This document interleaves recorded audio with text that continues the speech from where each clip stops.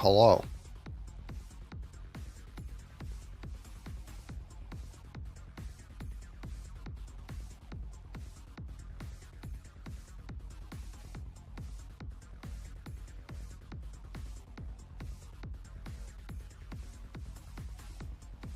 Oof.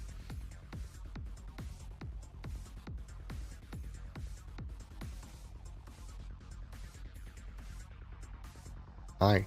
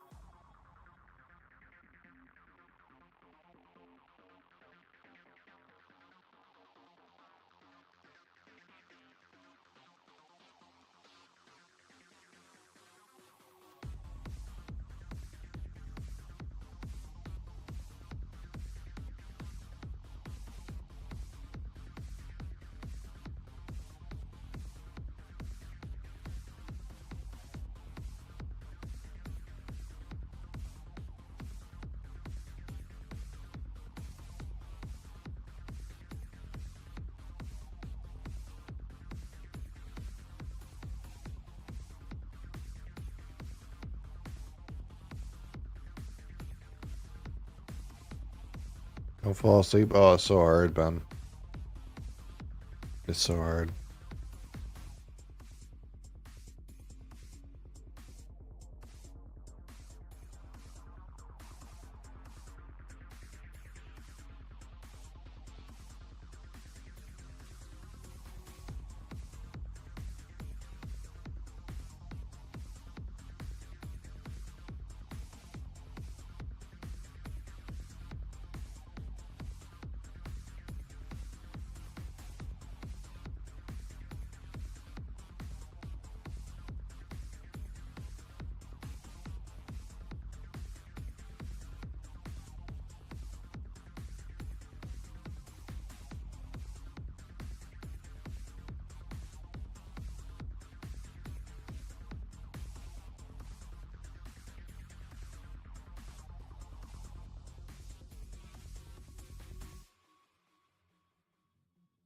Rokam. Hello. Hello, Rokam. Assuming all those umlauts don't amount to very much pronunciation, I suppose. How are you?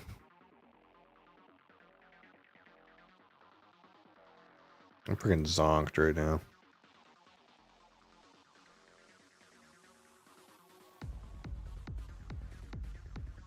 I slept in like all weekend. Now today I'm like awake again. This hour.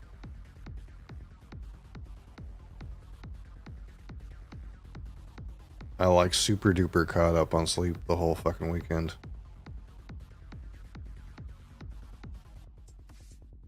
I got home Saturday morning. I slept from like 8 a.m. to 3 p.m. So that's like 7 hours. And then I was up for like 2.5 hours. I watched A Fistful of Dollars with Clint Eastwood.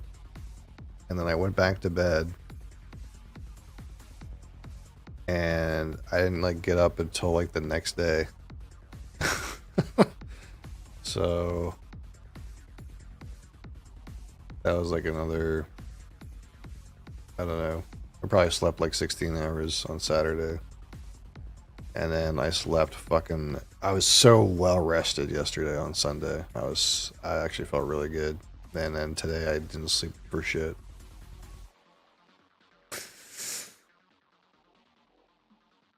So now I'm freaking zonked once again, like normal.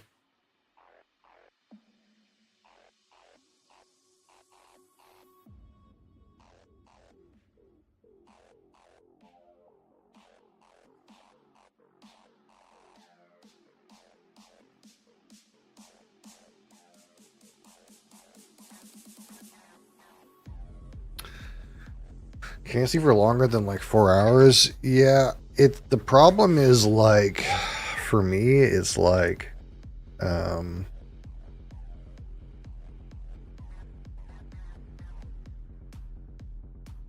it's like two or threefold.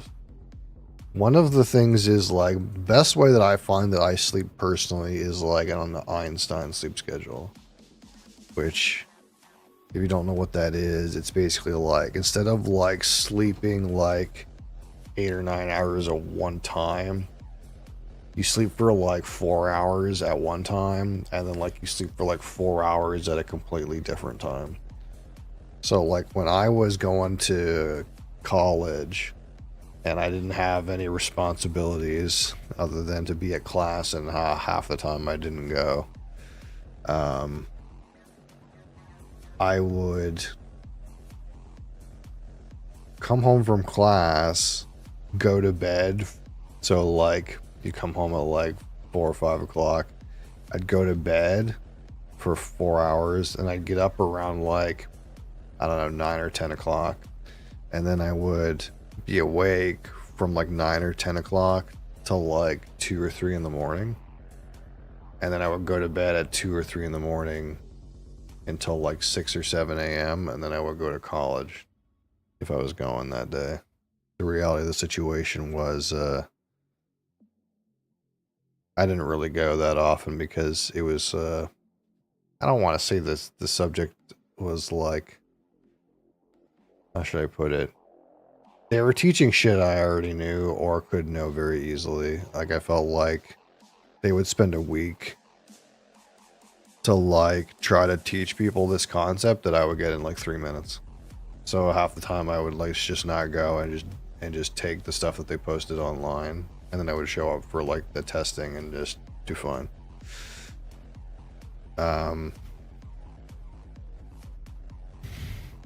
Gender studies, no. I took as CCNA, network administration, but there was other things that were part of the coursework that were not CCNA.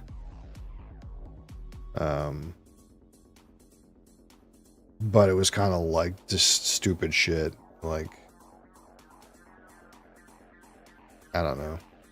Like, you know, like they would like try to like be like, hey, this is how you connect like 2 computers and 3 switches, and this is how you do the configuration. And I would do that in like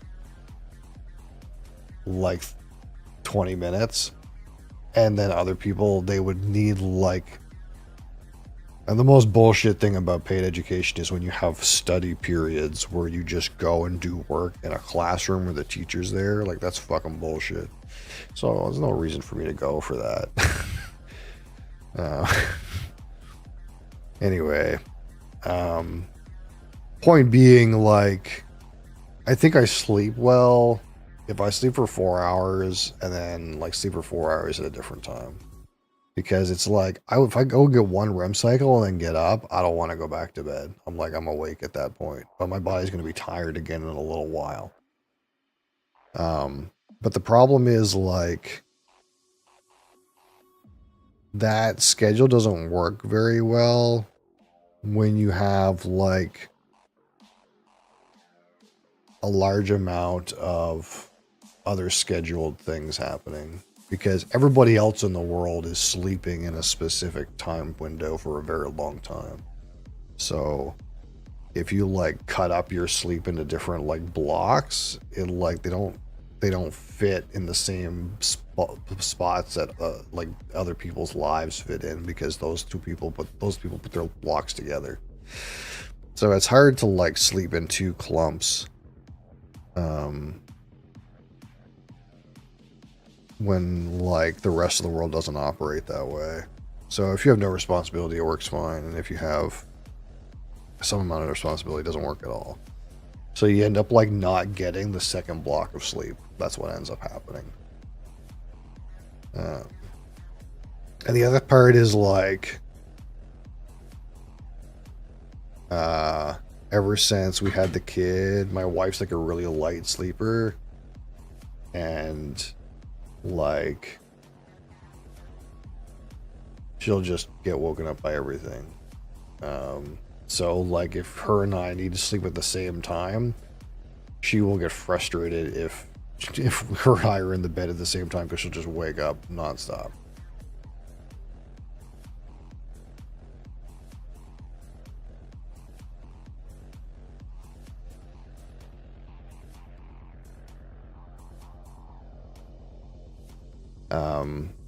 So like she'll go to bed and I'll be up, and then like at some point I'll like go to sleep on the couch.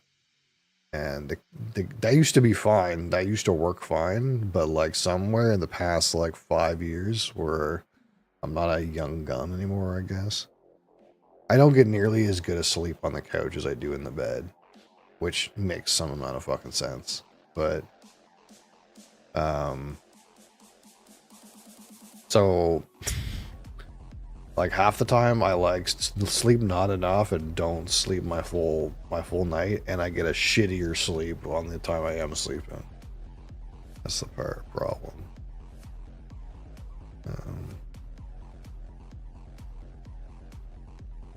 But it's like if I sleep during the day for in the bed, and it's, you know, it's not so bad. Remember lectures for my C++ class were only like a third full, most of it learned on their own. Well, programming was stupid. Like the programming course that they taught us in college, because again my course was based off of networking and systems administration. It wasn't based off of development. But like the first term, they gave you like a whole bunch of like random courses to be like, hey, you know, we're gonna give everyone this first term of all the courses, so you have a variety of knowledge to understand lots of topics within your field. And if by the end of the first term you decide you want to switch specialties, you can. So like the developers and the like administration people were in the same courses for the first term. That's kind of how they did it. So if you wanted to like pivot to like being a developer after the first term, you could. But part of that meant that a bunch of people who didn't really give a shit about administration were in like networking courses, and then a bunch of people who didn't give a shit about development were in programming courses. And they did ours in Visual Basic, and I had already learned that language in grade 10, because in my high school, in grade 10, 11, and 12, you could elect to take computer science, quote unquote, which was basically they either taught you Visual Basic, and then in grade 11 they taught you like C# or some shit like that, and then in grade 12 they taught you Java. So I had already taken Visual Basic, C# and Java already.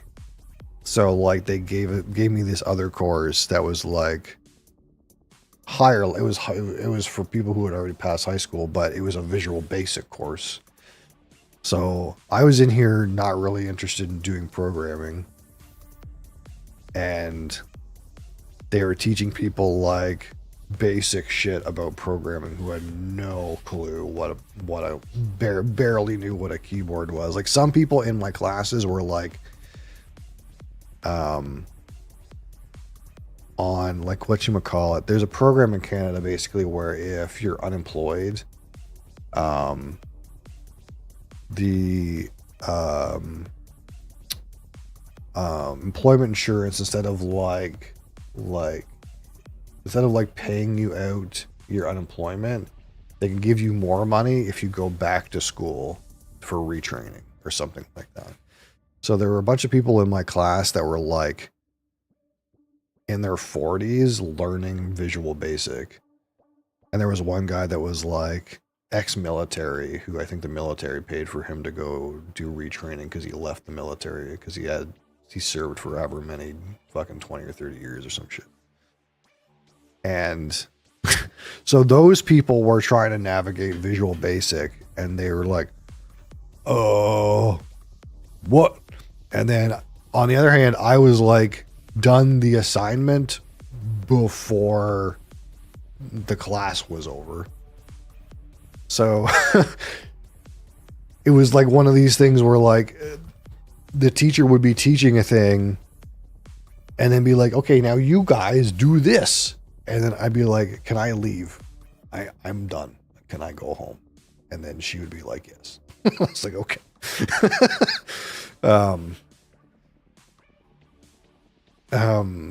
But that was like before I like stopped showing up to class. I was still going to class at that point. It was kind of like I went to class and then I was like, "This is fucking stupid."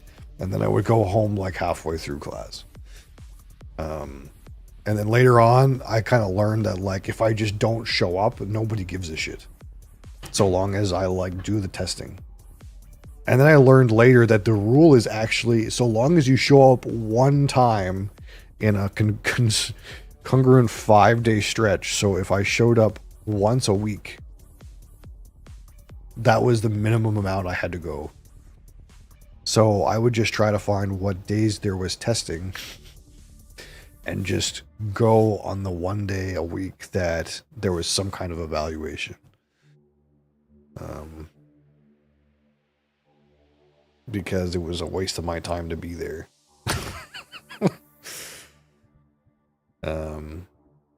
Fall asleep on the couch and then switch to the bed. Yeah, I wish I could do that. It's kind of like, for me, it's like,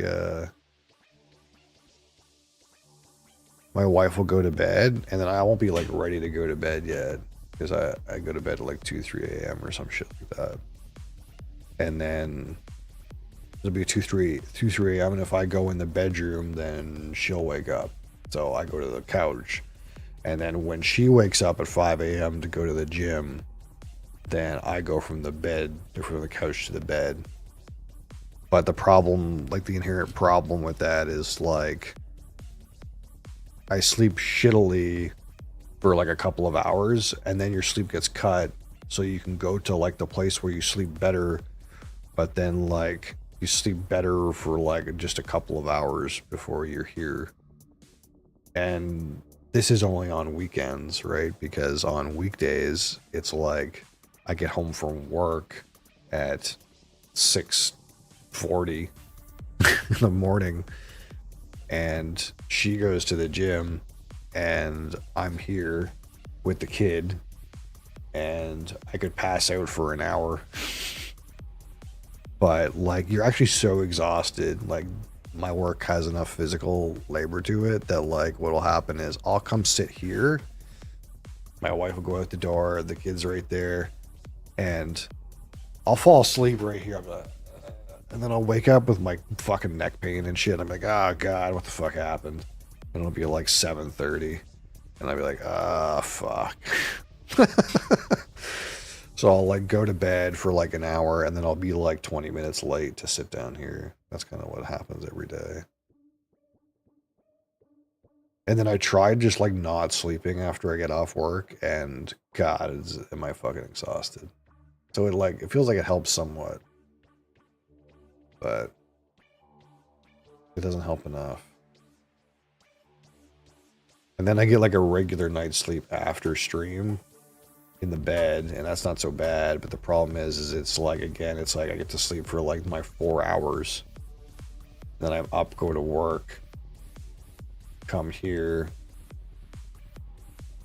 and I get like, I don't know, again, like I get like maybe an hour's sleep after work before stream, and then I only get like 4 hours after stream. So it's like not good. It's like not enough. And then I think what happened this weekend is I was kind of just like, because my mission hopefully is to stop falling asleep when the camera's on and like feel like it looks bad, you know, probably. So I'm trying not to do that. So I ended up not streaming at all on Saturday and instead slept for like 16 or 17 hours. I was like, I'm going to sleep until I feel like I'm a normal human being again. And then Sunday was fucked. Of course, as normal. What snacks I got there? You mean down there? There's some ketchup chips. There's some Lay's Wavy Original. And there's some Kool-Aid Jammers, which are not mine. If that's what you're interested in. There's also some Tostitos on top of the microwave, I guess. What else do I got? I got some Werther's Original. Reading that. I have about 135 bottles of whiskey. And I got maybe 100 energy drinks. Something like that. Ketchup chips are goated. I feel weird about them. I forgot about those Canadian ketchup chips. Yeah, the thing about ketchup chips, I don't know.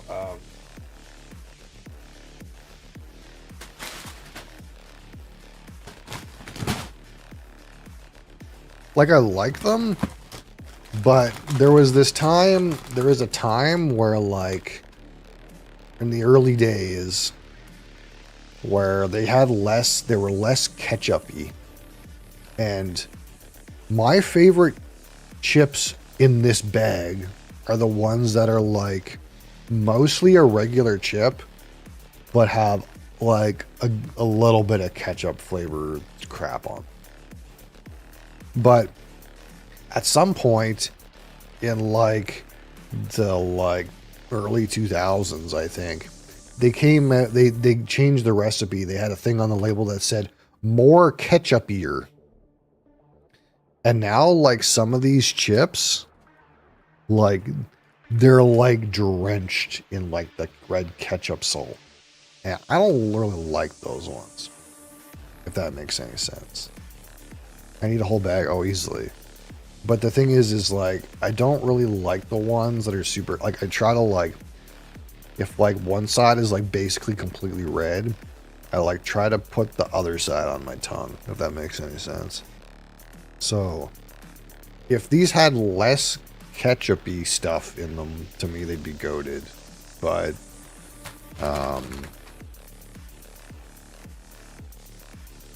the problem though is, like, you can't buy a different brand. Like, you can't. Like, if you buy like Walmart brand ketchup, they just taste like ass.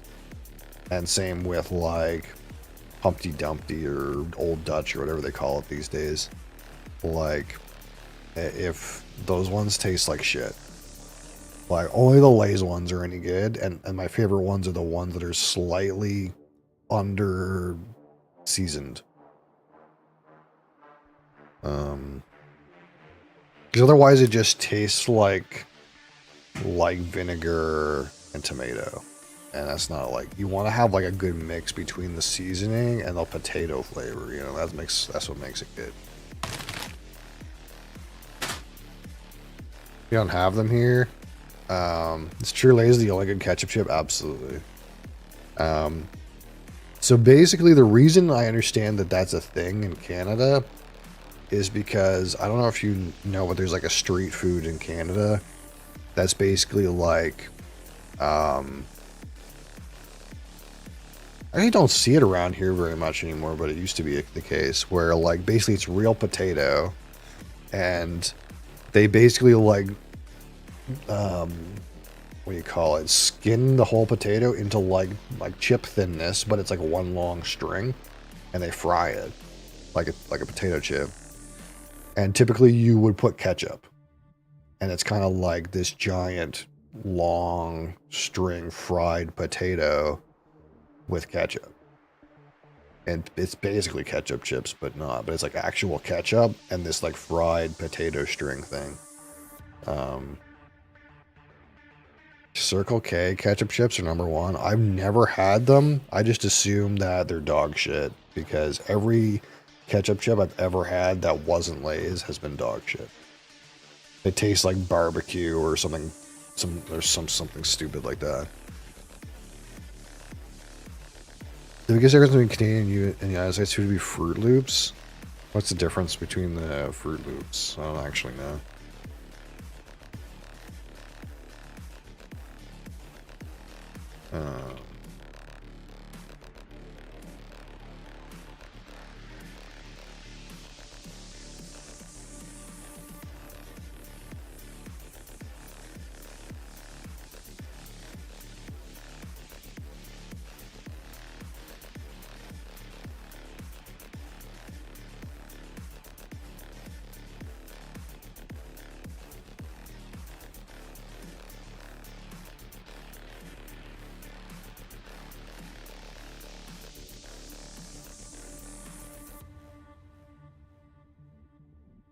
Oh, the worst part is that now I can't find it. I can't find a picture.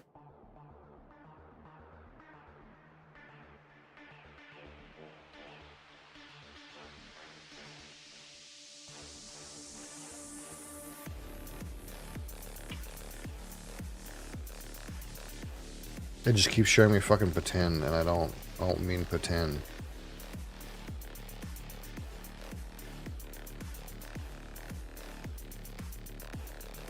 With this? No.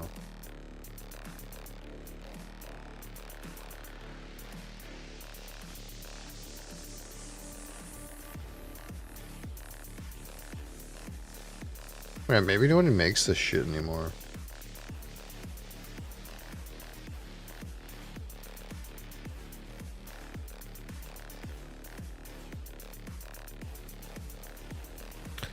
My favorite chip is Dorito jalapeno cheddar. Yeah, that's not my favorite. I don't know. Like, I think like Doritos, like zesty cheese, is probably still like the general goat. But there's one called spicy nacho that I like sometimes, but you can't always get it.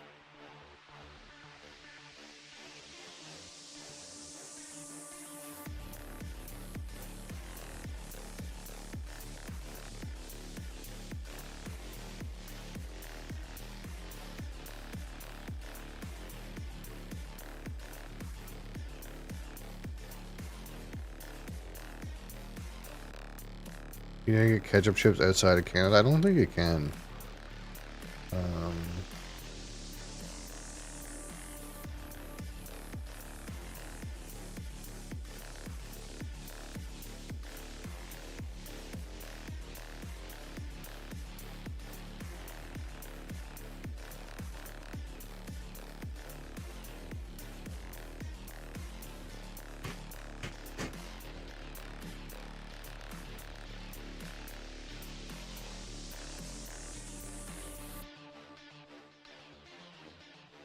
This says they're available in some American markets and also available in the United Kingdom.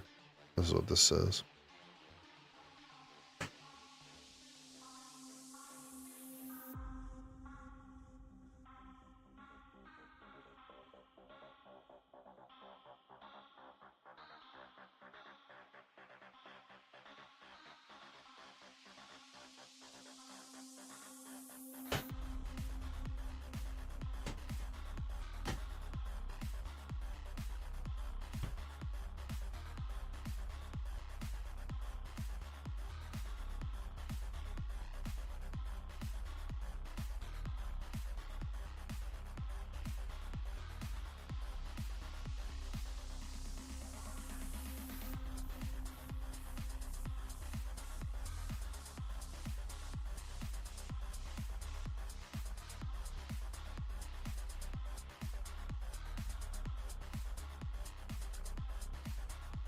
Yes, it's kind of like this, but it's not. Like, at least the one that I remember being around here. And maybe this is not as big of a thing as I thought, but...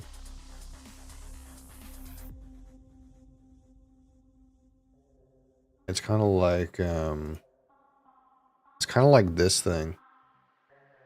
Where, like, it's a potato chain that's fried, but in my memory, it wasn't on a stick. They would just put this, like, chain of potato on a plate. And you would just eat it with ketchup. But to me, this is, you've seen these on the rubs? Yeah, like, I've never seen these in person. But in my memory, the food trucks around here that did this, they didn't, like, put them on a stick. It was just like it would just be like a plate of like this like potato fried potato chip basically, and then you would have ketchup at the same time. But it's basically this, but not on a stick. The thing that I remember.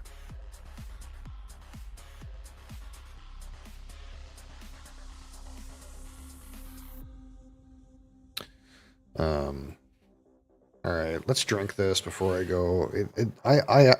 Today's a stat holiday in my province. I don't know if other people have the day off today, but probably not. I don't know. It's a weird day, I suppose. So I'm not in a rush today because technically I don't work tonight. Normally I would have done this already, I suppose. So here we got, let's press the recording button. Today I got Strawberry Peach Punch Rockstar with sugar. Oh boy. So we'll give that a taste.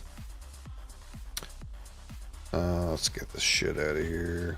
Boom, boom. I continue to hate Windows 11. In case there is any doubt in your guys' mind, I hate Windows 11.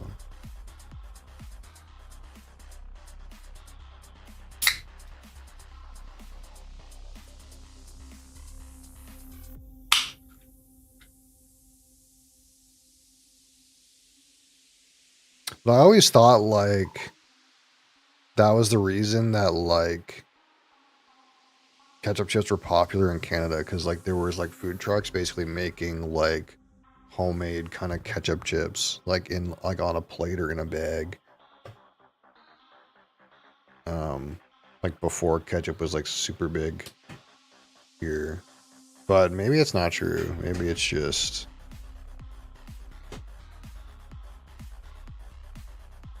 Maybe it's just a coincidence in my mind that I knew about this, like, ketchup chip food truck thing, and then ketchup chips are popular in Canada. Would you guys put ketchup on mac and cheese? I would never do that. I think that's disgusting, but some people do that, yeah. They also put it on scrambled eggs, if that's a thing that you've never heard of. Alright, there's our lightly colored beverage here. This reminds me of another one that we had recently, but I can't remember which one that was, what the name was, but here's our lightly colored Rockstar.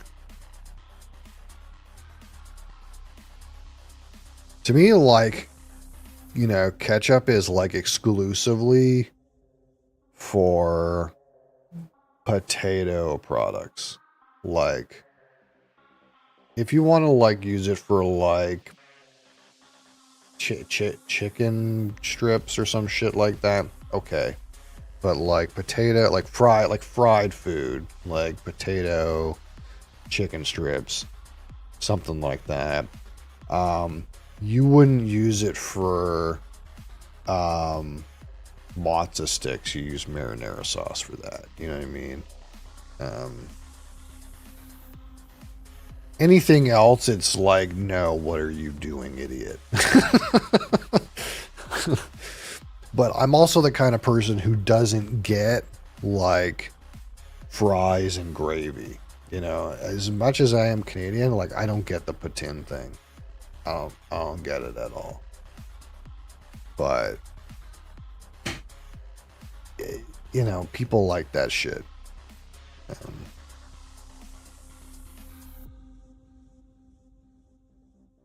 What is this called?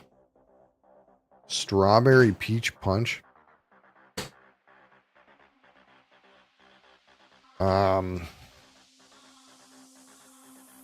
don't know how these guys are, like, what flavors they're using for strawberry, but whatever they put in here as strawberry, to me, comes out as, like, candied orange. This has a little bit of burnt sugar on it too, though. It's like candied orange and burnt sugar.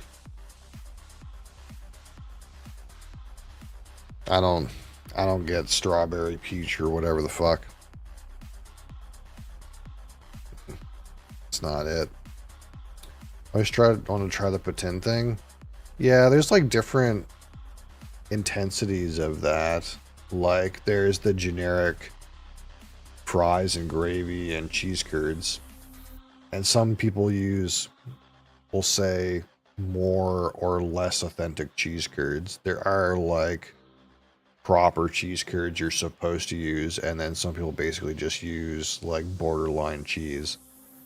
But But it also like ratchets up in intensity to the point where you can put anything in that shit. Like there's a spot in town we have called Smokes Poutineery. And basically you can just put like anything on there. Like anything you can think of.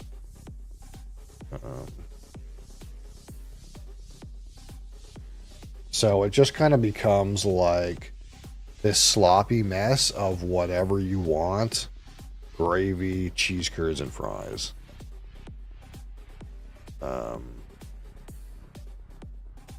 Need to be drunk to enjoy it? Yeah, exactly.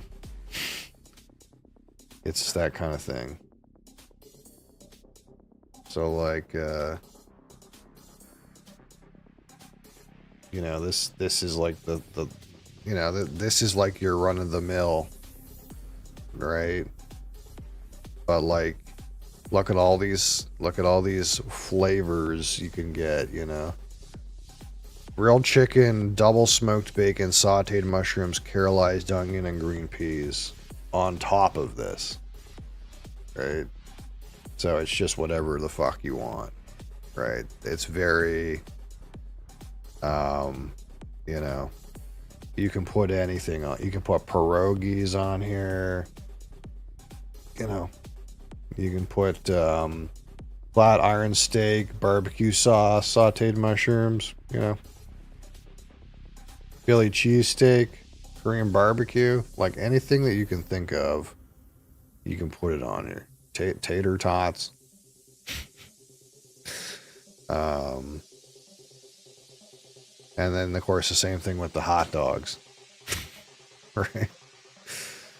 And, of course, dirty fries, which I think this is just poutine, but they don't have the, like, gravy and cheese curds. It's just fries with shit on them.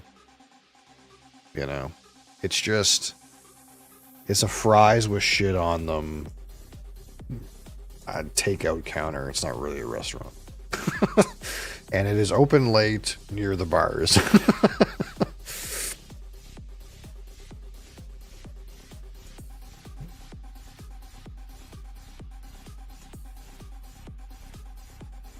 This is not good.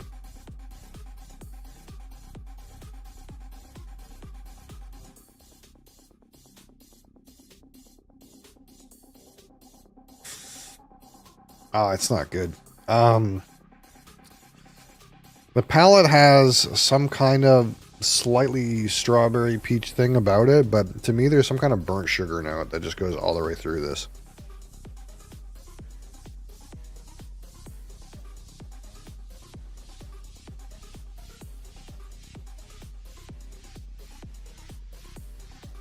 Burnt sugar and apple juice. Dear God. This is oh. What is this? Are we sure this has sugar in it? Oh yeah. My, is that disgusting.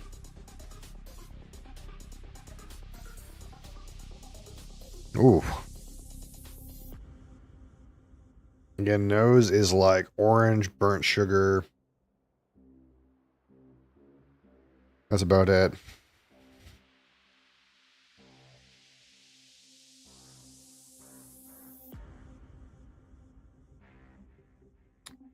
Palette is like apple juice and peach. And the finish is like that burnt sugar taste. And apple juice. Oh, it's not good.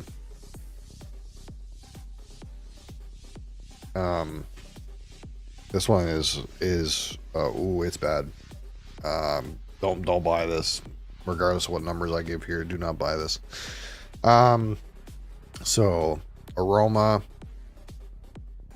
at 25, there's like 2. Intensity is like whatever. Give it a 10. You know, these energy beverages are not that complicated, so it's getting a lot easier to just rapid fire the numbers. And this shit is fucking... it's not good.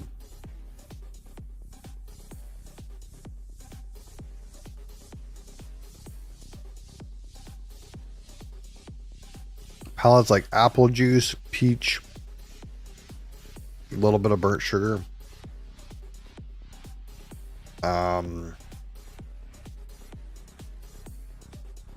We'll say 14.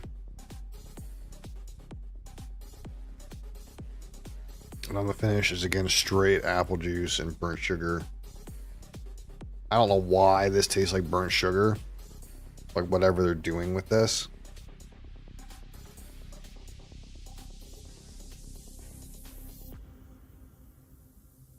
Oh, it does though. It's not right.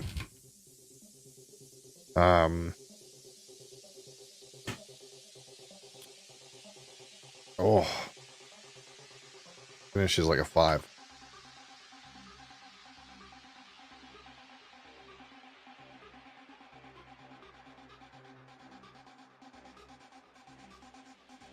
Oh, it's okay. Or texture's okay. Alright, so my personal subjective opinion with this. Strawberry Peach Punch. Rockstar. Absolutely disgusting. Terrible. Just take my word for it. It tastes like orange, apple juice, and burnt sugar. Absolutely, those are the notes. 100.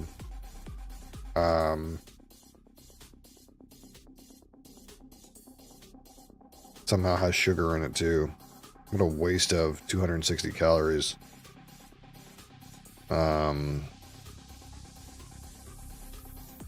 Man, it's a horrible experience. Absolutely horrible. 3.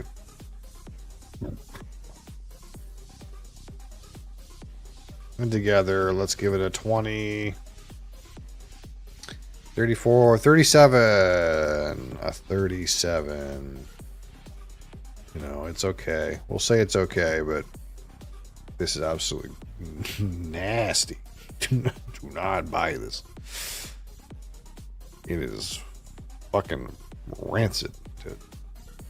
How am I gonna have to drain pour this? What's the other one I drain poured? Always found artificial strawberry to be terrible. Every time I've had artificial strawberry recently, it smells and tastes. It smells like orange juice, not orange juice. It smells like fake orange flavor, and it tastes like apple juice.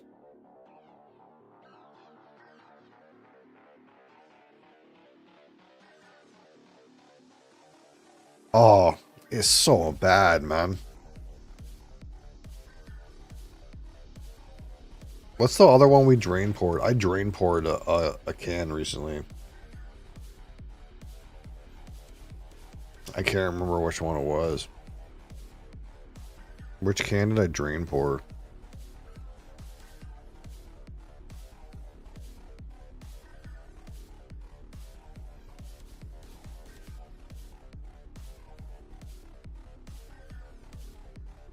I think it was the strawberry lime zero sugar.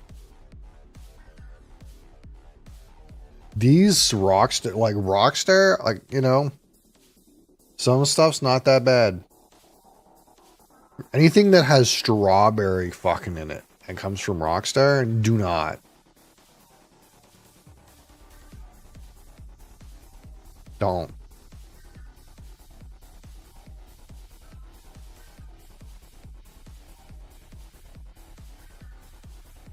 Oh.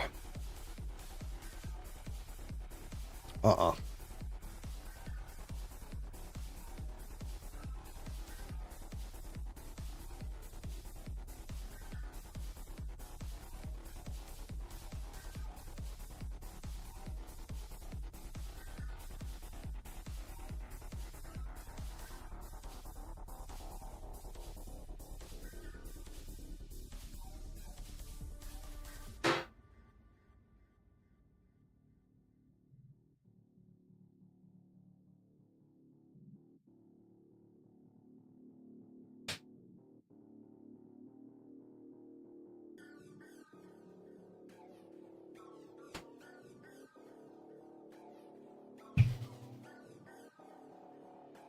Oh. I wasn't doing it today, man. Some of the other shit ones, I just stomached it, but I just can't today, man. I just can't. I can't with that shit. It's nasty.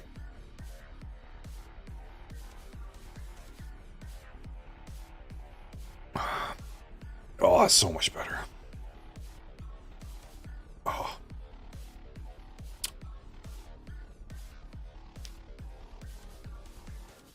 Oh, I got like that burnt sugar fucking note in my mouth.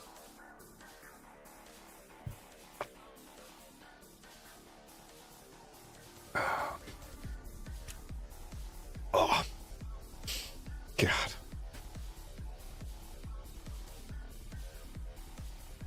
The things I do for content that nobody watches.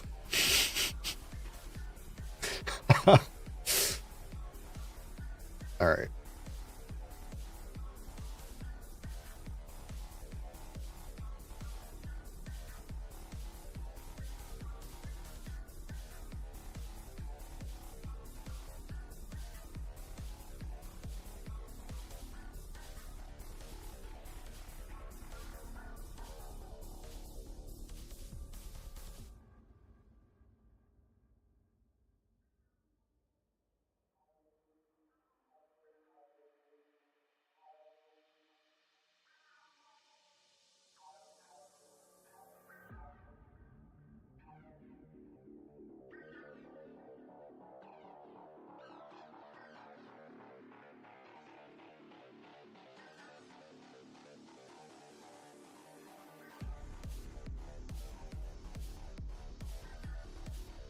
Okay. So.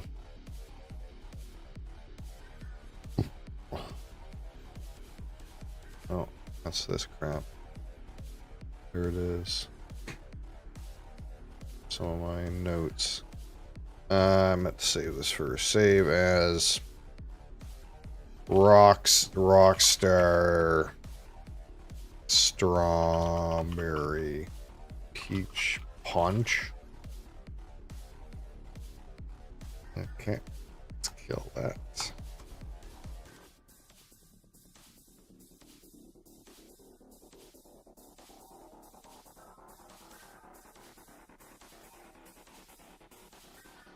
So I seen this game earlier that looked like a good meme, so we might try it for a little bit.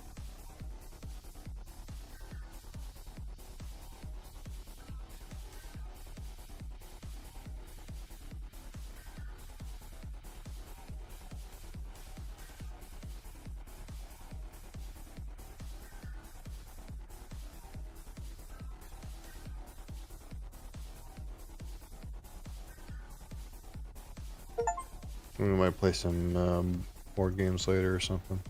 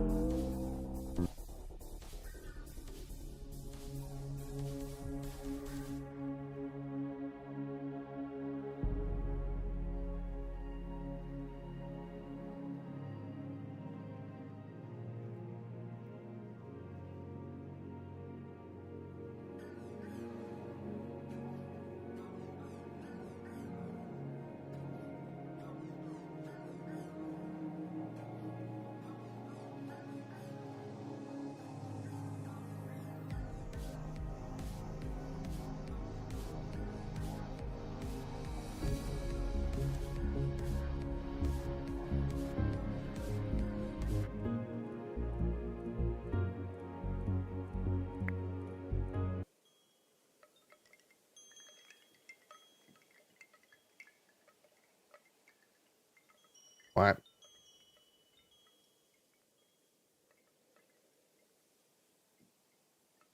Who wants a flower? Old man, have a flower. What the fuck?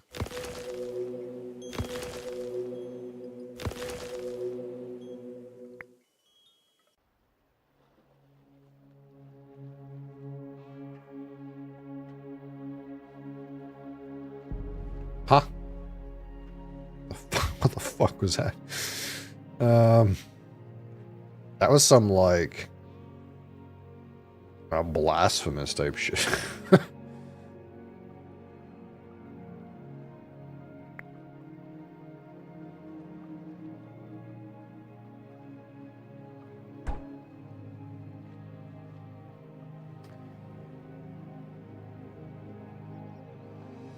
Tutorial. Okay, tutorial. Alright, I have there's a duck named Gustav. Okay.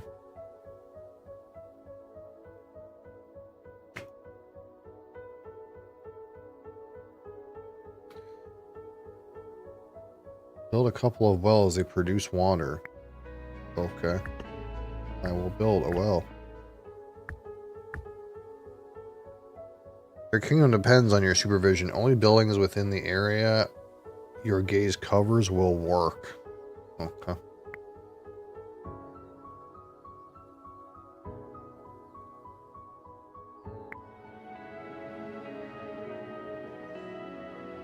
How do I rotate? So if I come off of this, it stops producing.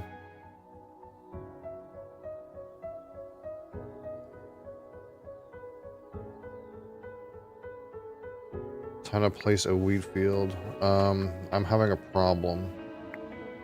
Help me, game. Help. Help. How do I rotate? Help. No.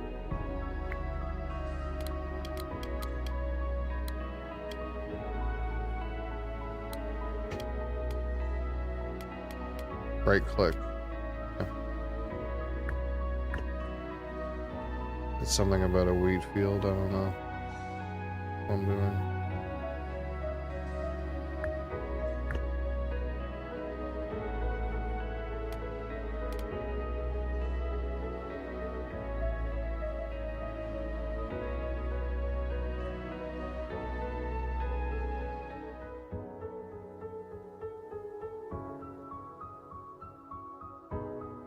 Goblins have planned raids on your castle.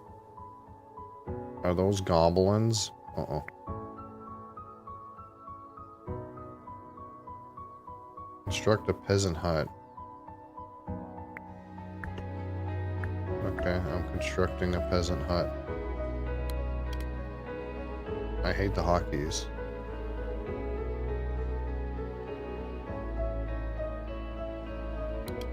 How do I make a peasant? Oh, there he is. Hi.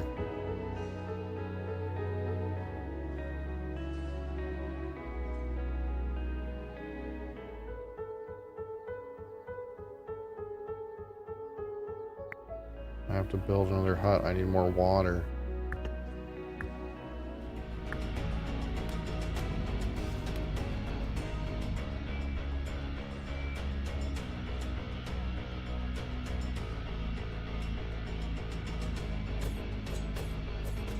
My mans are fighting.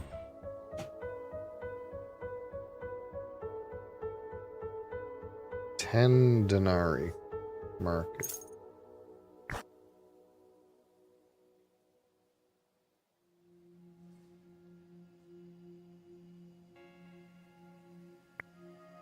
I need to build a market. I need wood.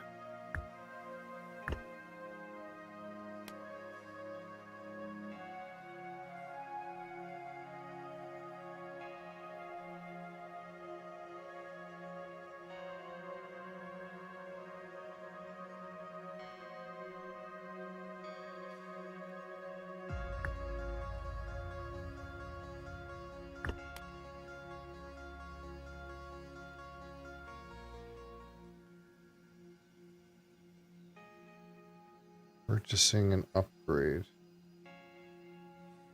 I need a wood for that. Okay.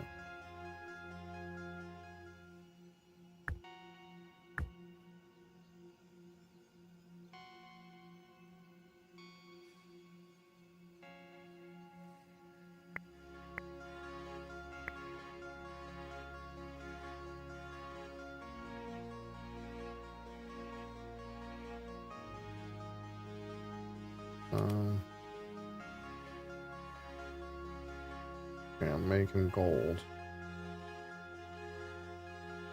Oh, I can increase my gaze size with gold. I want to keep at least 60 wheat.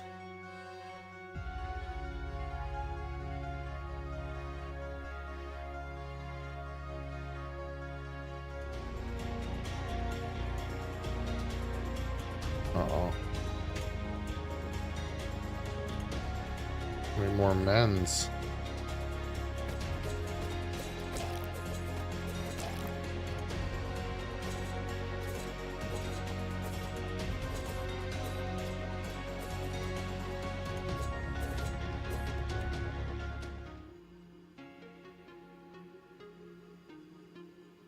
Yeah, that's fine.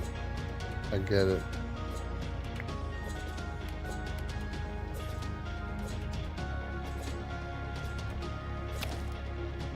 Increase my troop limit.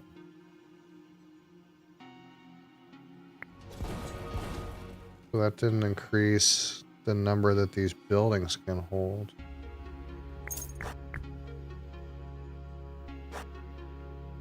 Let's see.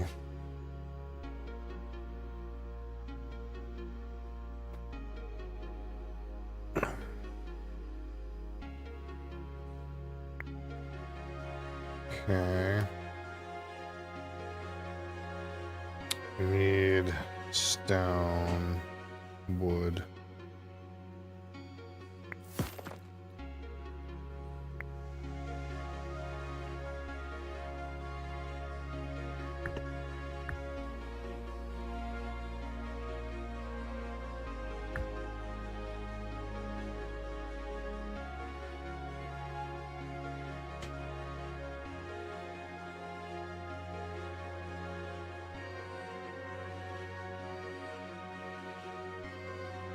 Maybe we should go here and get some water and get another tree quickly.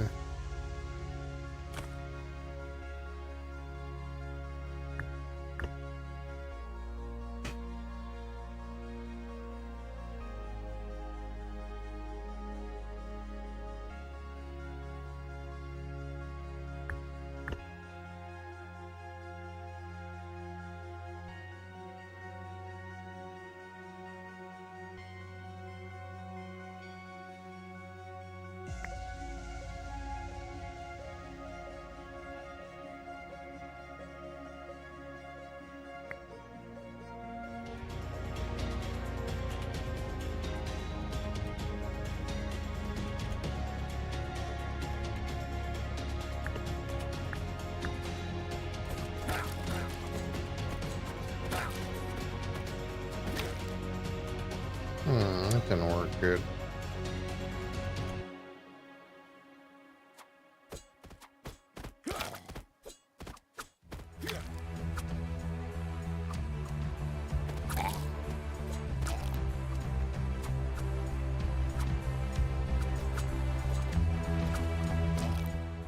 Looks like we kind of saved it. Crystal Mine, Magic School.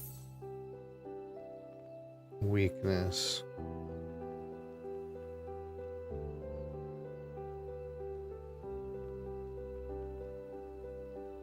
Sure. Okay, I got a spell. It's like we're playing, what do you call it? Majesty or some shit.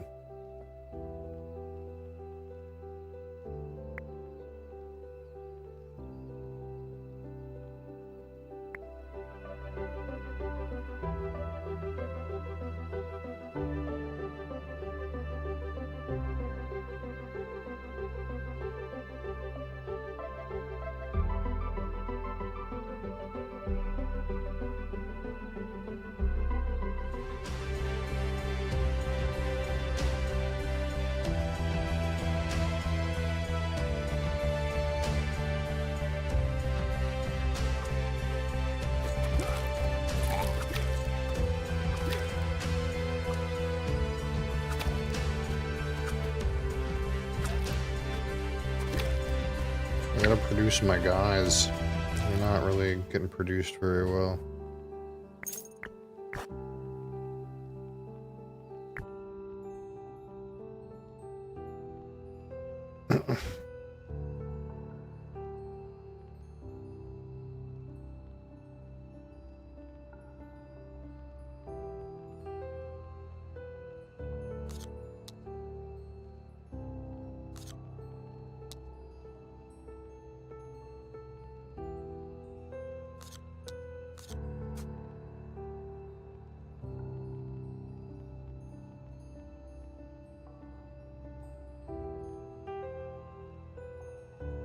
Oh, I make it harder.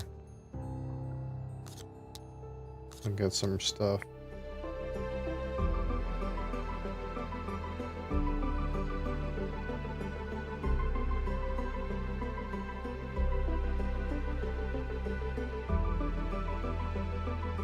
I don't have any gold.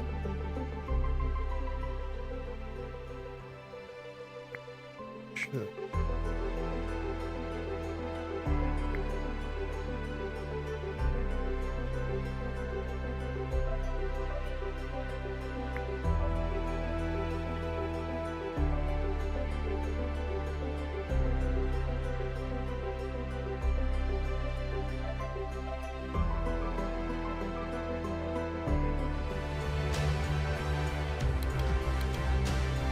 Why does it take so long to make a guy, dude?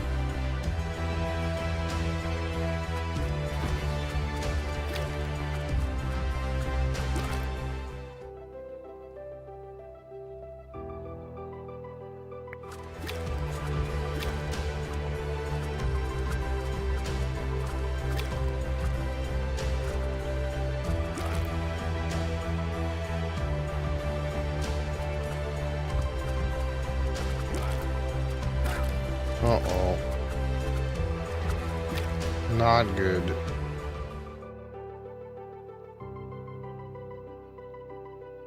You can move stuff around? Oh, I didn't know that. I did not know that. So I could do this, for example.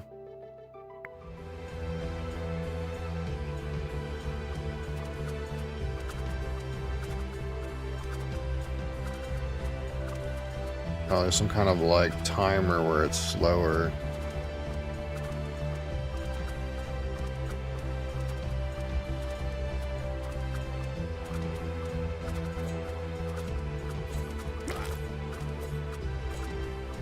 Yeah, it would have been nice if it like told me I can move stuff.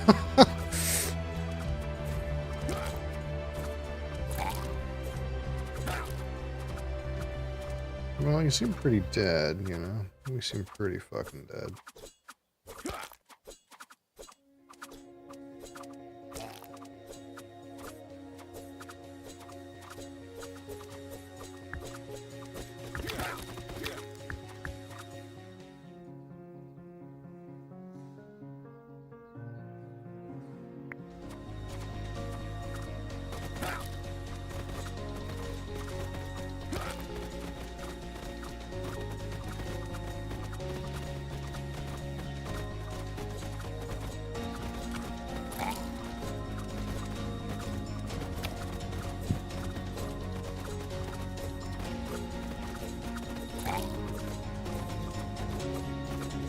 I don't know how much health my like building has.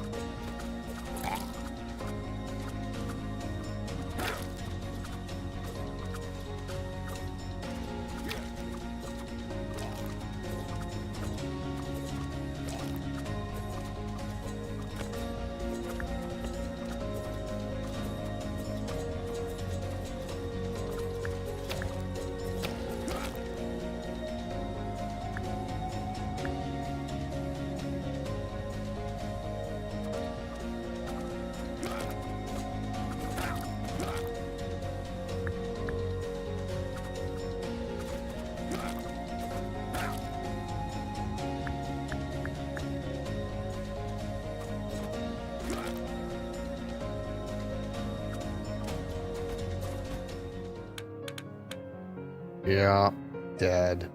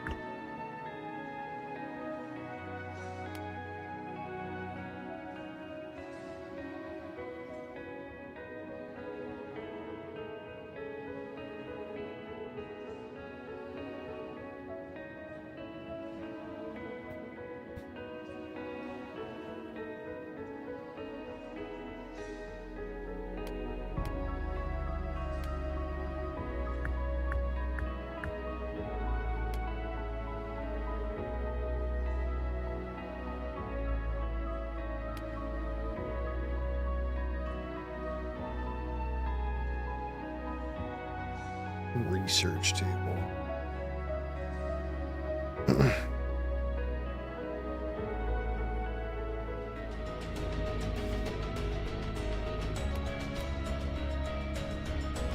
Oh shit.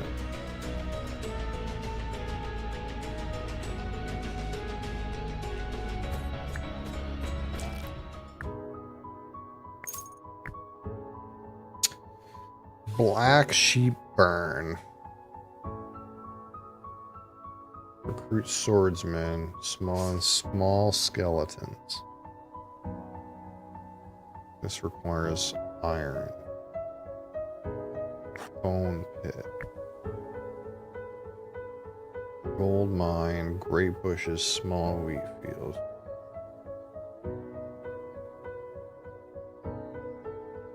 Produces grapes. What is that good for?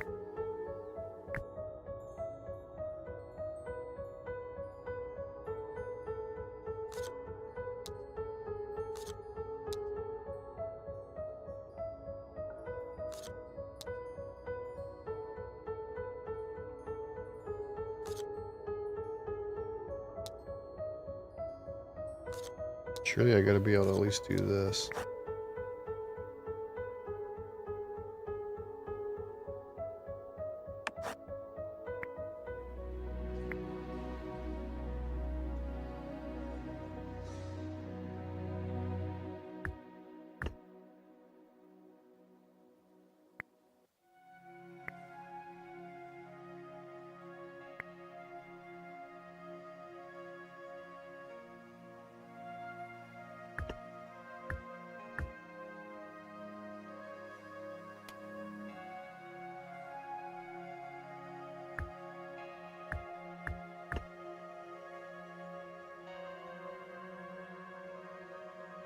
Skeletons cost water.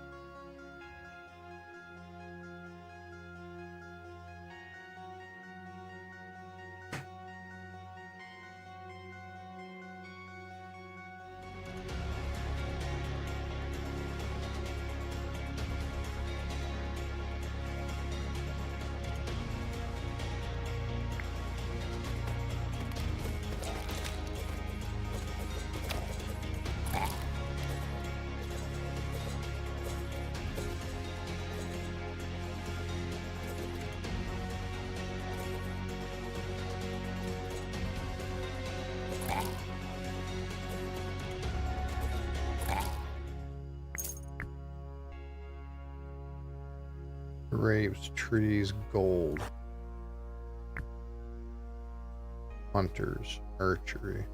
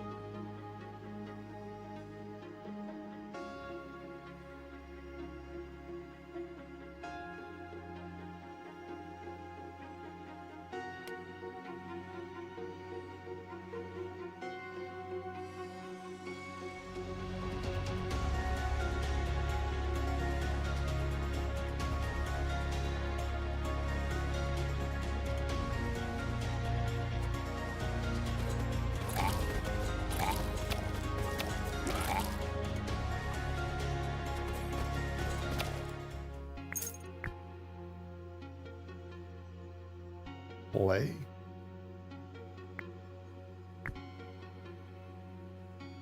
Sawmill.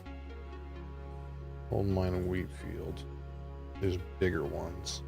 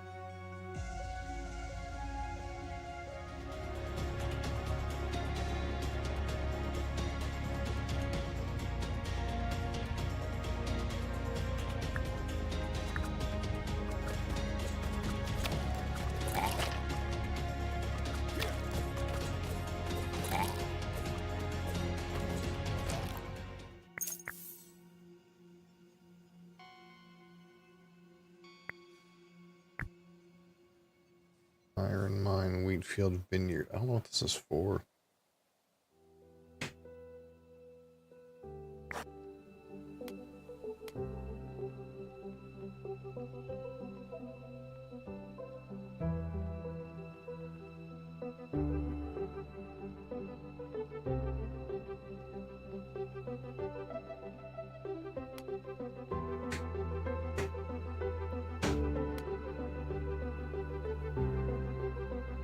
Gold.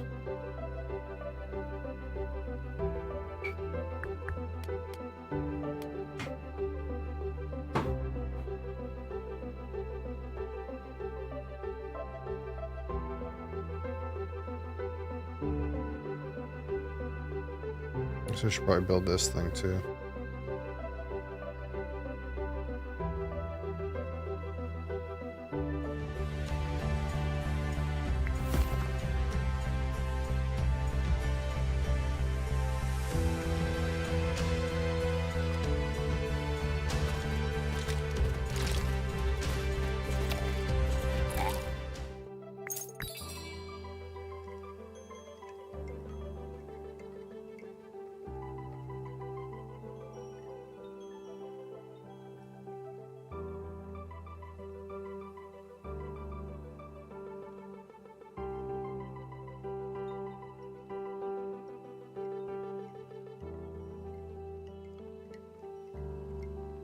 Oh, I see. It makes wine out of grapes.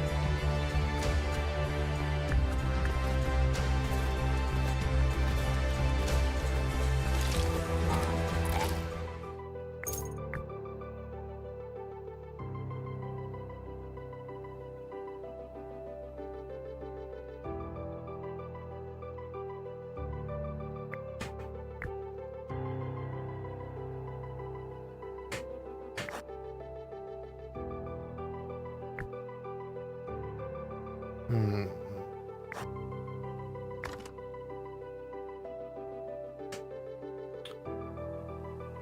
Increase max unit HP by 30. That seems pretty good.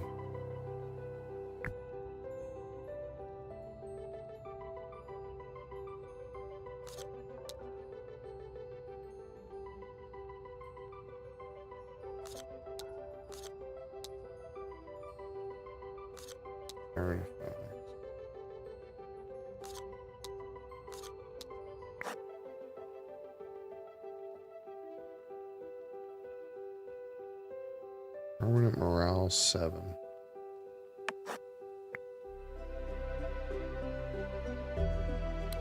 I want to get rid of a building.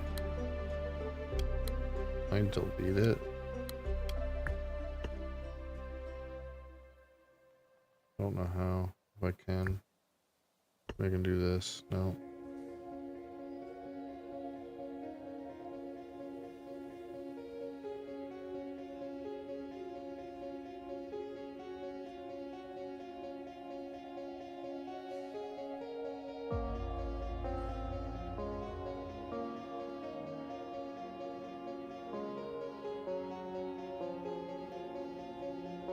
figured there'd be a way to delete buildings, but doesn't seem like it.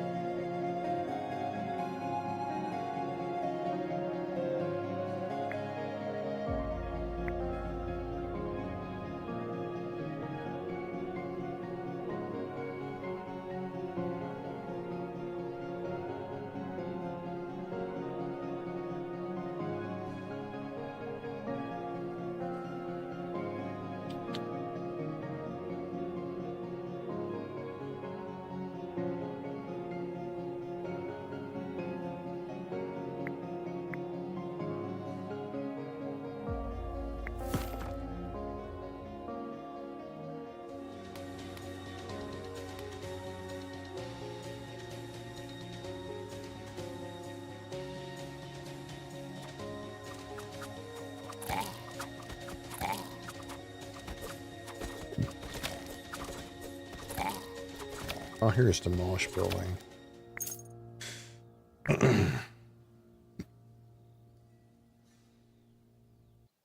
Peasant hut.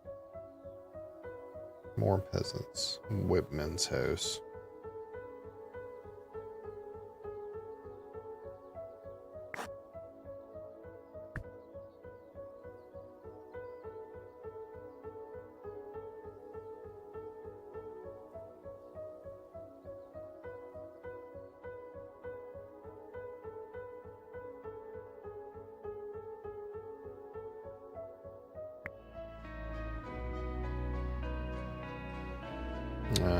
So I want to kill this and put the big one there.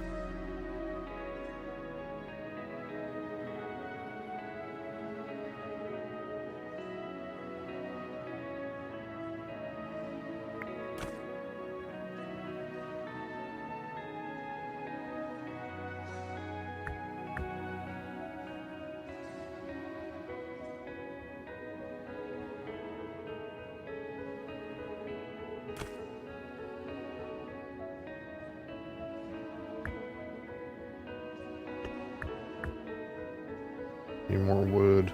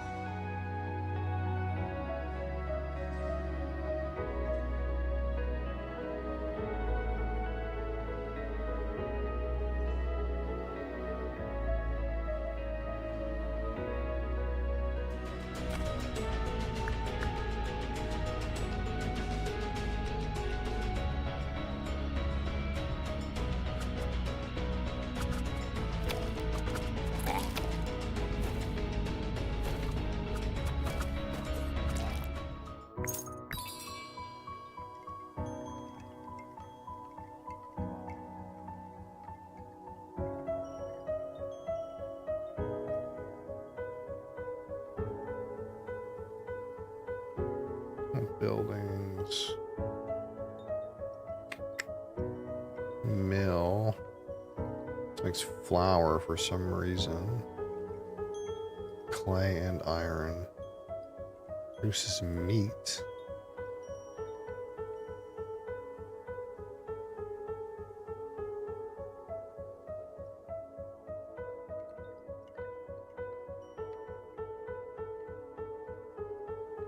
Not really understanding why I want morale so bad. The game seems to imply that morale is really good.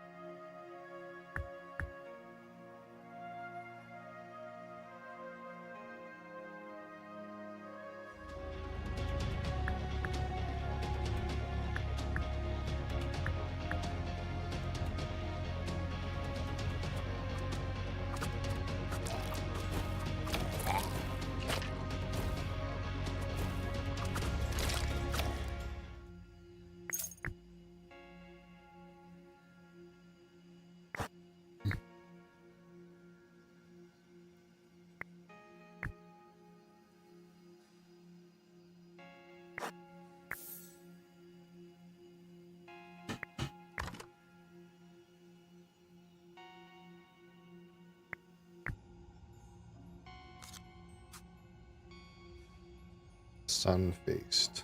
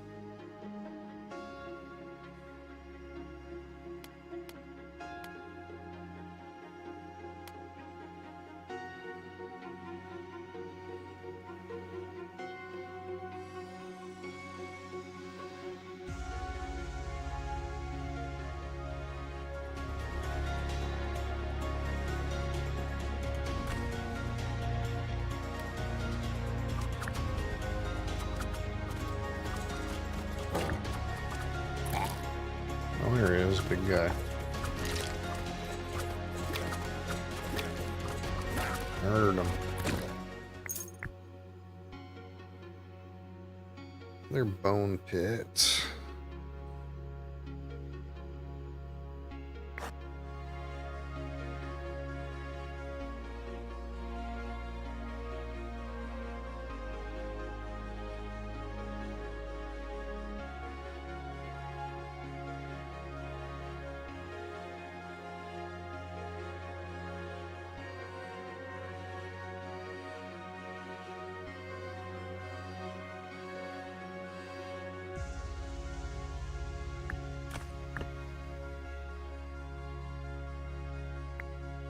On too much wheat.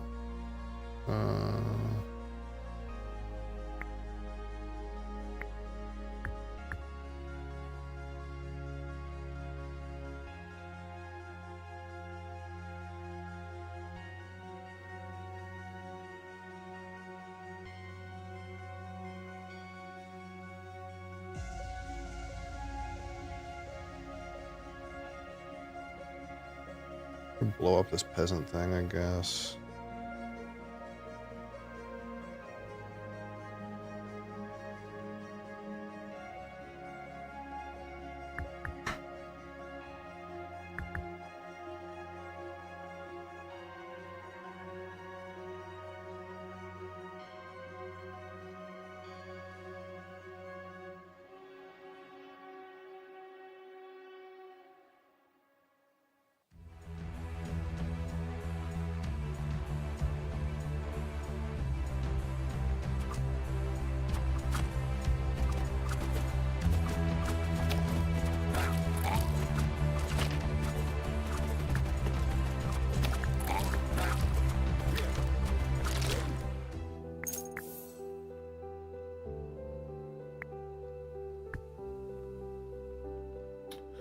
American carpentry. It uses ore, and I don't have a way to. This makes meat, but I don't know what that does for me.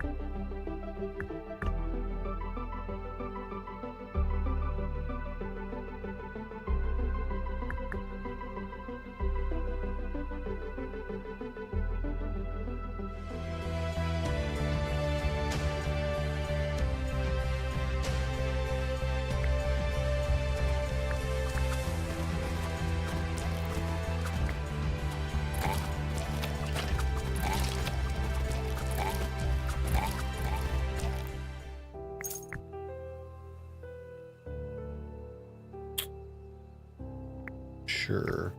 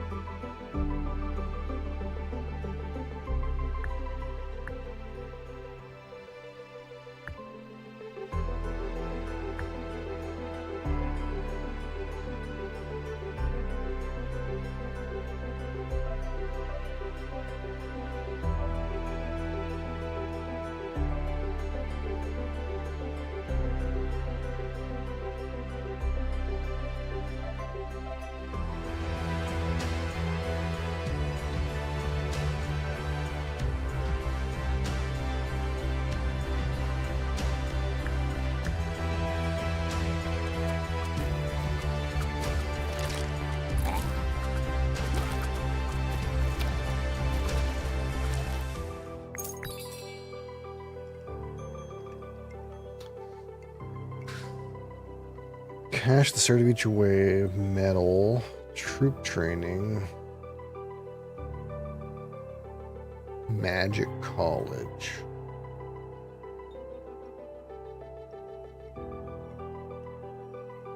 I think I'm gonna need trees soon.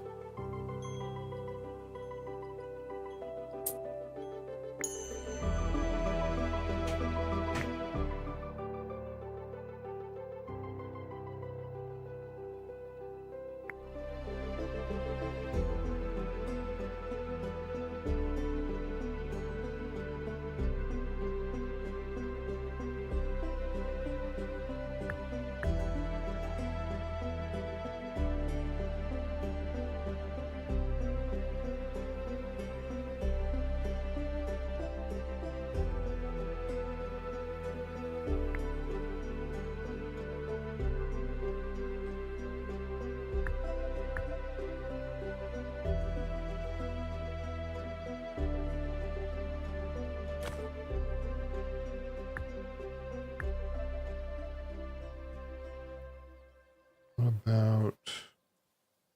What do I have? Nothing?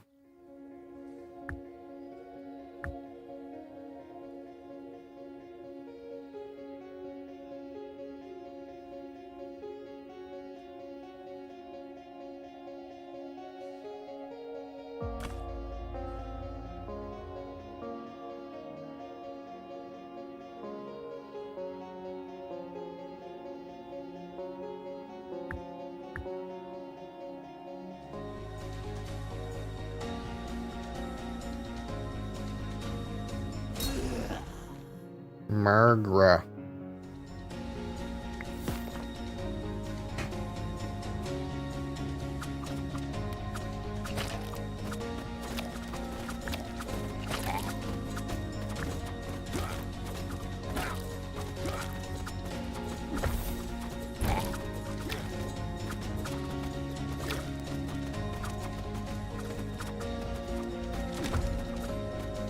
Margra seems dead.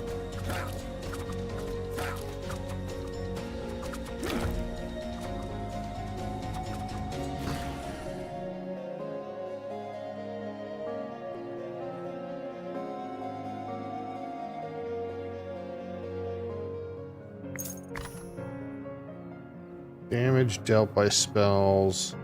Legendary seal on 3 tiles. I don't know what that does, but...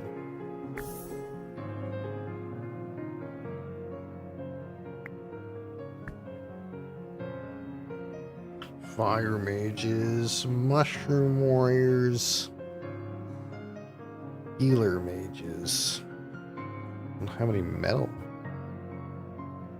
I can make these, I guess.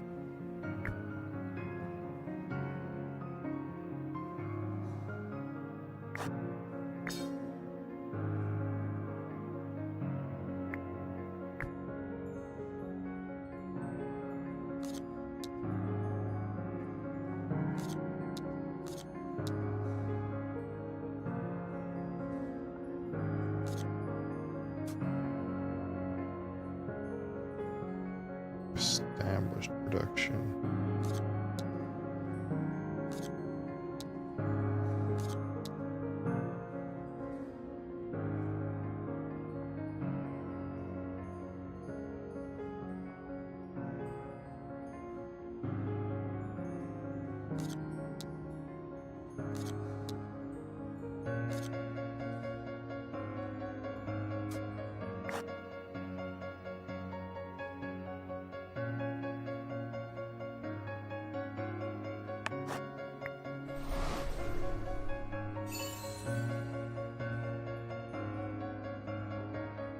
Volkar the Gold Hoarder.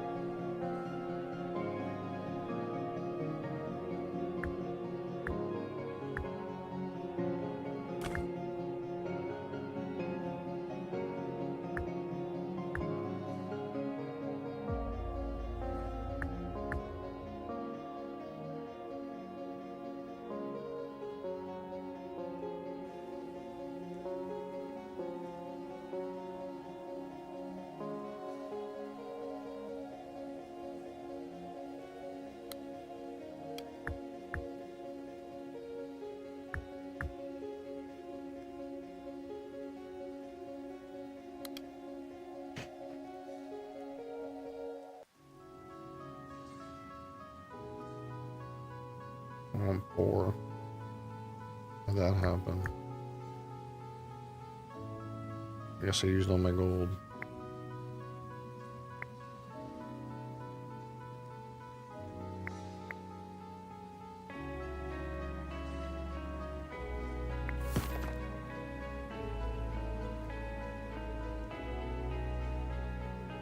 What do I need for this?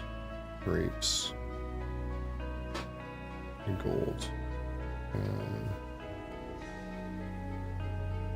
Okay, so I think I need to crush this.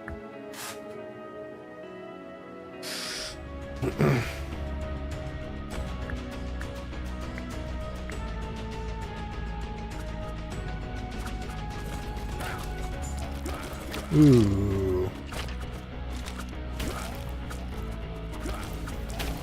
I got freaking murdered just there.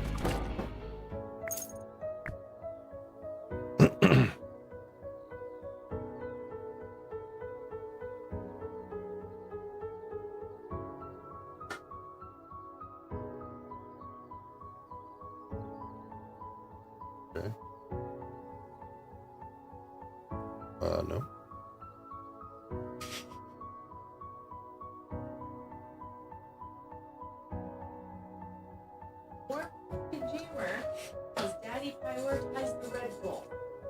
Well, I didn't see those over there.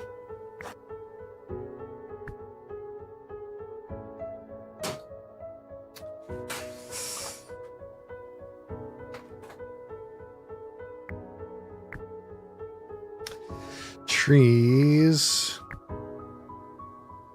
Crystal. Oh, I also need grapes.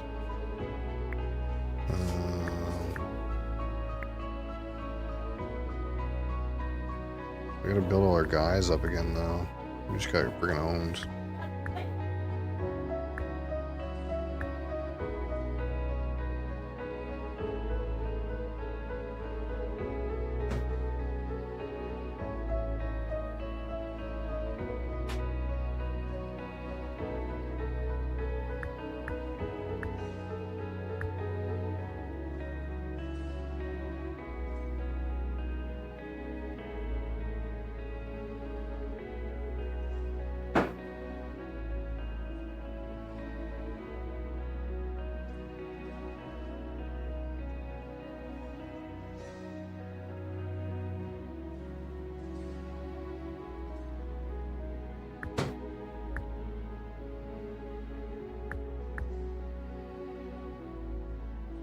So maybe we're sell? Maybe we're done with Bone Pit now. Nothing I got. Wheel of Fortune.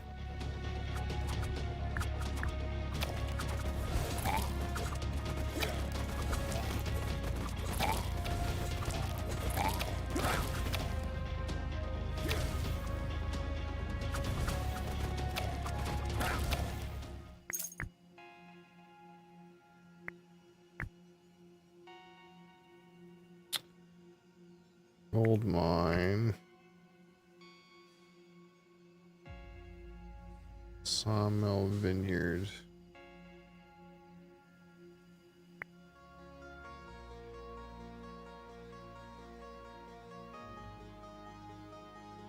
Okay, so we don't need any more of those.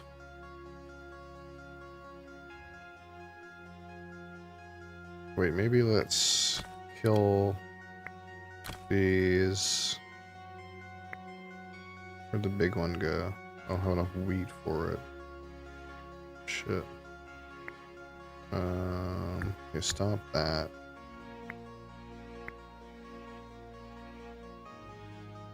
Okay, you go up there. Where did my thing go?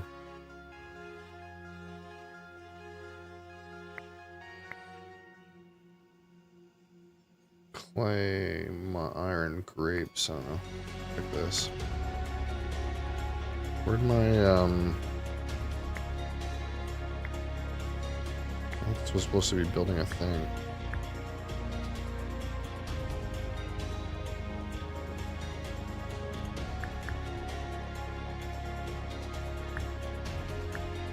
do this for right now.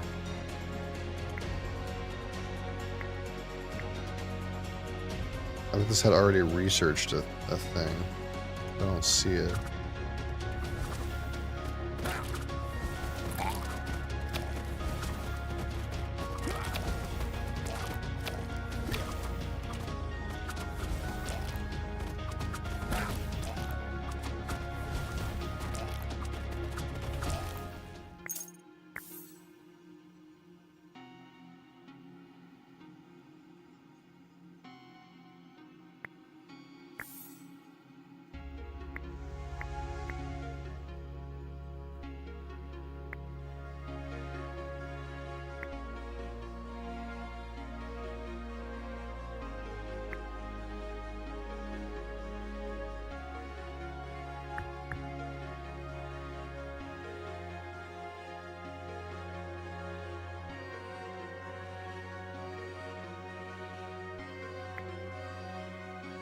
Traded all my wheat by accident. That's kind of fucking tragic.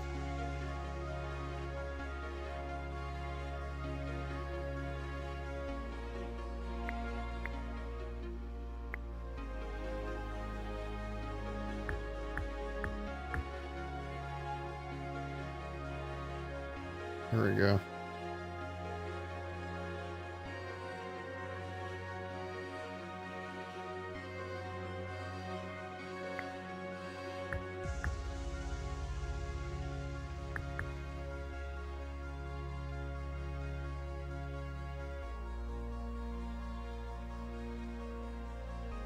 Not upgrade this yet? Not quite.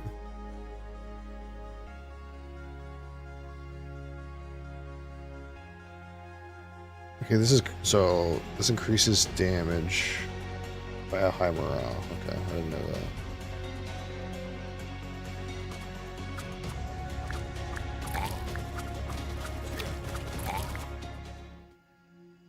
More grapes crystals.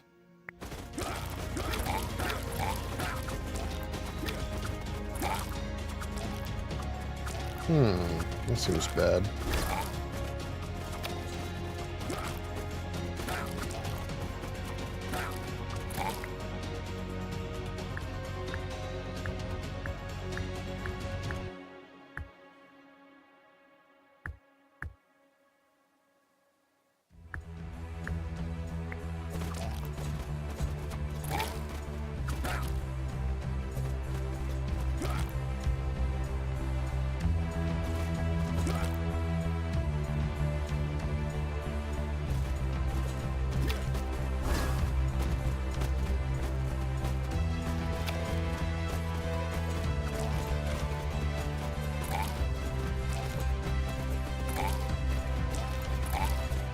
Where's my building's health? Oh, here.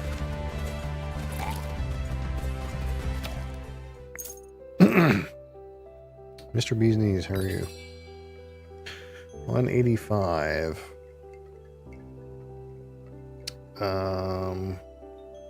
Actually, this thing's pretty good.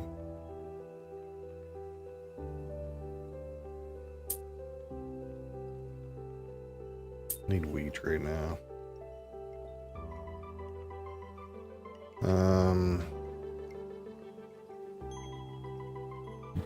Fuel pump. This makes oil?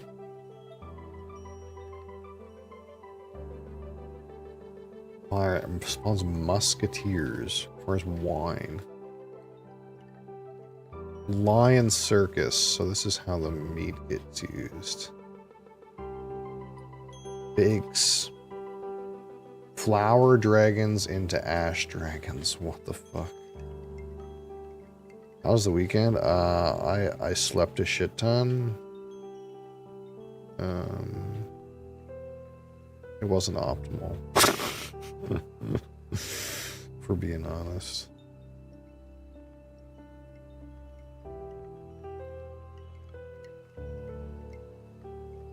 Rest is good. Yeah, something like that. Can't do anything when you're asleep, though. Firing range. Yeah. I don't have a way to make wine, is the problem.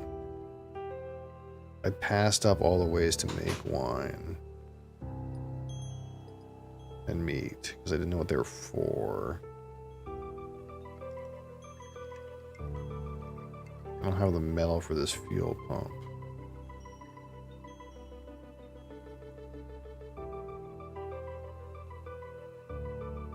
Troop training is good. We'll just do that. Whipman, peasant, and small bones. Oh, I don't use small bones anymore. Okay, so just got owned again. Don't need any more review. I do need you. Let's get you out of there. I feel like this is not the correct way to play the game, to move these things around every time. But it feels like way less complicated.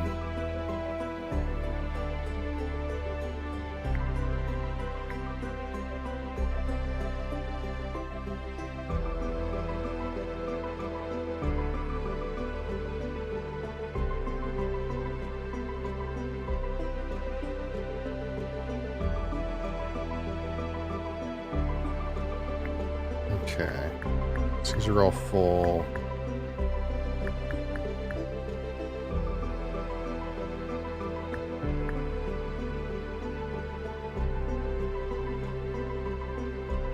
What do I need?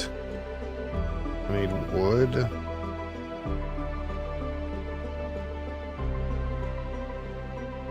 I need magic things.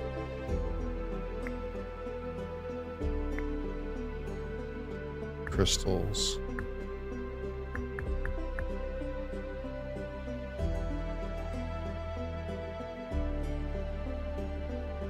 I'm gonna need water for any reason.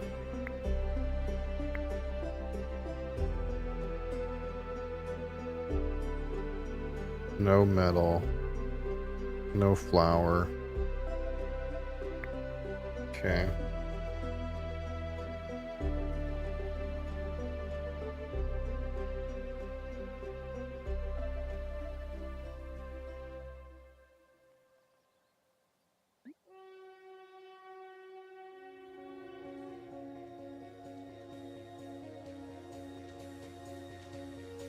Bunch of fat guys.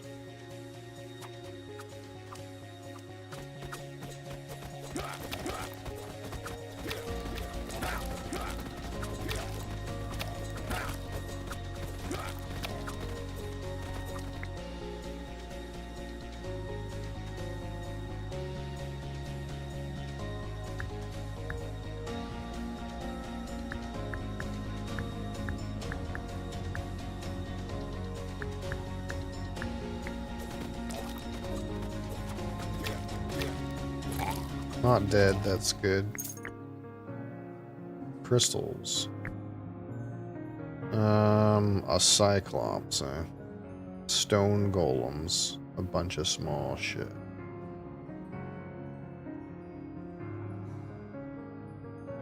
Artifact is good.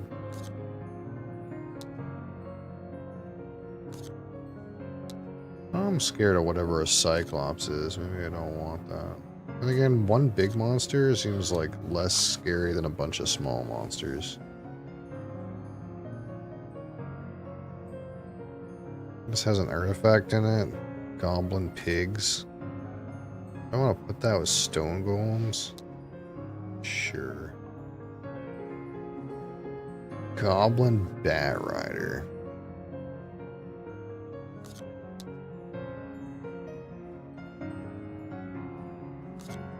Let's try this. Building upgrade is here though.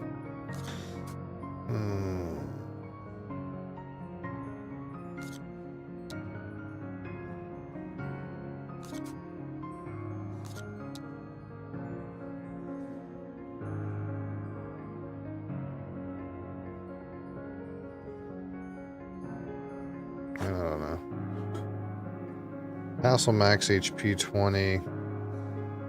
100 gold or building upgrade. Let's take a building upgrade. Upgrades for animal farm, and I can't even make that building. Great. That's great.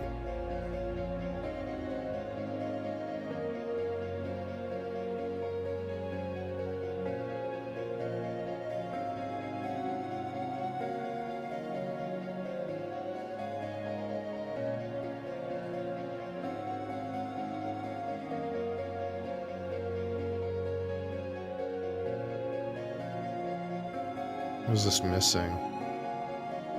Nothing. Oh, my thing's capped. So I kind of want to change how I'm doing this here.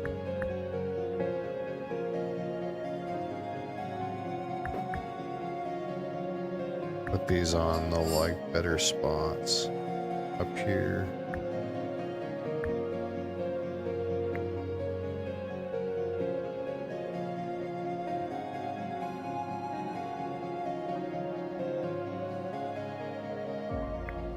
Don't really need the water. Let's get trees in. Don't really need the ore. Gold? It's not terribly useful. Let's make another sawmill.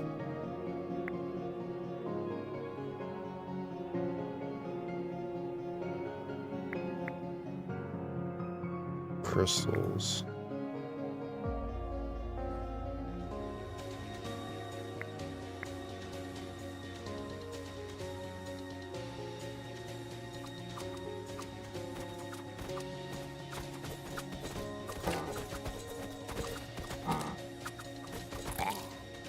Let's see, these stone golems gonna fuck me up. Not really.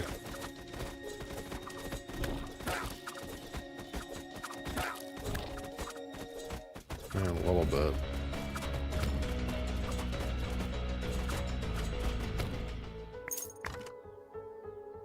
All troops, 20% more health. Yeah. That seems shit.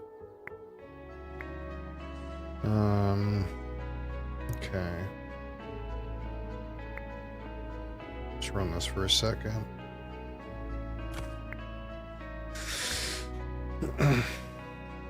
Fix these. Fix these. That's 3, 4. That's enough.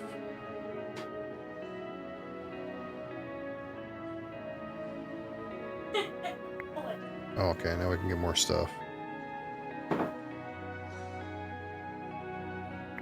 Okay, so this is fixed.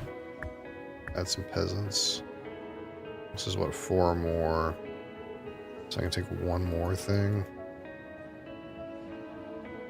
I'll be nice to her, okay? I don't really like that. Yeah, she don't really like that, buddy. I don't have any flour. I can't make this animal farm. I don't have any metal. Nothing else I can do. I guess we're making skeletons again. That seems kind of dog, but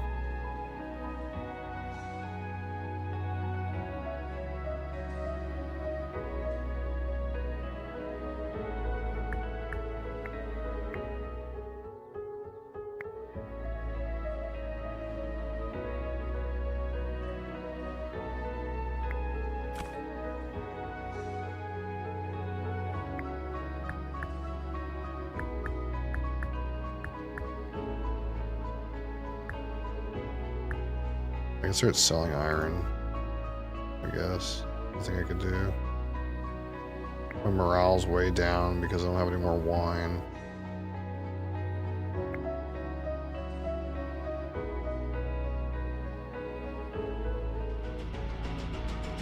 Maximum units reached. Okay, so how do I improve now?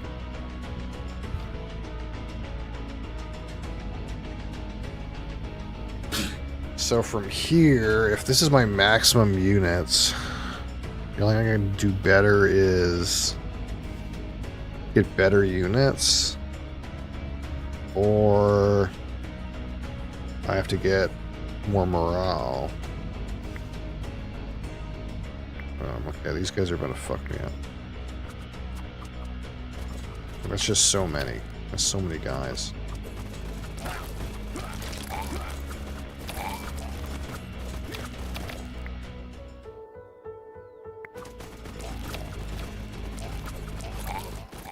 Oh, that wasn't so bad.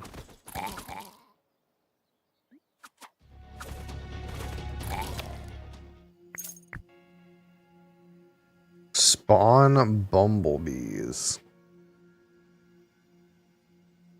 Healer mages. I can't do that, but I can do bumblebees. I don't have any wheat though. Spawn bumblebees. Or we could do more mushroom men. Let's try the bumblebees. 150 meat. Or when one of your troops dies, a random unit of yours becomes enraged. That seems pretty good. Okay, so I don't really want skeletons. They kind of suck. I don't have any wheat right now is the issue. So we need to fix that. Fix the wheat. I don't need this. I'm out of wheat, so I can still fix this. I'm gonna fix these.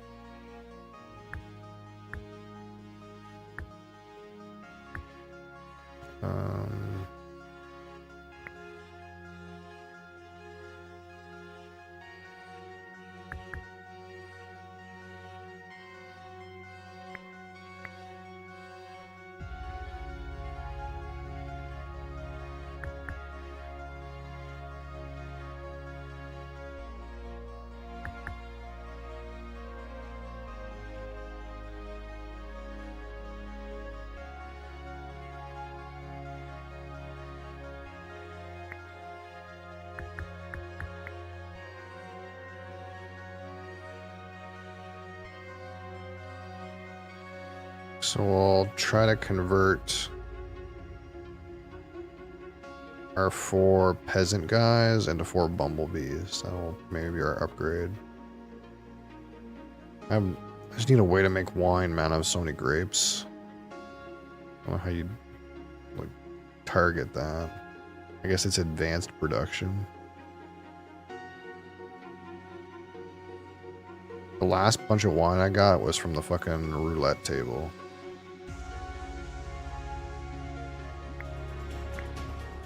Let's see, here's some. That'll increase my damage a poop ton. Okay, so now I didn't get wheat. That's fucked.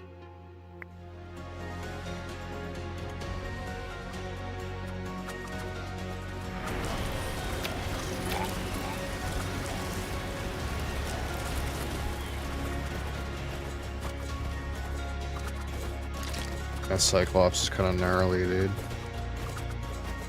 I was scared of him. Here's wheat. Clay, tree. Each vineyard provides 5 morale. Yeah, that's pretty good. I guess I understand morale a bit more now. Eventually you get to a point where morale is important. So I got a wheat field.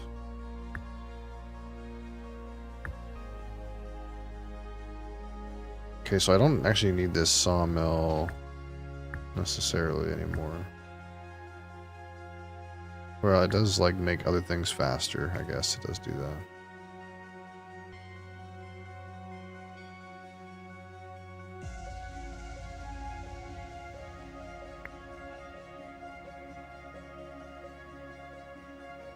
We still need to keep fishing for wheat fields.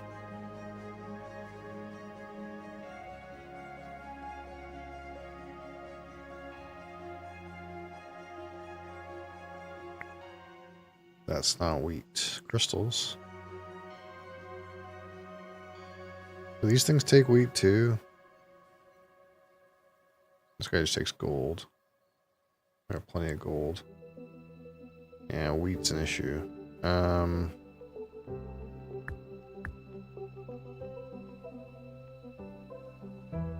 I don't want to make any more peasants. I want to just get up to the bumblebees.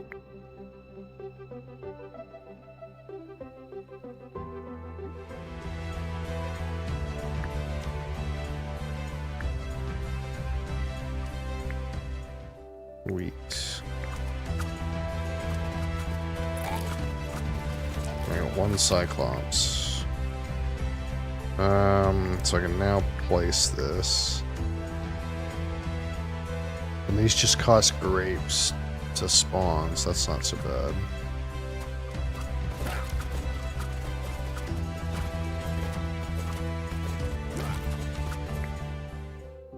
That's not wheat.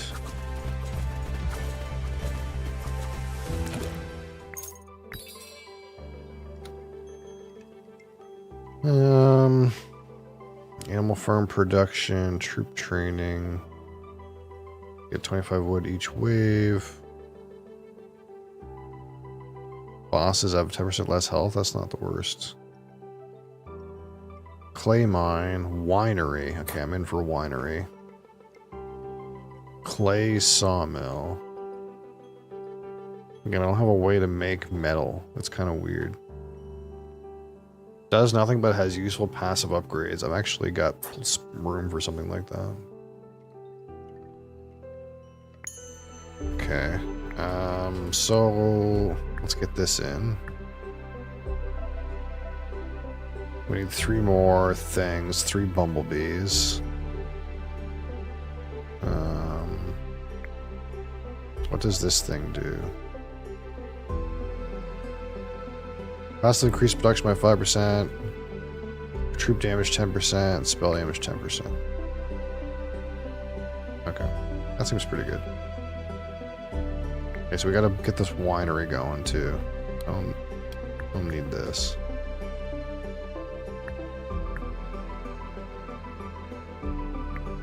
We'll still fish for wheat.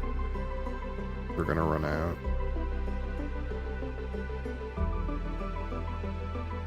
So we can start making wine, and the wine should make us happier, which increases our damage.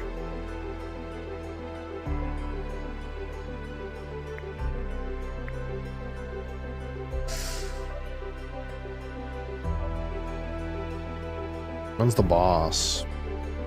I don't have any spells. Maybe we should get some spells, you know? Or some wheat.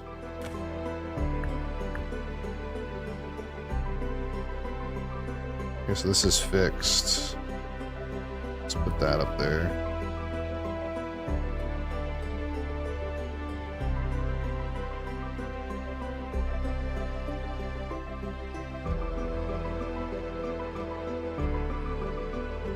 Roulette table, metal. I kind of maybe just want.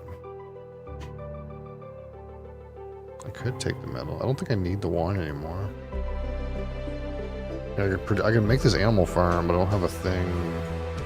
Oh, sweet dear God! What the fuck is that? Volcor the Gold Hoarder.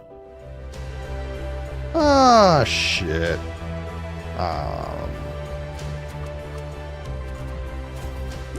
That's terrifying. Okay. So let's get bees in here. I gotta keep the winery in here. Mushroom men. Who else is gonna die potentially? Maybe these guys. I don't want any more of these guys is the thing, but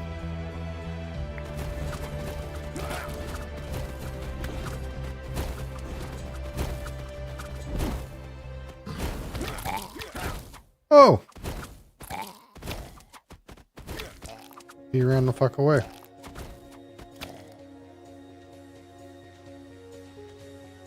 After he murdered all my guys. Well, he doesn't have any help anymore. My whipman died to the fire. Need to get some more of those guys out there. Archery. See, the thing is, these guys could die to the fire. That kind of sucks. I don't need any more wine right this second. Let's just do this. I have all the resources required, right? Gold. Gold and wheat. Wheat. I got a good amount of wheat right this second.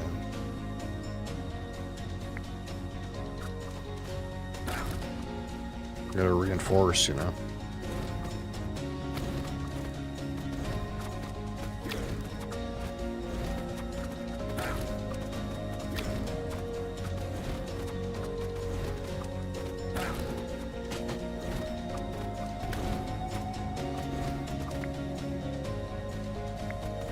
Back up to max bumblebees. Or mushroom guys, I guess. So now he's gonna go up in the air again.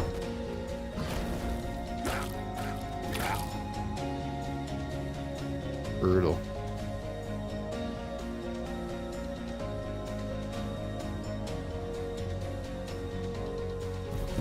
I don't have like any shitters to kill now though, so like I have a bigger force.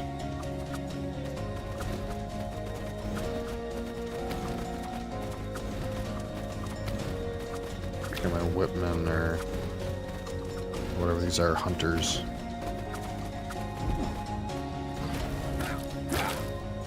God damn. It feels good though. It feels like we're gonna be okay.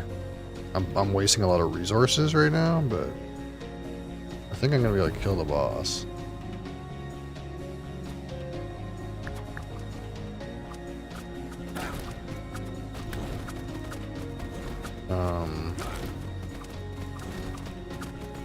I need more gold. It's a thing.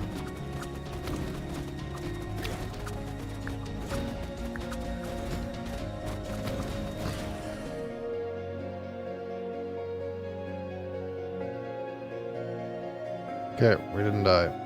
That's good. Oh, victory. They call that a victory in this game, I guess.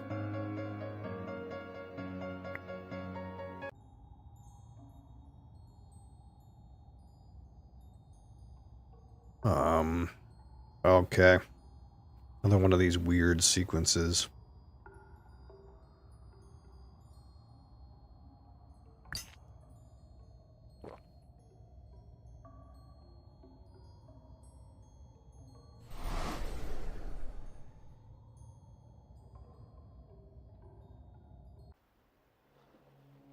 Okay, I got 41 upgrade points, council, gallery, encyclopedia, challenges.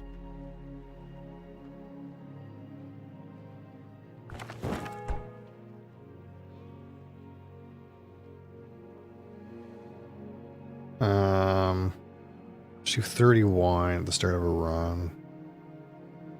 Receive another 50 wine at the start of the run. Okay. What does this do? Oh, it's different.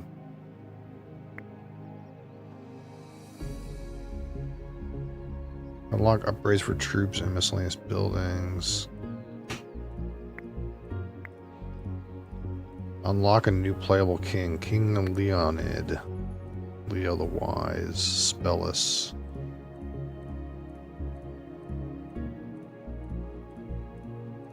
Unlocks the first royal quest. Unlocks a new advisor.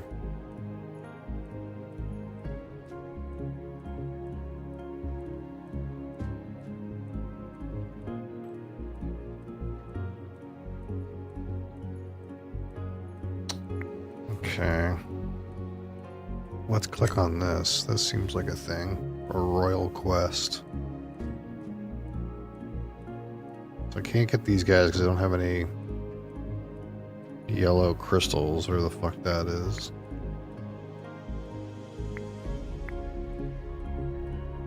I don't know that I need wine at the start of a run. That doesn't really...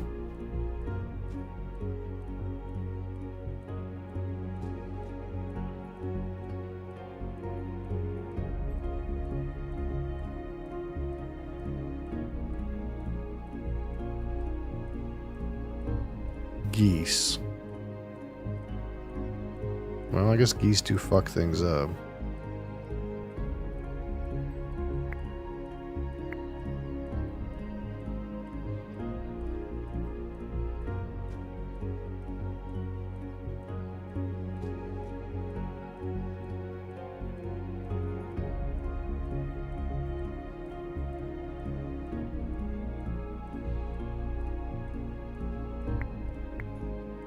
Can I get something else back there?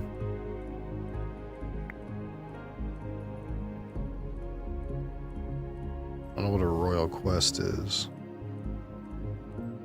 What about this? Council. Select advisors. Okay, so I just have one advisor, Gustav.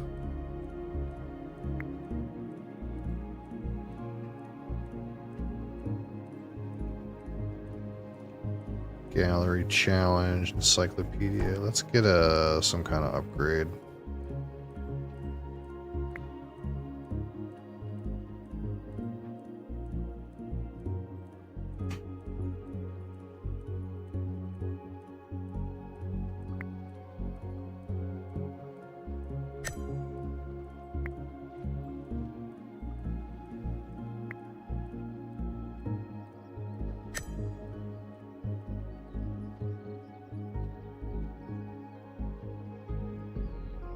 Got 4 left.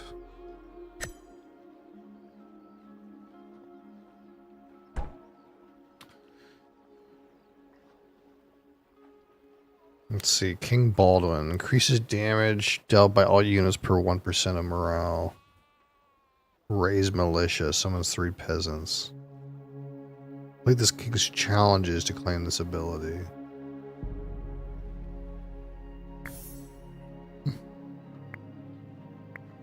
Oh, I got a thing. I just didn't claim it yet. Ah, that's kind of weird. I don't like how they did that.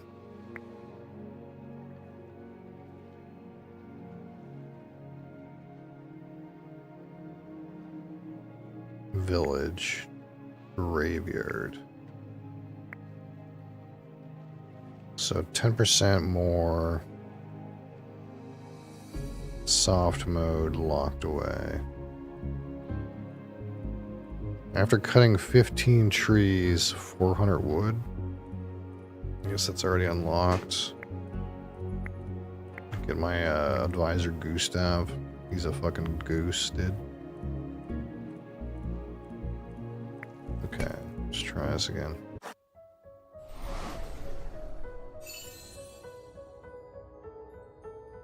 Margaret Goblin's War Lady again. Okay.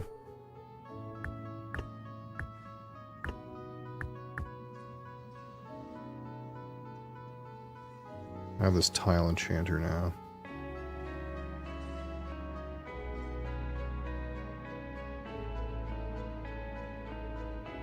Let's get 3 wheat.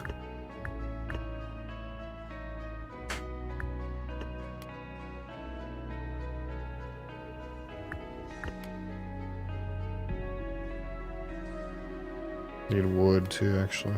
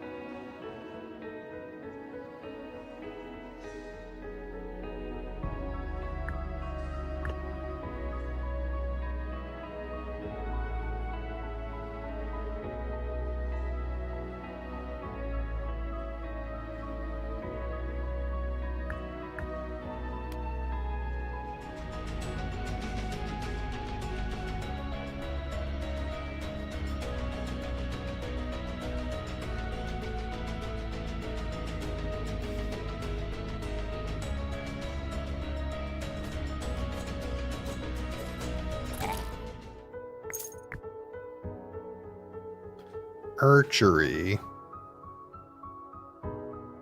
Swordsman. Archery. I will need clay eventually. Let's take a wheat for now.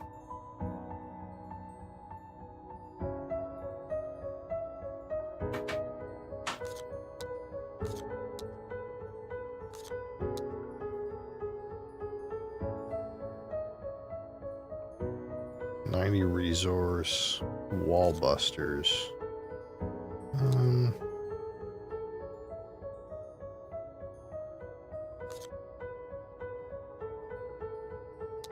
Feeling some amount of confidence here.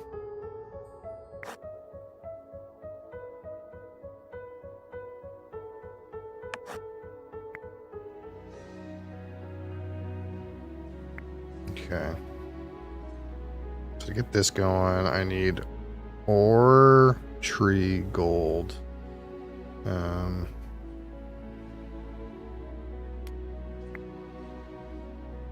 don't have a way to make ore right now.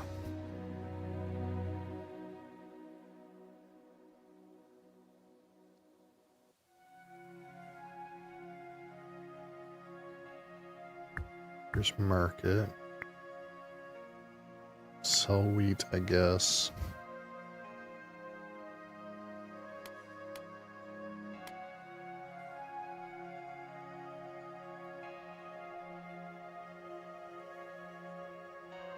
And blueprint table can provide me a way to get ore, right? Let's get that going, maybe.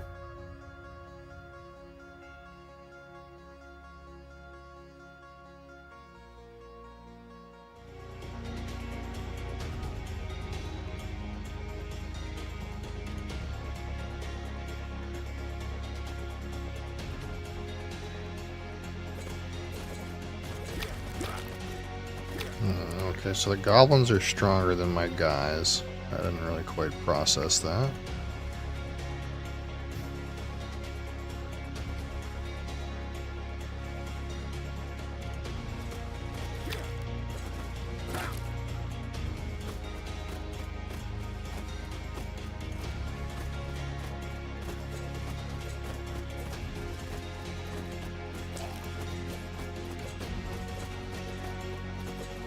Taking damage on my building in exchange for, like, scaling is probably worth it.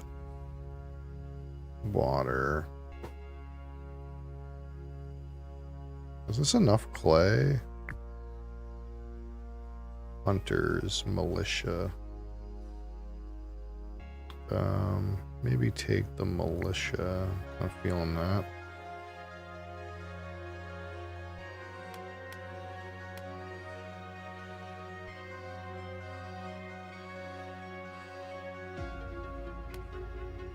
Okay, let's get this in.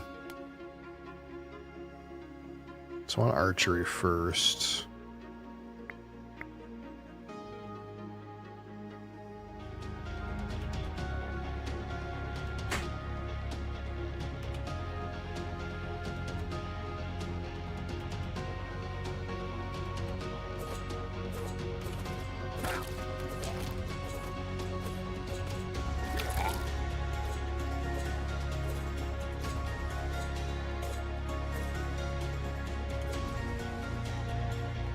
That seems bad. Am I dead? Can't tell.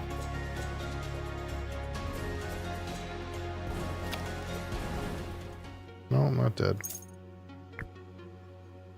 Crystal mine, clay. Let's take this just in case. Keep our options open with that.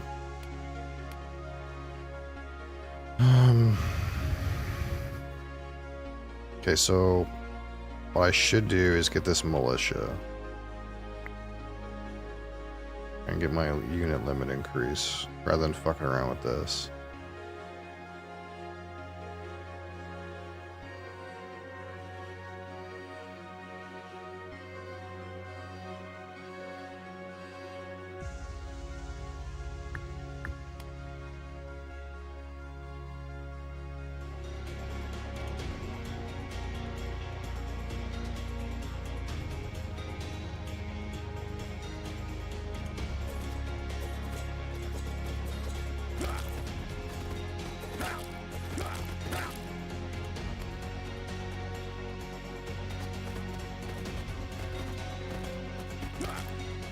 Yeah, see that one militia guy did pretty reasonable.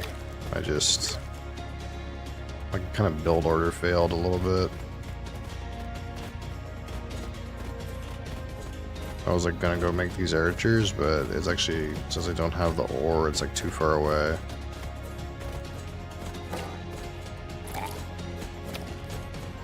I kind of see why like wine at the start of the game would be useful now, I suppose. Wheat crystals. Let's take wheat.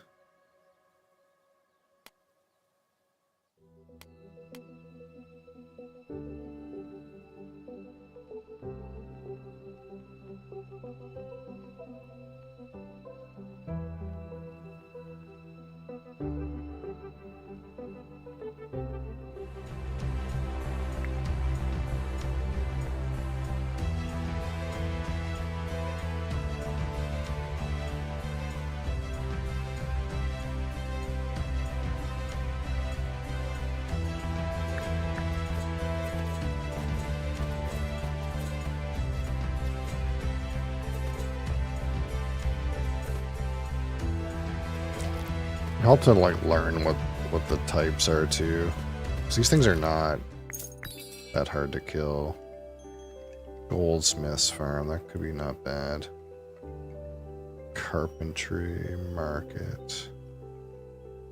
Lion circus concert.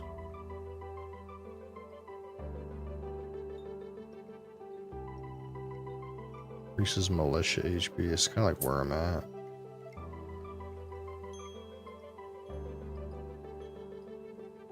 I don't hate Goldsmith's farm. But we're kind of like in a militia build. Maybe we'll take another militia thing. And then like I can't afford troop training. Okay, Goldsmith's farm it is.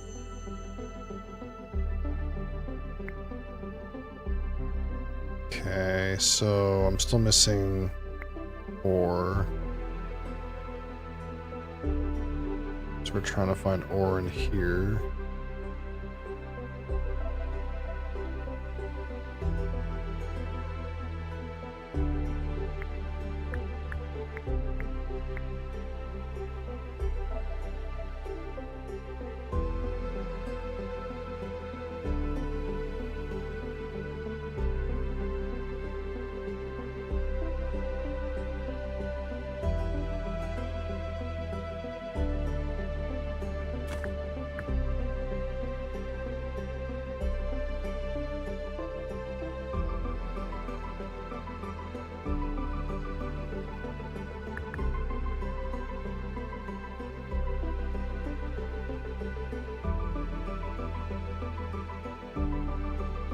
Alright, see if this gives me what I want.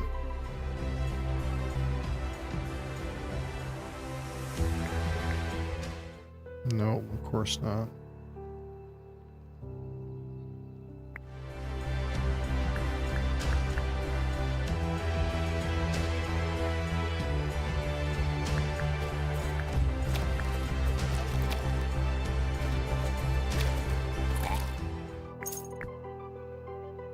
Black Sheep Burn, Swordsman's Barracks, Hunters.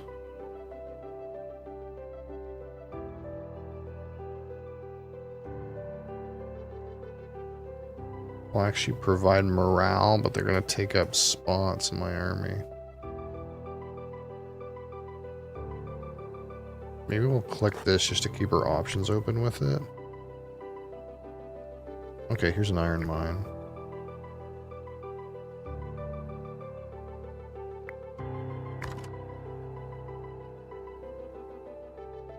Chance 10% of your units will completely block damage. See, this kind of like permanent scaling, I think it's really good in this game. Okay, so Bandit.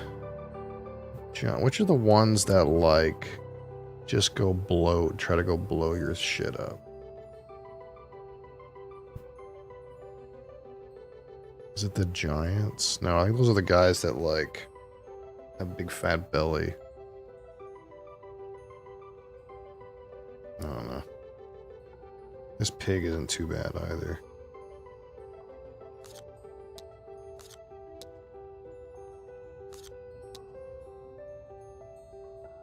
7 blue slimes. I wonder if that's hard.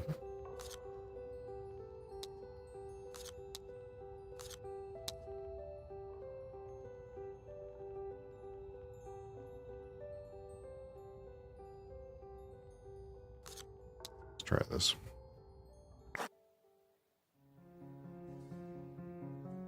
Upgrade gaze for 50 grapes. That would have been insane.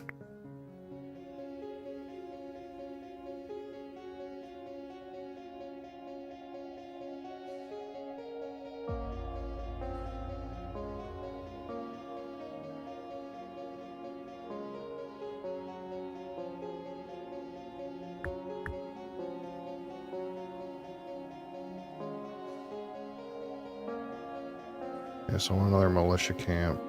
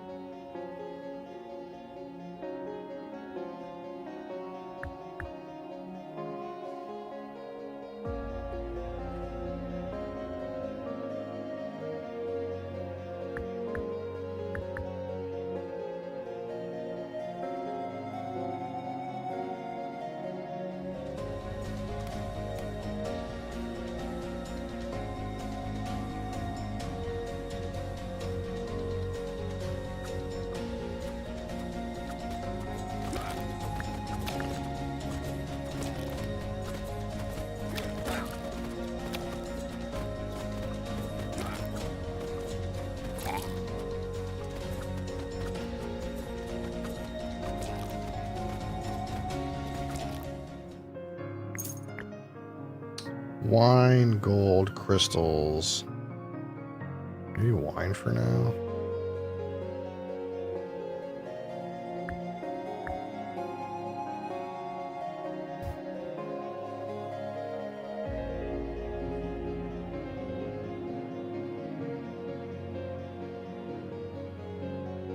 I need to upgrade my gaze. Gold and wheat. I want my unit limit up first, if I can.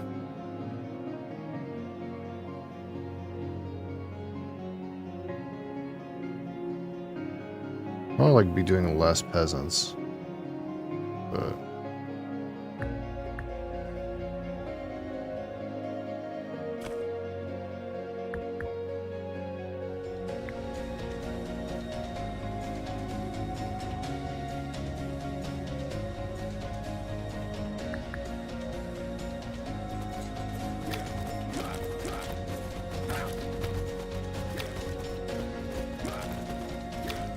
ooh, these slimes are kind of gnarly. Unlucky. I am dead. They're almost dead though. These slimes are like really... No, maybe not. Yeah, I kind of just fucked up, I guess. It's just too hard.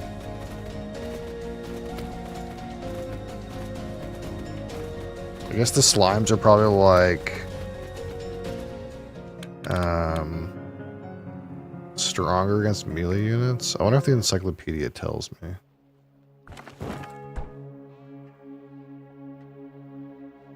You think it'll tell me?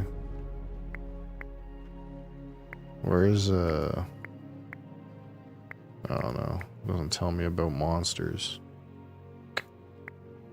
I thought I was gonna be able to tell me about monsters, you know?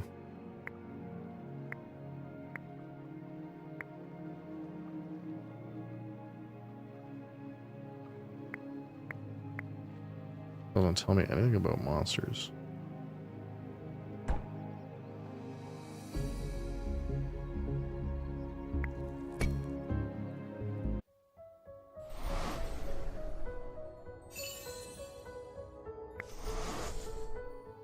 Okay, let's try this again.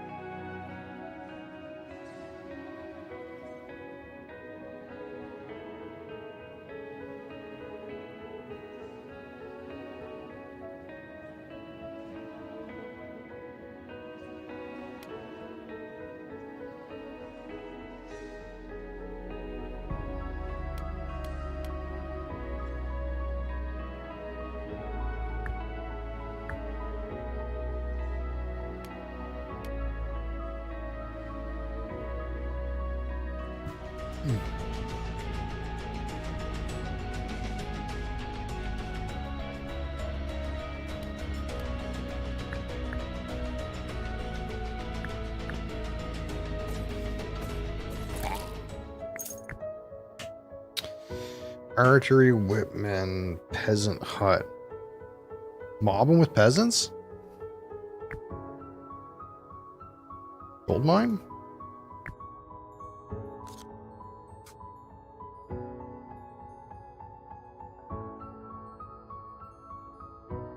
Okay, so these swordsmen, these bandits are poopiest.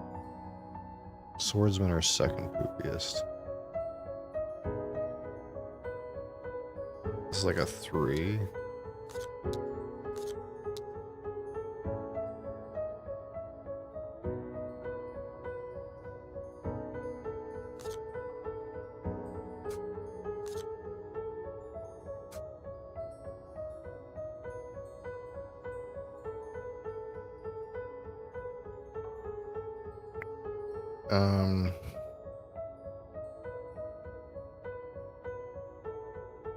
We're just gonna have a bunch of peasants.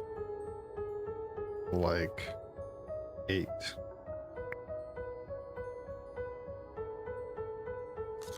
Surely this can work, right?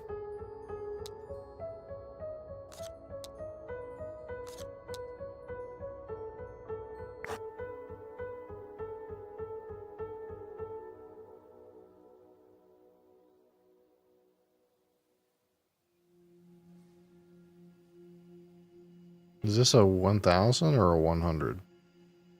Let's click this and see for the future what this means. Oh, it's 200, I guess. Okay. Oh no, it's 1000. All right. What's what I need for this? Wood and wheat.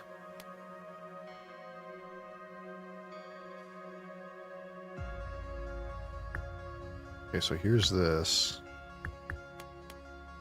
But we need our wood up.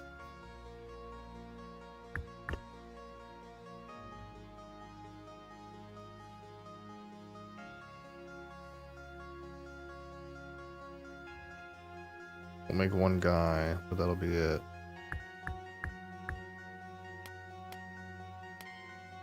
We need as much wood as possible to increase our limit.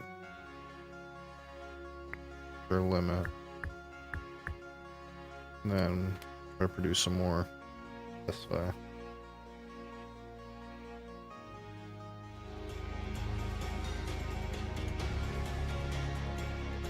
Wish I could tell these guys to just like wait for the guys coming out.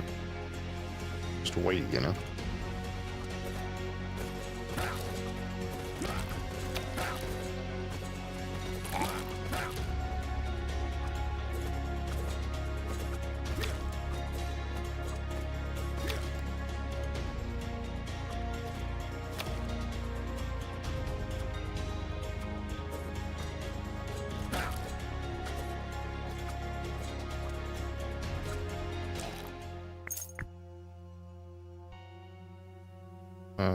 Iron mine to keep our options open. Or flour metal. Like metal, it's a better resource, I guess.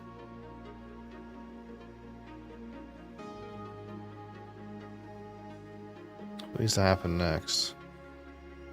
I guess nothing. I don't have any like higher production buildings. I'm just like a peasant monger. I guess we can just increase our limit for right now and work on wood.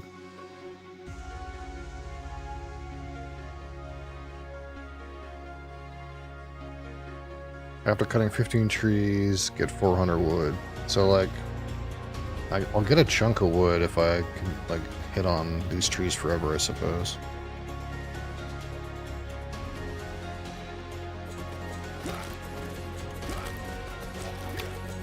I need to reproduce my peasants.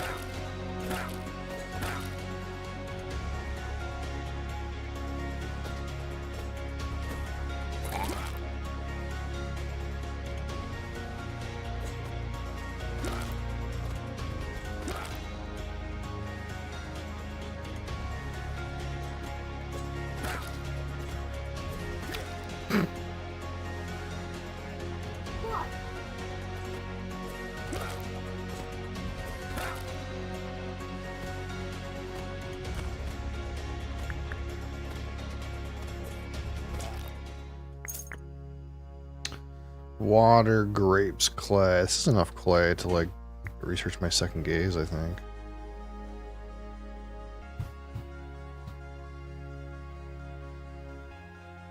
I need some buildings though, man. I'm in like I got like nothing to work towards right now. Ooh.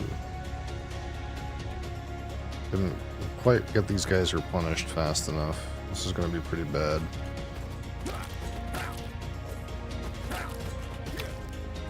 And they're gonna trickle out, which is even worse.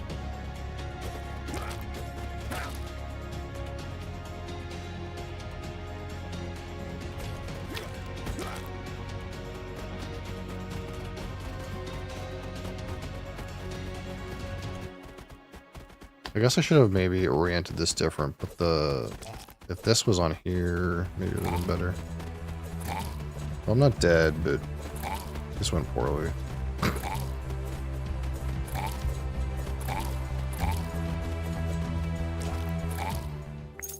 Advanced production, winery, animal farm, fish hut. Yeah, let's take the winery for future considerations, I suppose. But yeah, we need some like advanced troops, man. This is like fucked.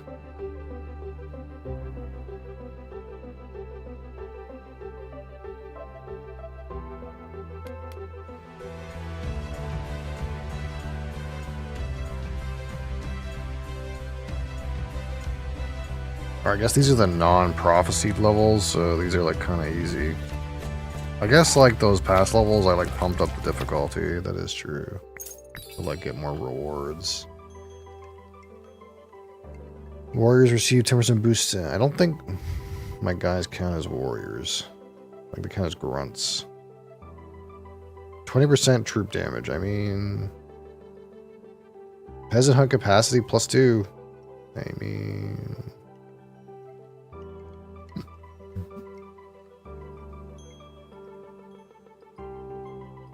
It doesn't really help my, like, limit is the thing. The limit is the real limiting factor, you know?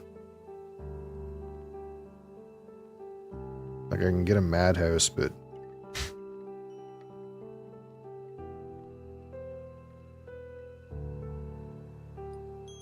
what does that do?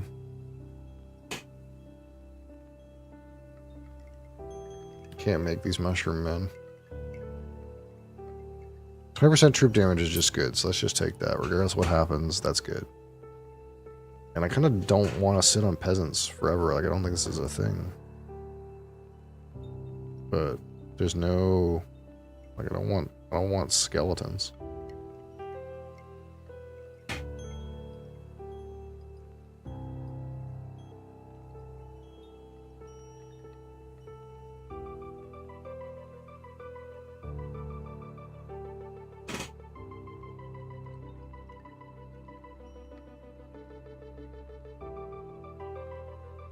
I guess I could just do this for now. I mean, it's something I can do, I guess.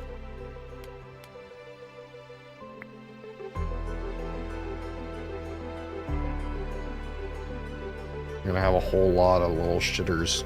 So what it's gonna be.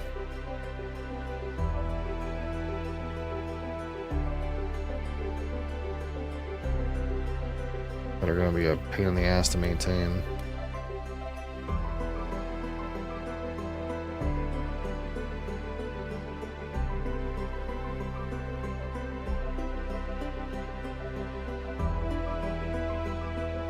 I guess what I could do is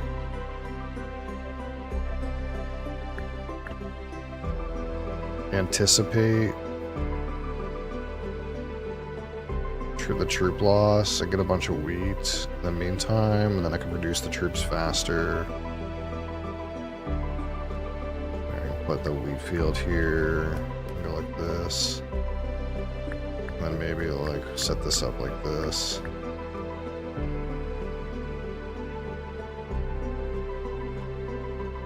If I get a bunch of wheat, then when my guys start dying, I can just start pumping them out through here.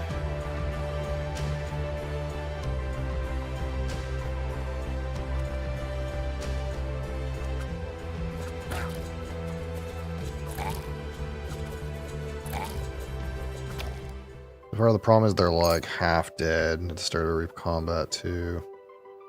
Militia camp seems where I'm at. I don't think a Whipman house whipping my peasants doesn't seem very good.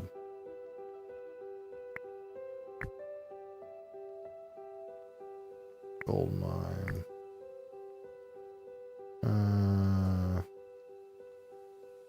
I got a winery. I could take the Great Bush. A guy dies and rages another guy. Well, lots of guys are dying. That's for damn sure. This goblin pig is actually maybe pretty nasty. 480 health.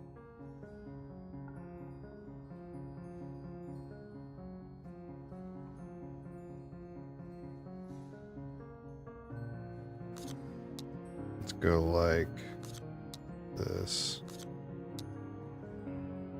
Troop training. These wall busters are not that bad. Veteran barracks. Goblin lightning mage.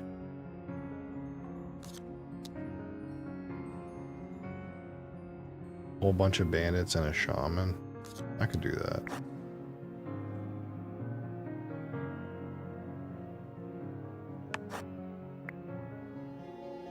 Okay, get an artifact. Receive temporary crosswind at the start of each wave. Actually not bad.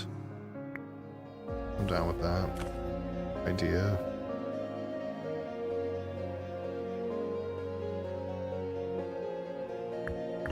So here's this.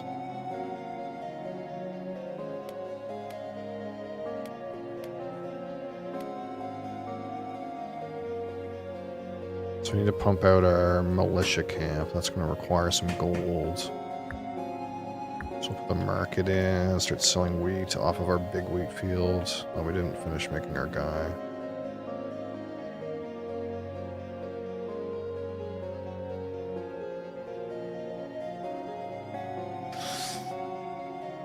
See, all our guys are like almost dead. That's like part of the problem with this. I need like a healer, or I need like that thing that heals my guys at the start of combat or whatever. We can get grapes and winery going at some point too. Let me like rearrange this a little bit. So that's like... I don't think that's actually any better, but whatever.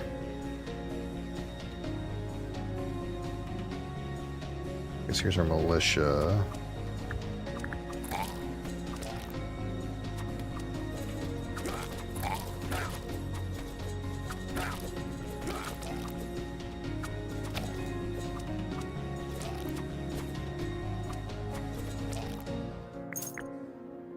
Gold, wheat, wine. Give me the wine, baby.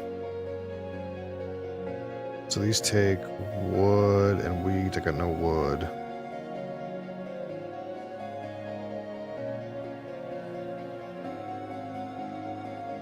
And some water too.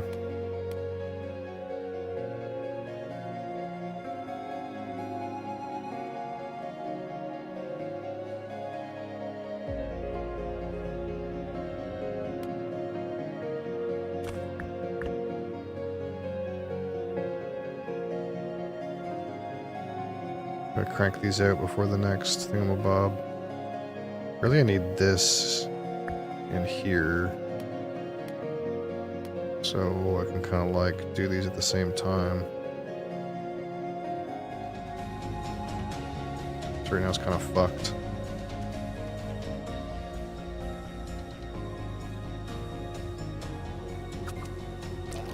Need some gold to increase my gaze too. Increasing my gaze will help a little bit.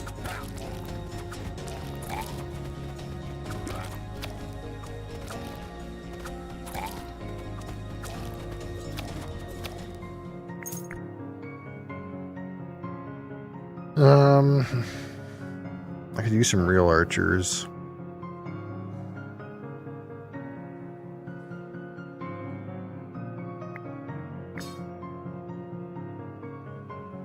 So militia are warriors, but my peasants are grunts. I think eventually, like, the peasants will go down. It's like they will help the militia more.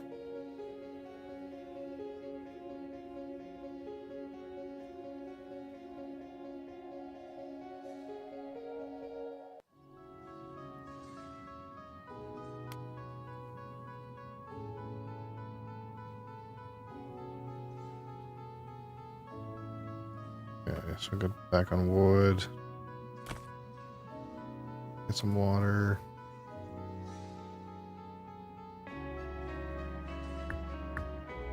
Back on wood.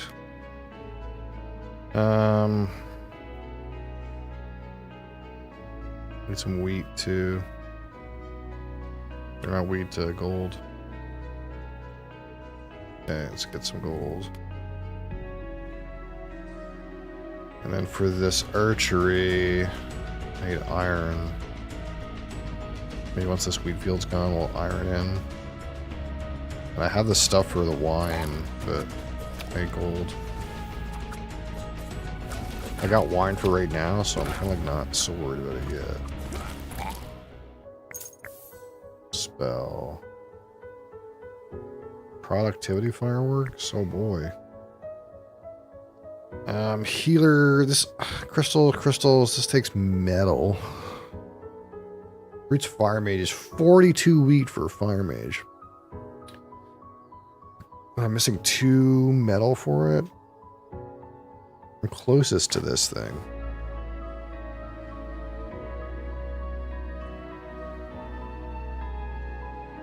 Let's increase our gaze. I think that's important.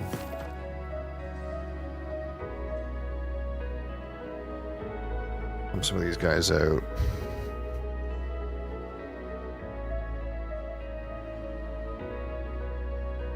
We're capped again.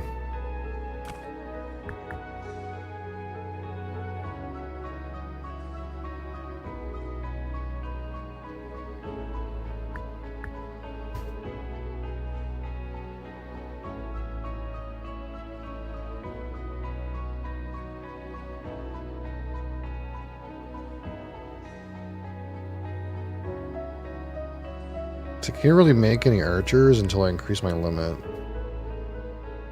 So maybe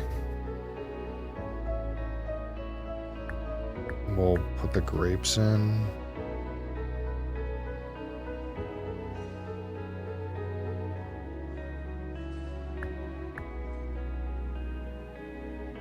And we'll start whining out.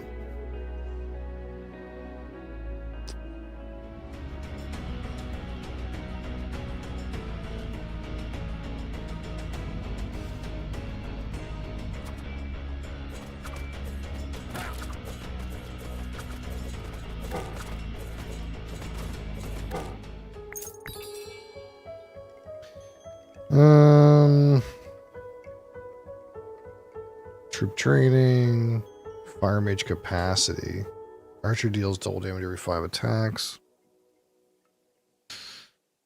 Musketeers require wine to build, but after that, I could get this going. Longbowman. This would push me away from the fire mages, the brick factory. Repairs the castle walls. Oh, okay. Trying to not need that.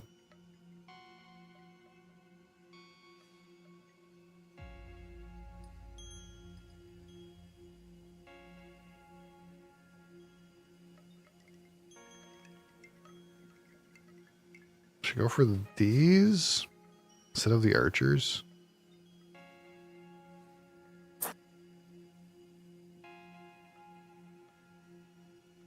I guess I lost my troop training in doing that, though. Yuck.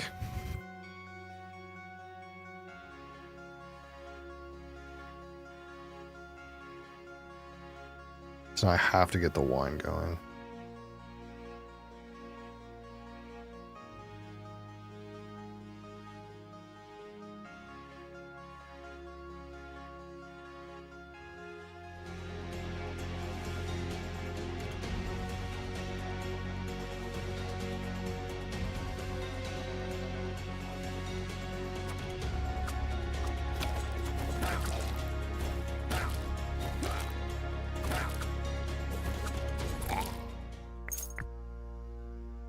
Peasant hut, archery. I kind of don't want any of this stuff.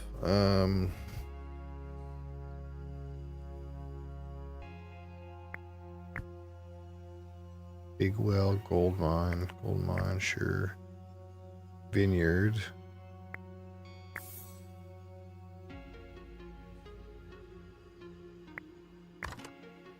Gain 2 wine when you kill an enemy. Ooh, that's good. Central cell in the castle now works even when you are not watching. Hey, this is pretty damn good too. Let's take the wine though. These big guys didn't seem to be too scary in the past. Reward is not what I want though.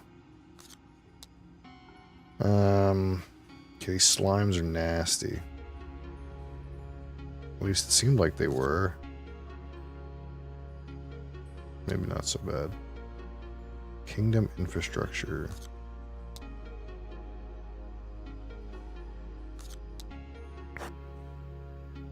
Seven morale, absolutely.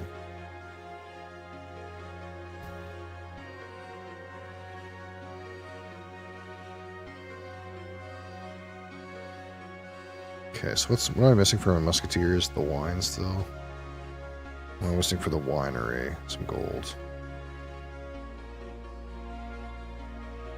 We're getting close to the limit increase.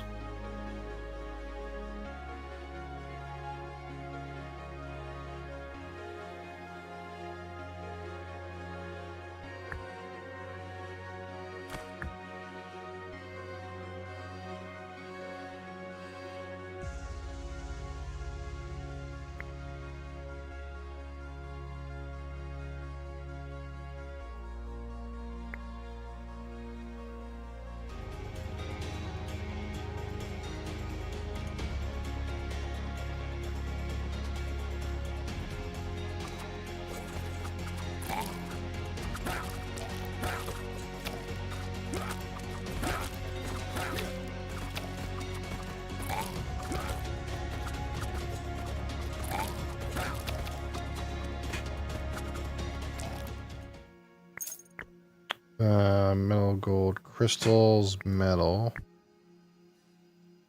Chance of producing extra wine. 2 capacity. Chance of producing extra wine. Alright, so we can... It says I can build this. What's the problem? It says I have the wine to build it. What's happening? Okay. Let's get that in there. Let's kill this peasant building off. Okay.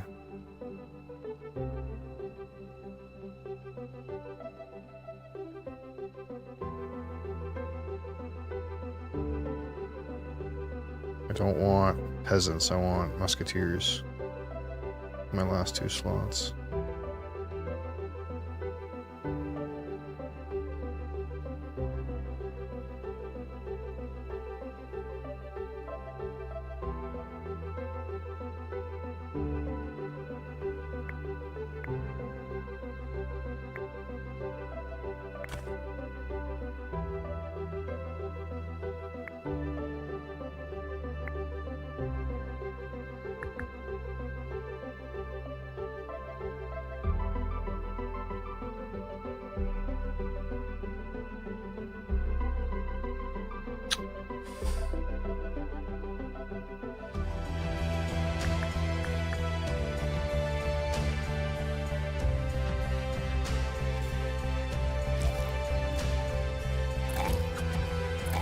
Nice, these musketeers have fucking huge range, deal some big damage.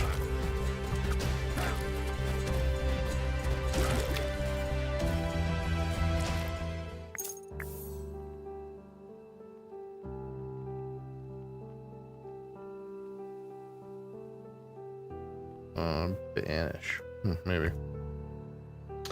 Sacrificial stone, sacrifice a sheep. Adjacent improvements start working without needing them needing to be watched. Heals your troops while active. Actually, this thing seems pretty good. Need wood, though. We're in that place where we're starting to need wood. I don't have any sawmills or anything.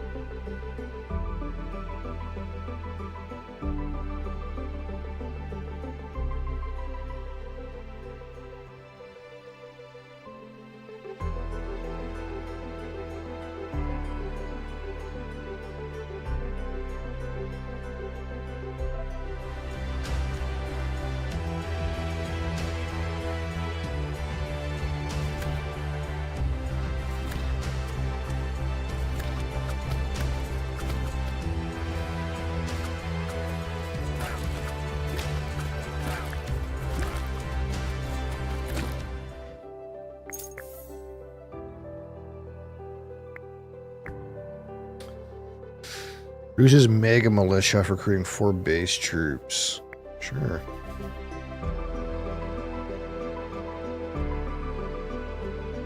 Okay, so...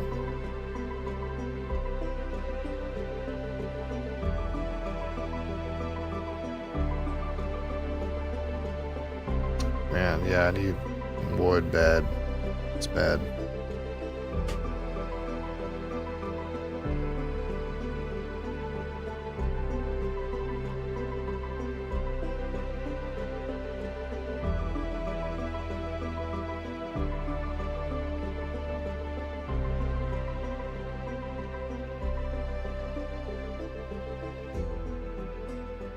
So we gotta go research table.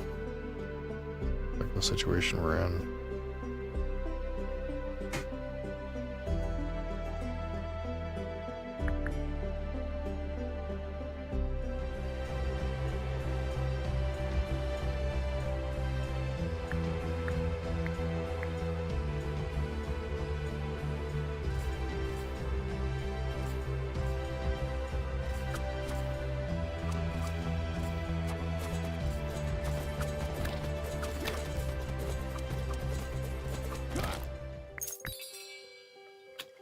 Buildings work faster, reduce faster.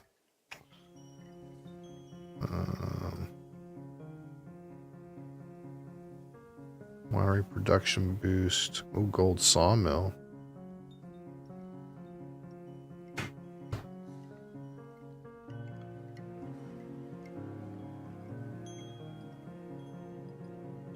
Gold sawmills may be it.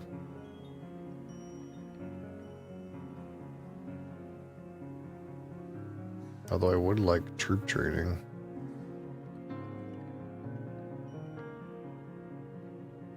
We're kind of in a bad state for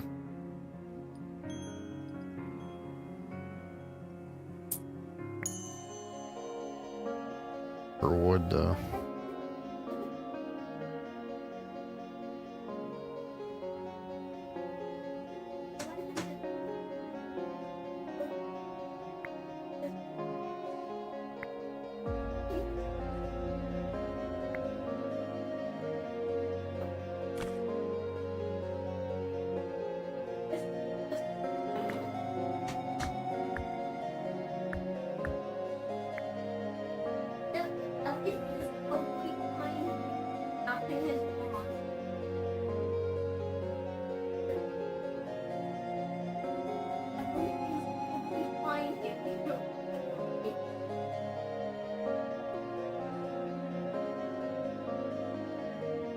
Oh, each chop produces 5 from this thing?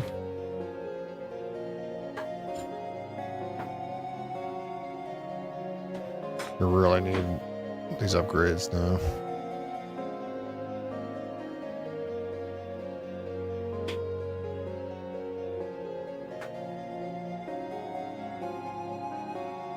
Yo, cap how's it going? Put this in here.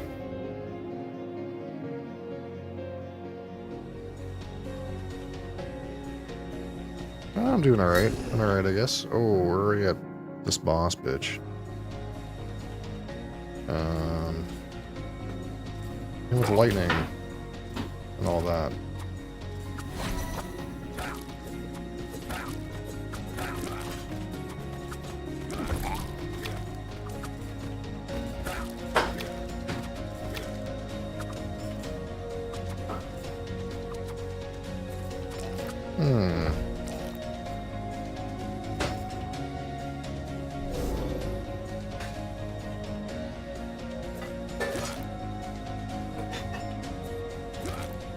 This could be problematic.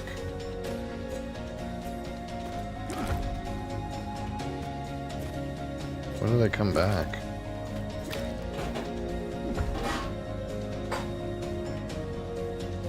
I thought they would come back like pretty quickly.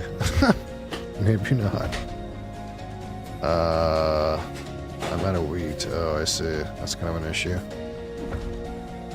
Oh, there they are.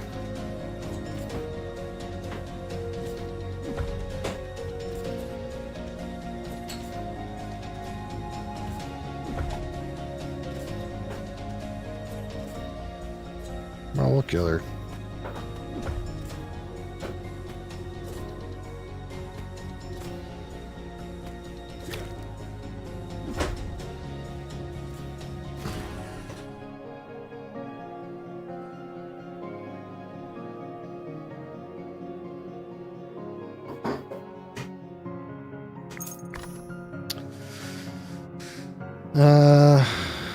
Free housing, seal, legendary seals, legendary spell,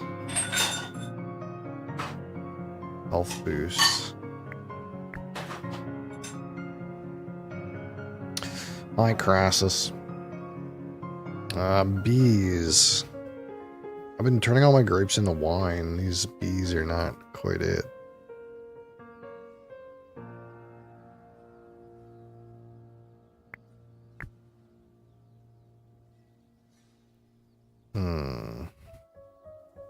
I'm gonna need a wheat field, but I'm also gonna need grapes soon too. I think I already have another vineyard in spare, so. Musketeer militia.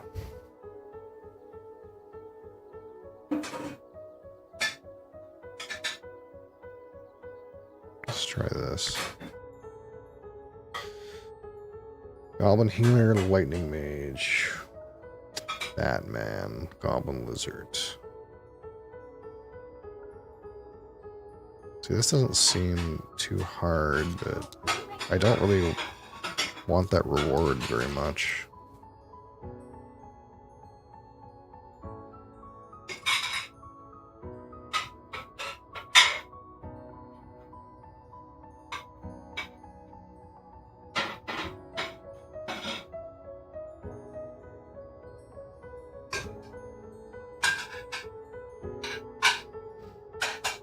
Wall busters are not so bad.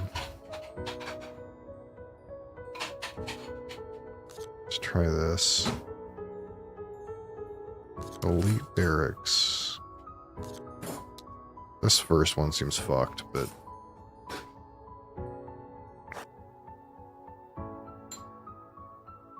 100 gold, building upgrade. Let's try building upgrade.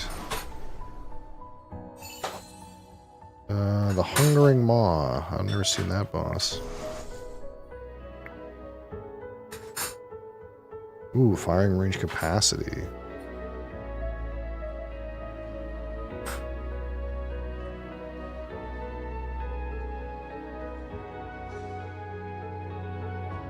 Okay, so what's going on here? Ah, man. I'm kind of fucked, though. My situation's kind of fucked.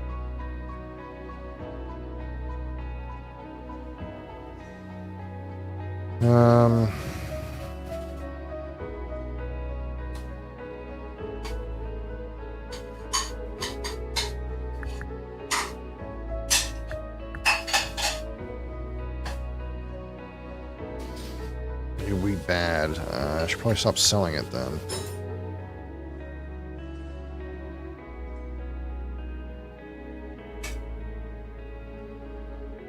We also need trees bad. Wine's okay.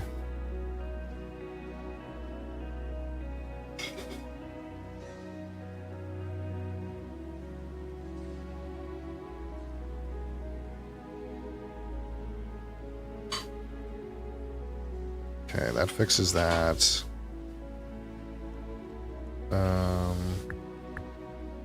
I still need trees really bad.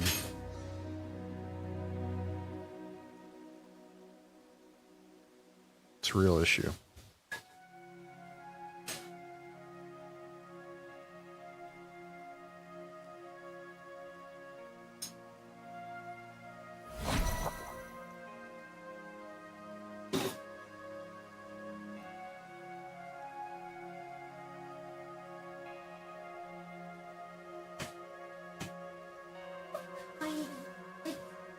How does this work?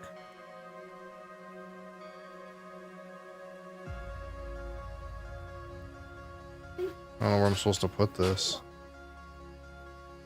It's not really like working.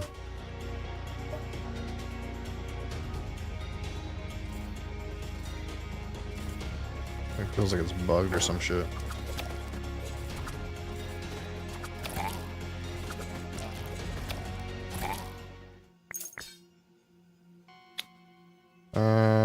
Peasants. So I do have one brigade.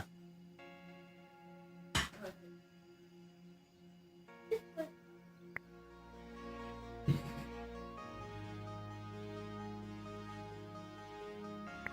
need trees. Tree. Kill this. Put a tree there.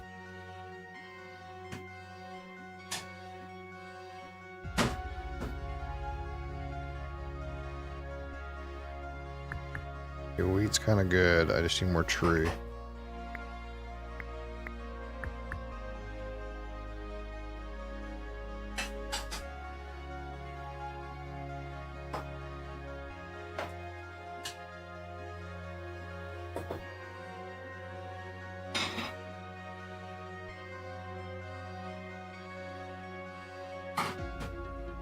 Need tree bad.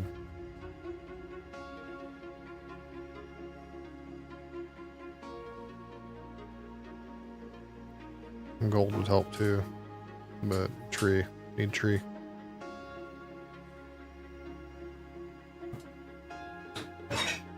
Need tree, and then what?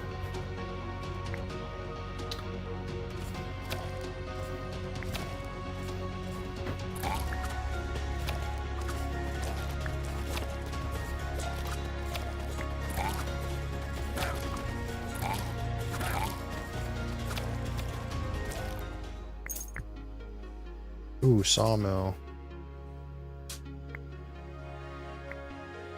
Okay.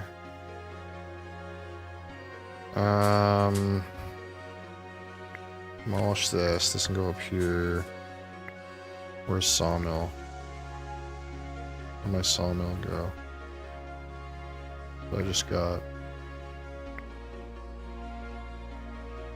Where'd it go? Oh.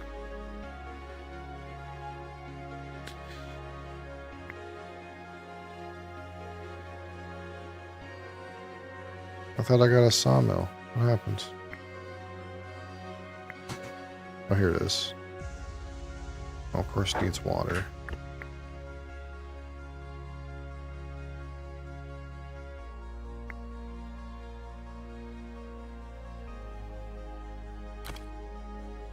Oh, fuck.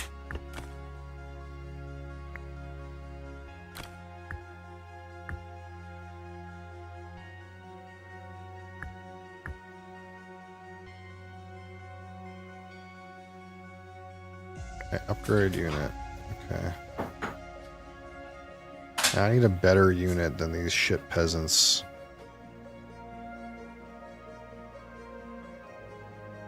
Fire mage? Could make it fire mage.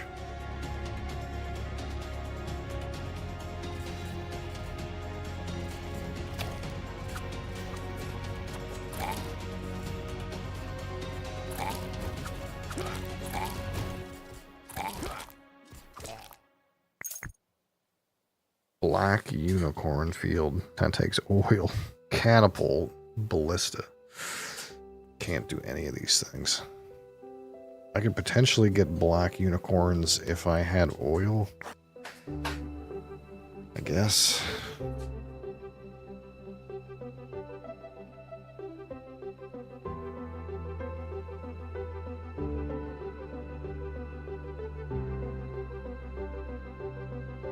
Okay, so let's demolish this.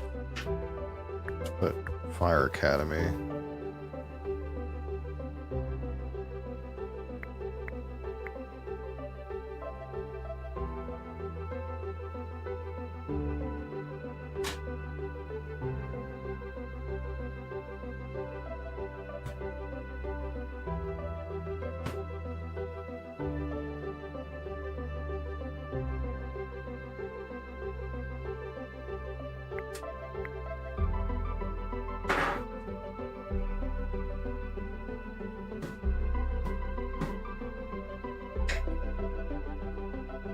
Work on another unit limit increase, I guess.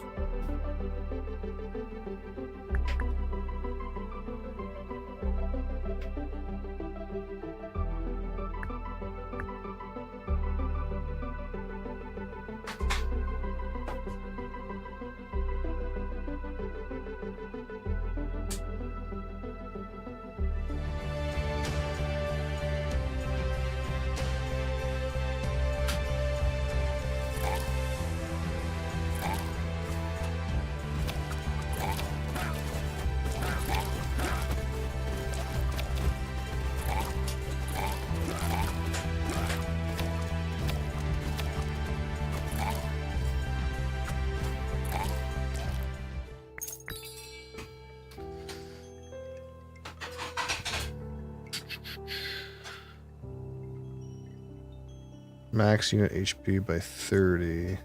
Pending. Each black unicorn increases morale. I don't have any oil.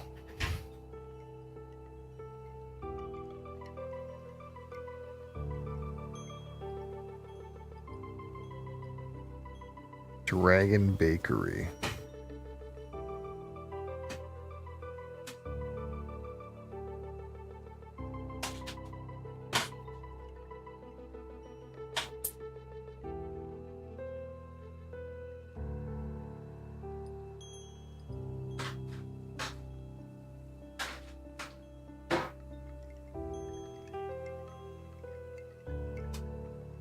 This will always fix my resources. I like unit hit points though.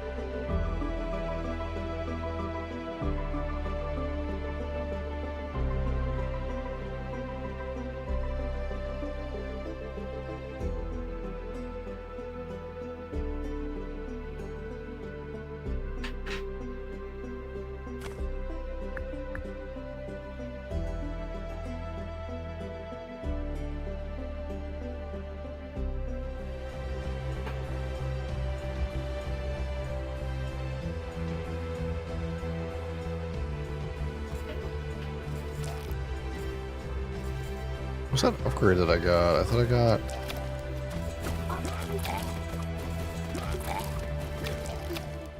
a thing that gave me a sawmill, but I don't see it. Grapes, wheat, flour.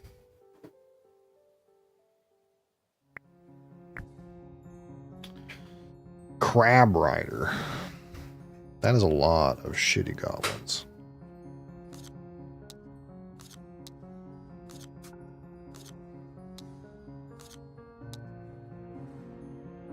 Building upgrade. Artifact. Kingdom infrastructure.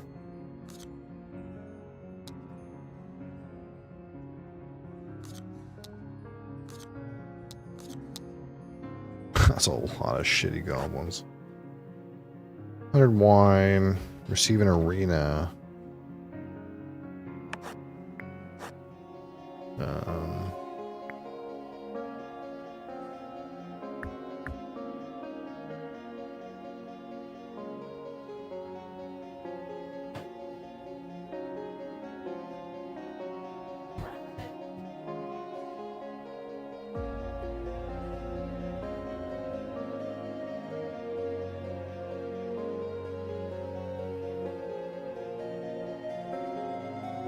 So what I'm gonna do to get rid of my other peasant hut, I gotta get this archery. I guess that's all I got.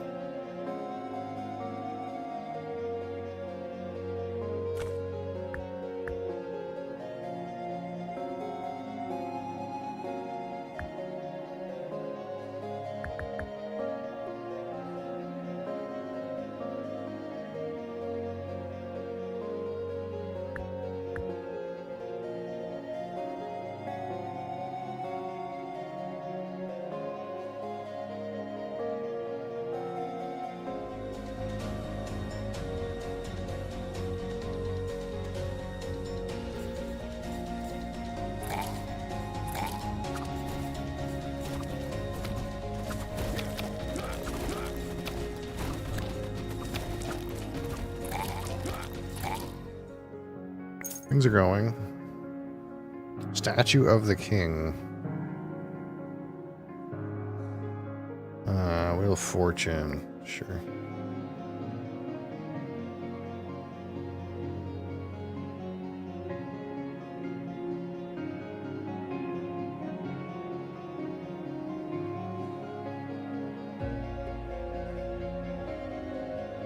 Okay, so I can delete this.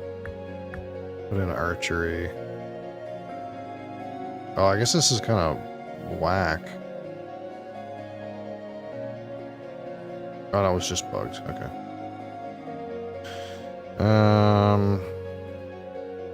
I guess longbowman could also be a thing. I just need gold.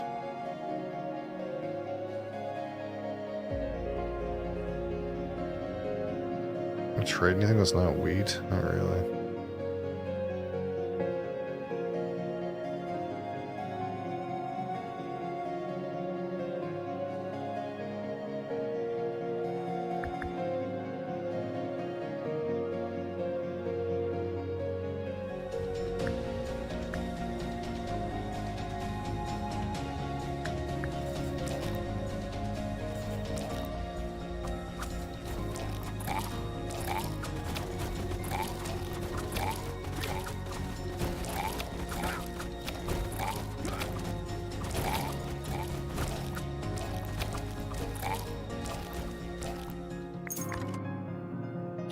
Increase heal limit by 2. Hey, pretty good.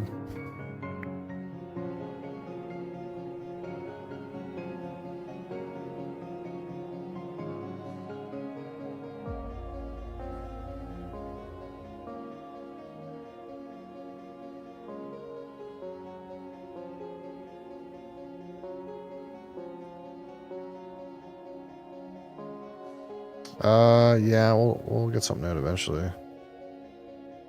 I'm not in a rush to do it today, but we'll get something out eventually.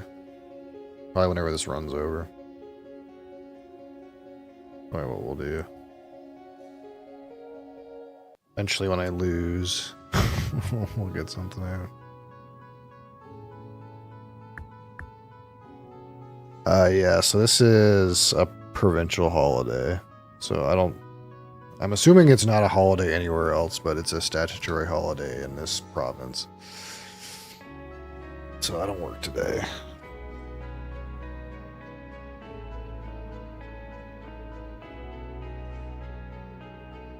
$100. What do I need for this? A shit ton of gold.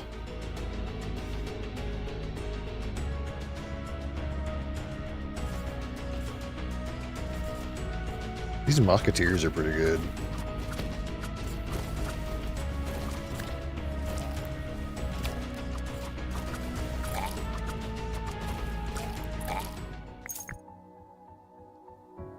Musketeers have a 10% chance dealing 500% damage. Use damage dealt by black unicorns by 100%. That'd be great if I had a black unicorn. Let's go for this.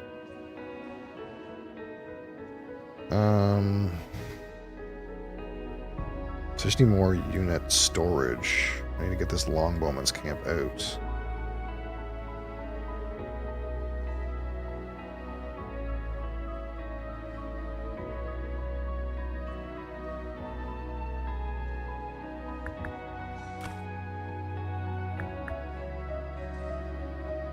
So we can start spinning the wheel of fortune.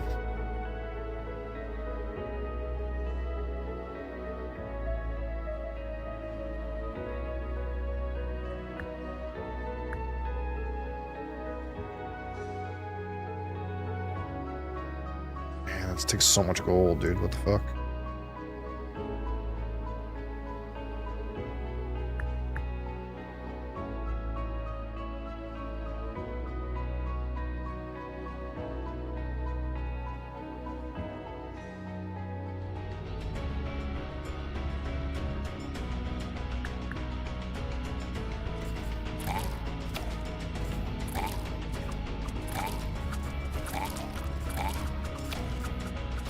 I wish I knew how this thing worked. Doesn't seem to work. Temporarily summon a toad. Gain 3 aura when you kill an enemy. That's not the worst. You can reroll rewards? I didn't even know that. Increase fire mage capacity. Actually, we're in for that. What else can we get? Bumblebees. Explosive carts.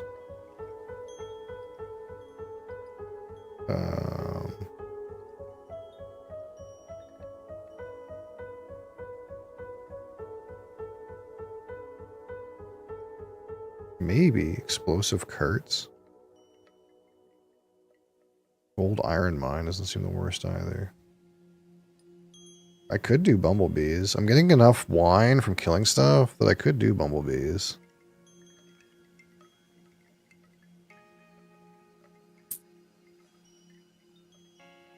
And maybe take the gold iron mine.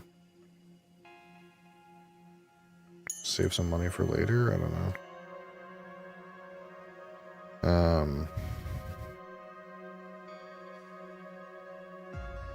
Okay, so we could just do bees instead of longbowmen. We can get some more wizards now too, though. So let's like get our wizards in. And then once we can get a unit limit increase, then we'll go for bees.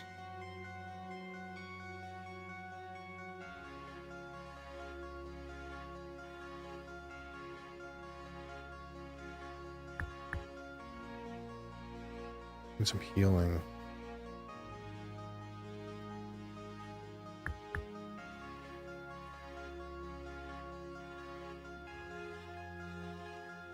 So the first thing we need to do is get our unit limit increase. And then work on our bees.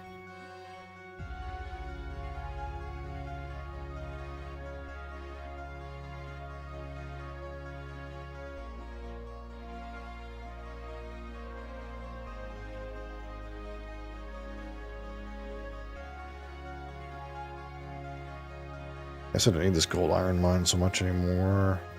I need to increase my gaze at some point though.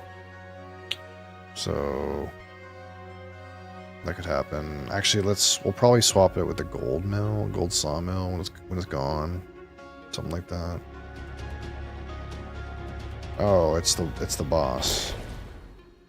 The Hungering Maw. Okay, hold on. Let's get our hospital here. What's gonna die? Our militiamen.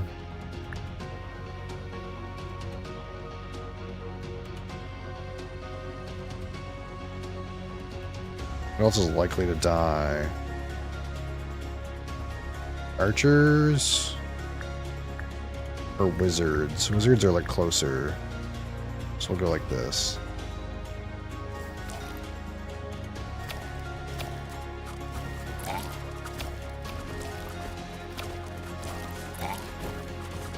I wonder what his ability is.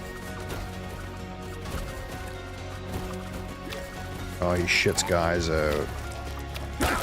Oh, what the fuck was that?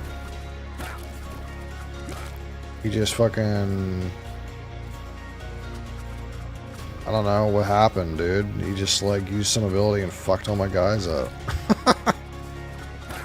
And then he spits out more and more guys. Okay. That's not good. I think I'm dead. I think I'm dead. Shit. It seemed like it was going really well, and then he like, when he got to half health, he used some ability that just shat on my guys. And then I was dead. Okay. But we didn't win.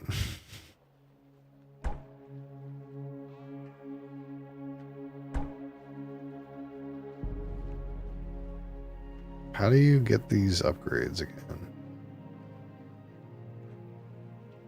Like a tower defense game? It's weird. It's a weird game. So it's kind of like, let me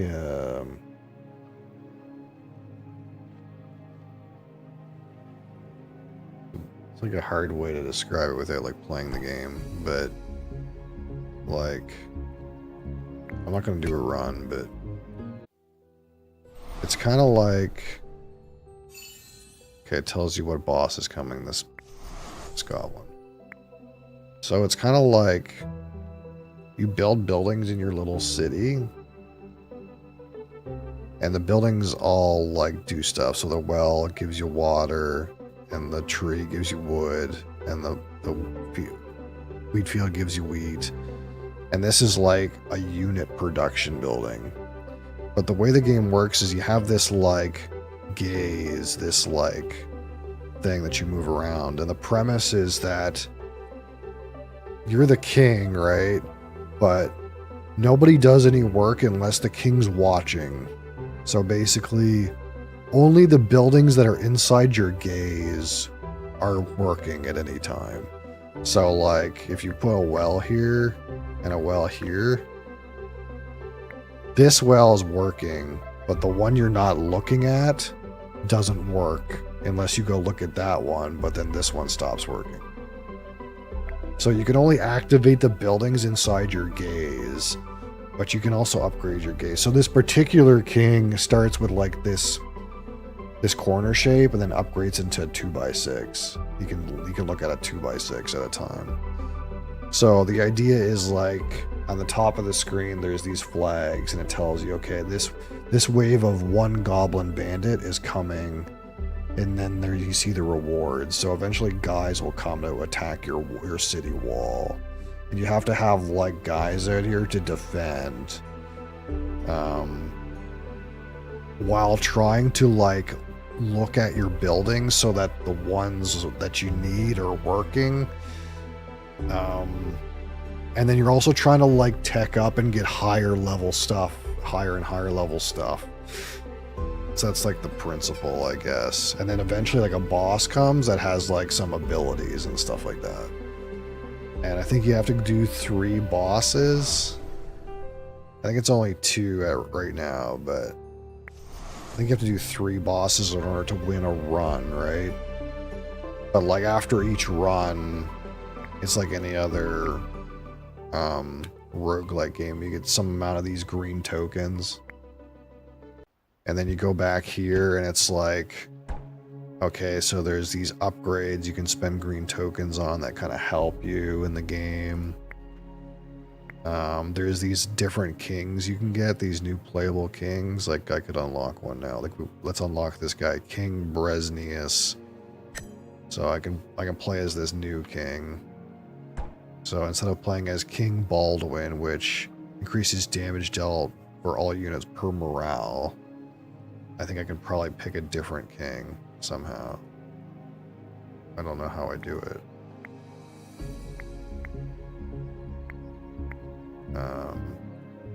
It says it's purchased. I don't know how I change the king. And then there's also like some advisors you can get. That like, so this goose gives me a boost to production buildings. Can't seem to change this guy. Why can I not change him? I should be able to change him to a different king, I think. But I don't know how.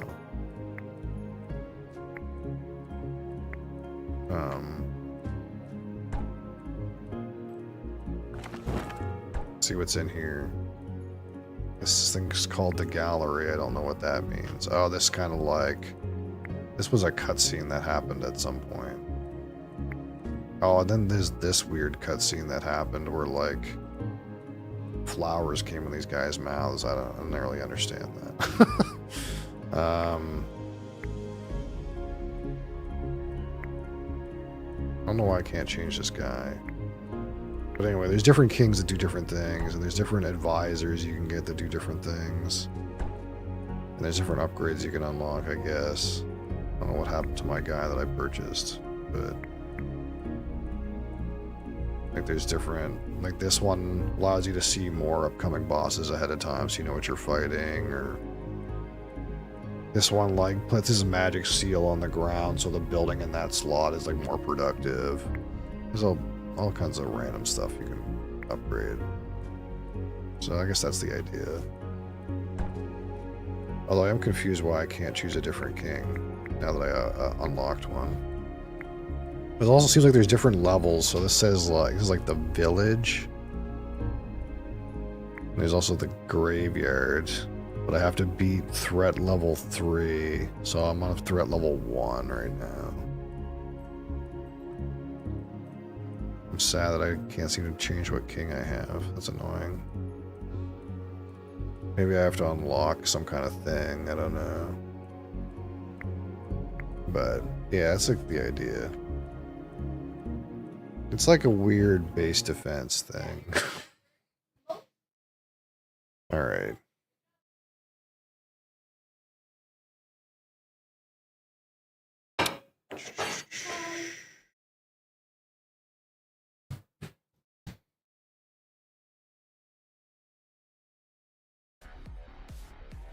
Alright, let's see if we can find something. Let's see if we can find something, you know. Quick and easy. Spin, I tell you. Oh, is it broken today? It's broken today. It doesn't want to work today. Okay. It's happened before, but then it like fixed itself and I was like, oh, it's not broken. Now it's broken again. Fucking thing. God, nothing works around here. need to fix this shit. Oh my god, no time, no energy. Random.org it is.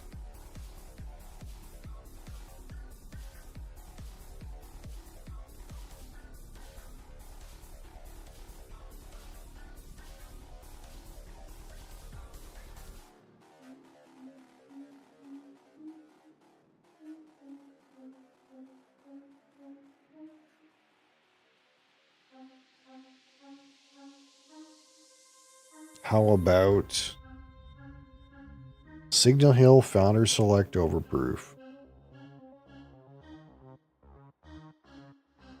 Can't imagine I reviewed that.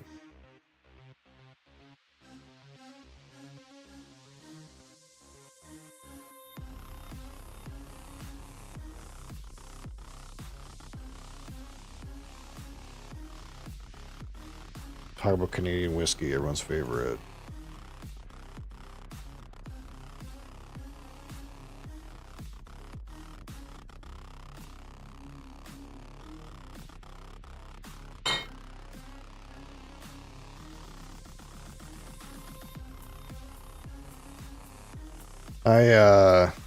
I got out some Lafroig Oak Select just for fun yesterday. And I was like, I'm just gonna drink this and chill. And I think I'm officially snobberoni a little bit because like that stuff sucks. I was like, I'm not gonna think too much about it. I'm just gonna drink this. And it's just like, man, that bottle's not good. Like, you know, to some extent, you're like, hey, we're being very conscious about what we're consuming. We're thinking about it. And, well, let's just drink something and not think too much about it. And then I drank it and I didn't think too much about it. And I was like, even when I don't think too much about this thing sucks. Unfortunate. But it's water. Yeah, it's just too thin, man. I was drinking it and I was like, I can't taste the Band-Aids, so something's wrong with this dram, you know? That's how I'm trying to be. Yeah.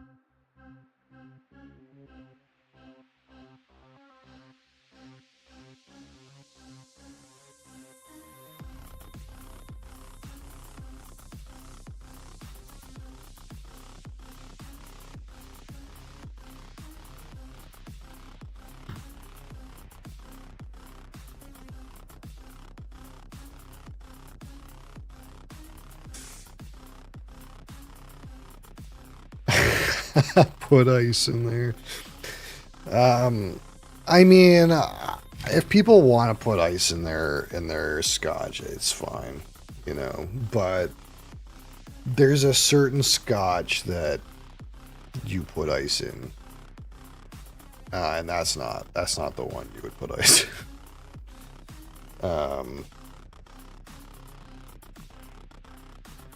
I do sometimes wonder, like, how bad ice would make a good whiskey.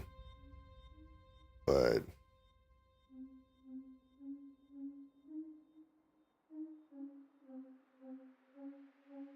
at least use the rocks, you know.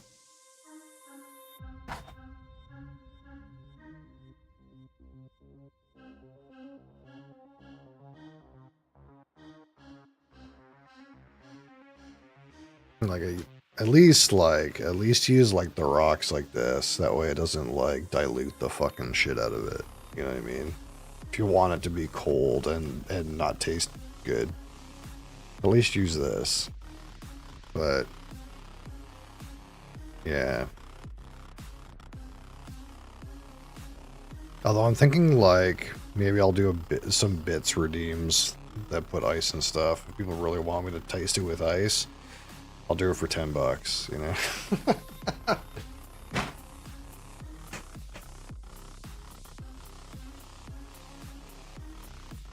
You want me to ruin a dram?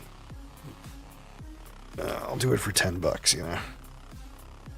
The thing is, I don't even think I have any rocks glasses. I don't even think I own that. I had one. One time I had a rocks glass. Oh, I actually do have a rocks glass.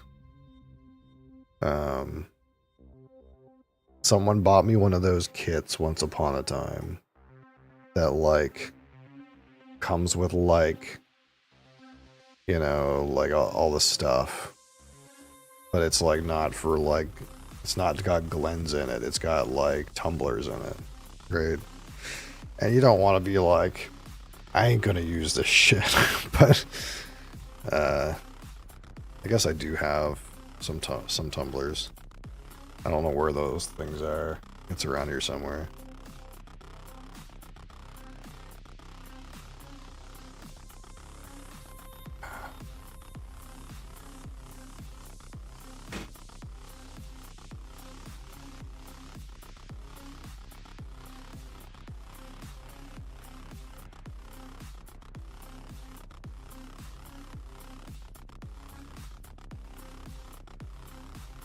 Alright, let's find this shit.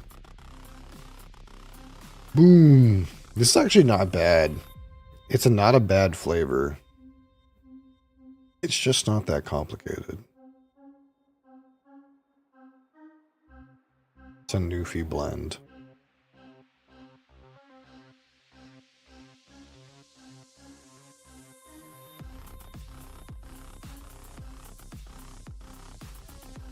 Let's go in here and make sure I haven't already given this a number.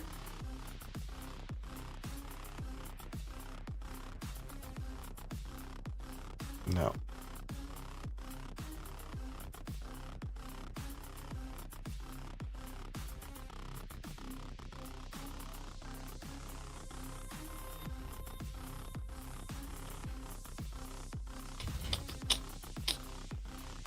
Alright, here we go. Today, live review of the Signal Hill Founder Select Overproof Blended Canadian Whiskey. This is a sourced whiskey from some probably Ontario distilleries. But it comes from Signal Hill Spirits, I suppose. As you could probably surmise. In St. John's, Newfoundland. So it is a blended whiskey from Newfoundland, but it's not made in Newfoundland.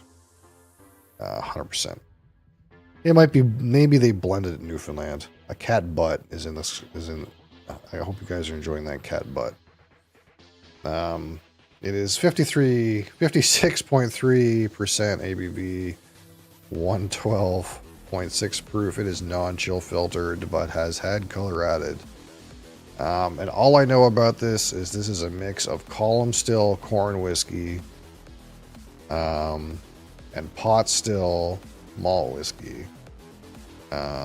So it's corn and malt, but I don't know what proportion or where it came from. And of course, non-age statement, but it's got 3 barrels. It's New Charred Oak, like bourbon, first fill ex-bourbon, and your favorite barrel and mine, ex-Canadian whiskey. There is ex-Canadian whiskey barrels involved. So that's pretty much all we know about this offer.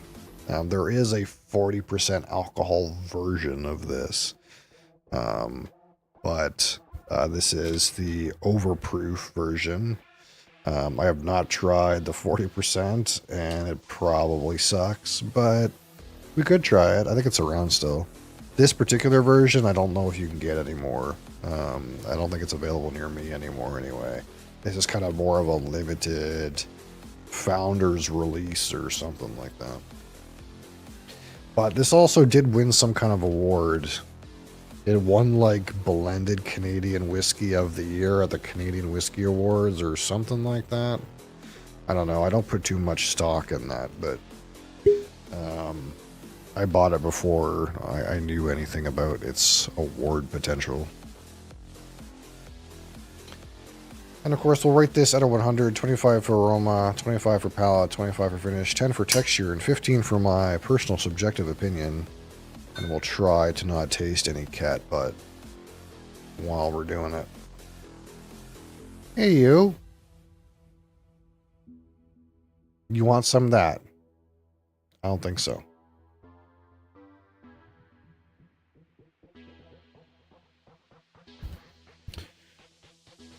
Alright, here's our unfortunately colored, not quite cask strength spirit. Again, I don't know why we picked 56.3. It doesn't say it's cask strength. It could be. It could be cask strength. But typically you would say cask strength on it. So since it says overproof, and again, OP or overproof just means it's over 100 proof. So 112.6 qualifies for overproof. Is the spinning pedestal new? No, I've had it for at least a year, I think. But I'm glad you like it. It's kind of light. It doesn't work that well because the whiskeys are too dark, but it does have one. But yeah. That is our coloration for a dyed whiskey with New Charred Oak, First Fill ex-bourbon, and ex-Canadian whiskey.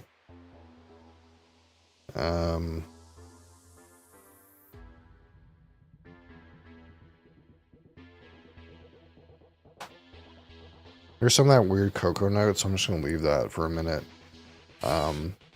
There's something weird about whiskeys right when you pour them. I don't know what it is, but to me there's a note that comes out of here right when you pour stuff that smells like cocoa powder, and I think it's ethanol. It's like maybe I've gotten to the point where ethanol doesn't burn my nostrils anymore, and I kind of can detect it as an aroma. But every single time, almost every whiskey, right when I pour it, especially if it's cask strength, I get this cocoa powder note, and I think it's ethanol. Because that smells like cocoa powder right now, and it really shouldn't. So we're going to leave that for a minute.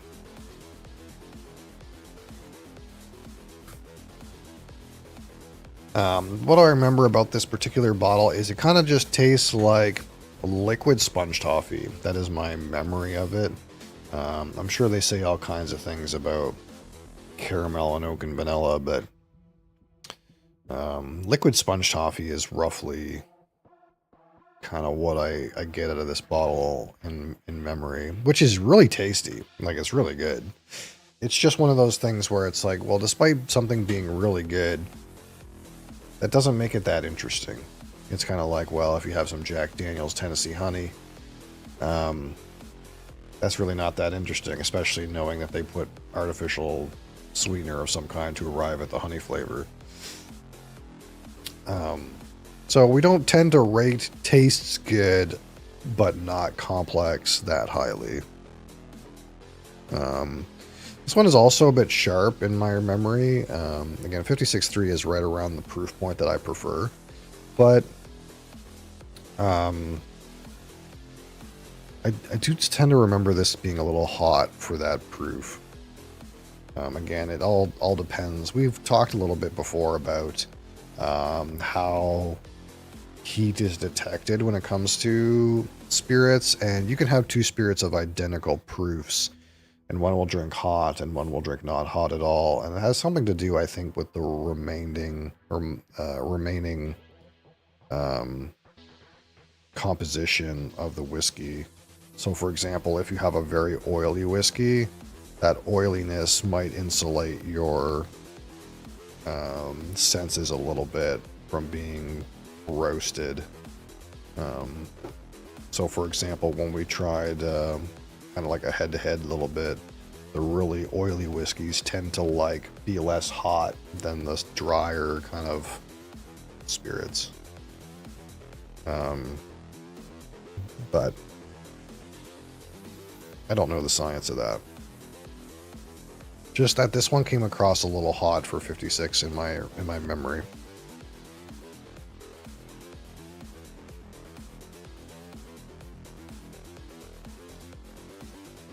There's some spiciness in there. Again, it's pretty sweet. Kind of like corn syrup. There is like a toasted malt, like roasted malt character about it as well.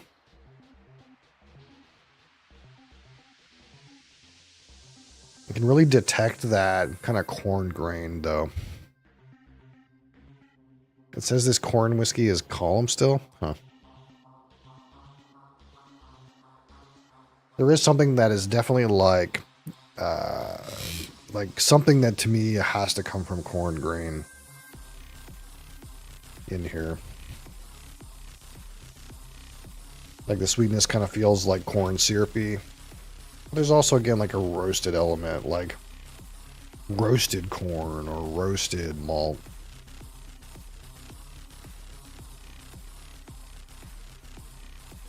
All right. Here we go. Signal Hill Founder Select Overproof on the palate. Cheers.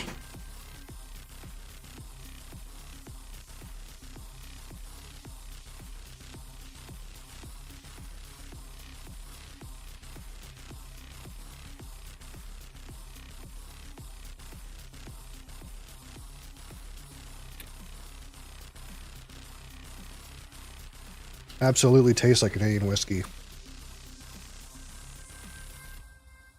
Canadian whiskey that's not smooth. It's like a rough Canadian whiskey. So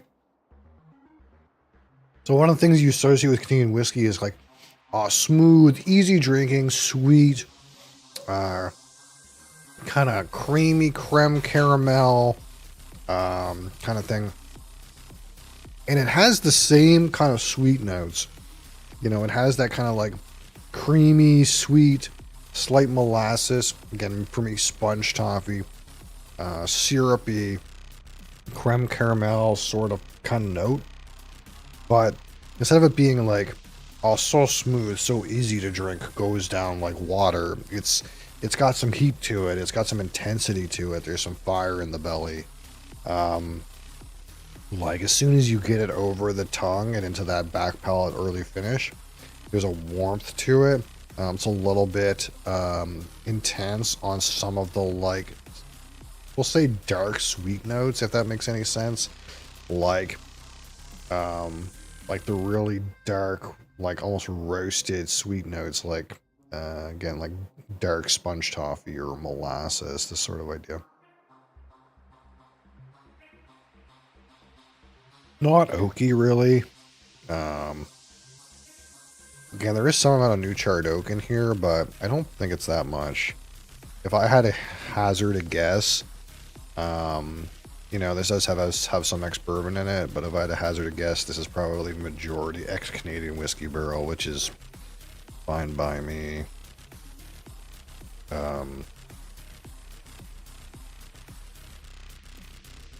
Now, there's no rye in here, so you're missing some of that maybe trademark rye spiciness from a Canadian whiskey. It's like a very intense Canadian whiskey that's had the rye notes, I guess, stripped out. It's all in on the, like, molasses, sponge toffee intensity. A little bit hot on the nose, too. It doesn't drink as, you know, as tame as other whiskeys at this proof. It kind of drinks a little bit on the hot side. But not too complicated, right? Nothing complex going on here. Just straight up sweet, syrupy, but intense.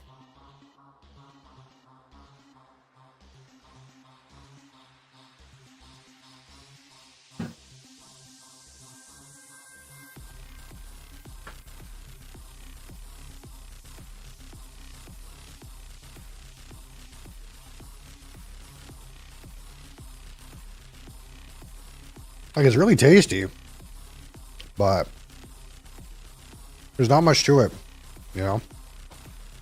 It just tastes like sponge toffee.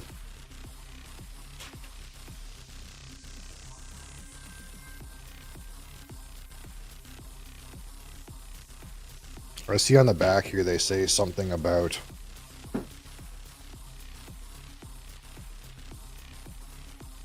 our blending process results in deep layers of flavor for you to discover.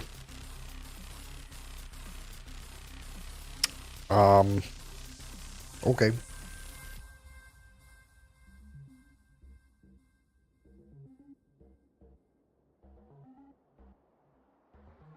Not in my personal opinion, but, you know, subjectivity, for sure. All right.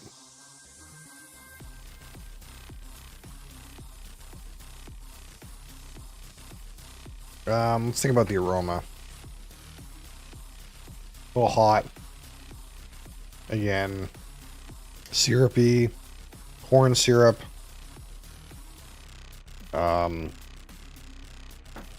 Like not maple, but yeah, just sweet sponge toffee, roasted malt. Like pleasant, like it's nice. If it wasn't like a little hot, it would be like perfect for like just dessert whiskey, I suppose.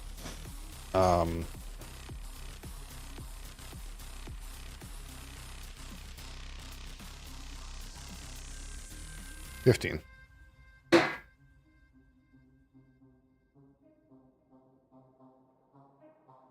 right. And 25 on the palate.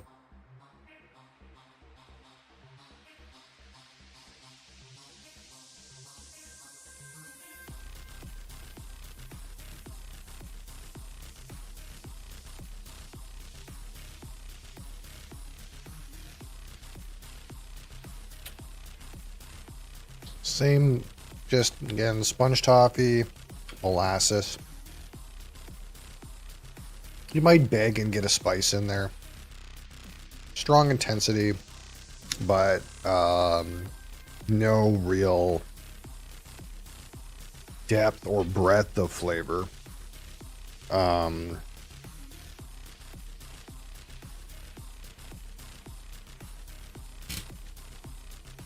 It's hard sometimes with these because you want to like give it some points for being really intense and flavorful, but you also want to pull some points away for it being really too simple.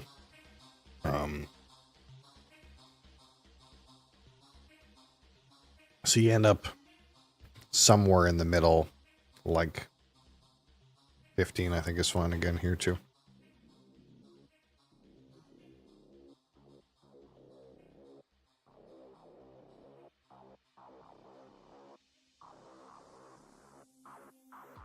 All right.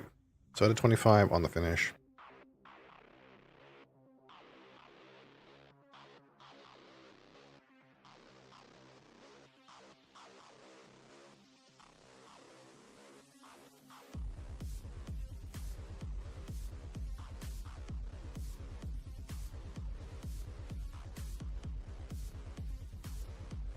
You start off with some deep molasses notes.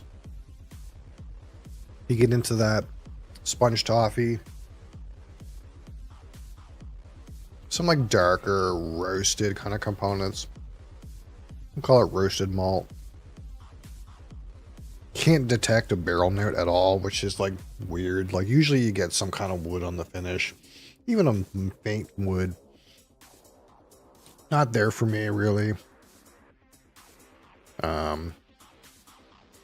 Just dark sweet notes, molasses, syrups, this kind of idea. Again, the same kind of idea. It's like, this is a little better though. The finish is a little better than the palate. I'll go 16 on the finish. All right. Now out of 10, let's talk about the texture.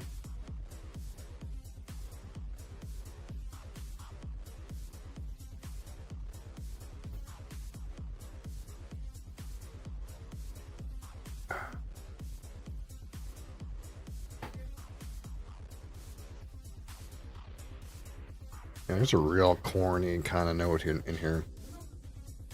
Which you would think wouldn't be the case with a column still, but it's definitely got a big corn.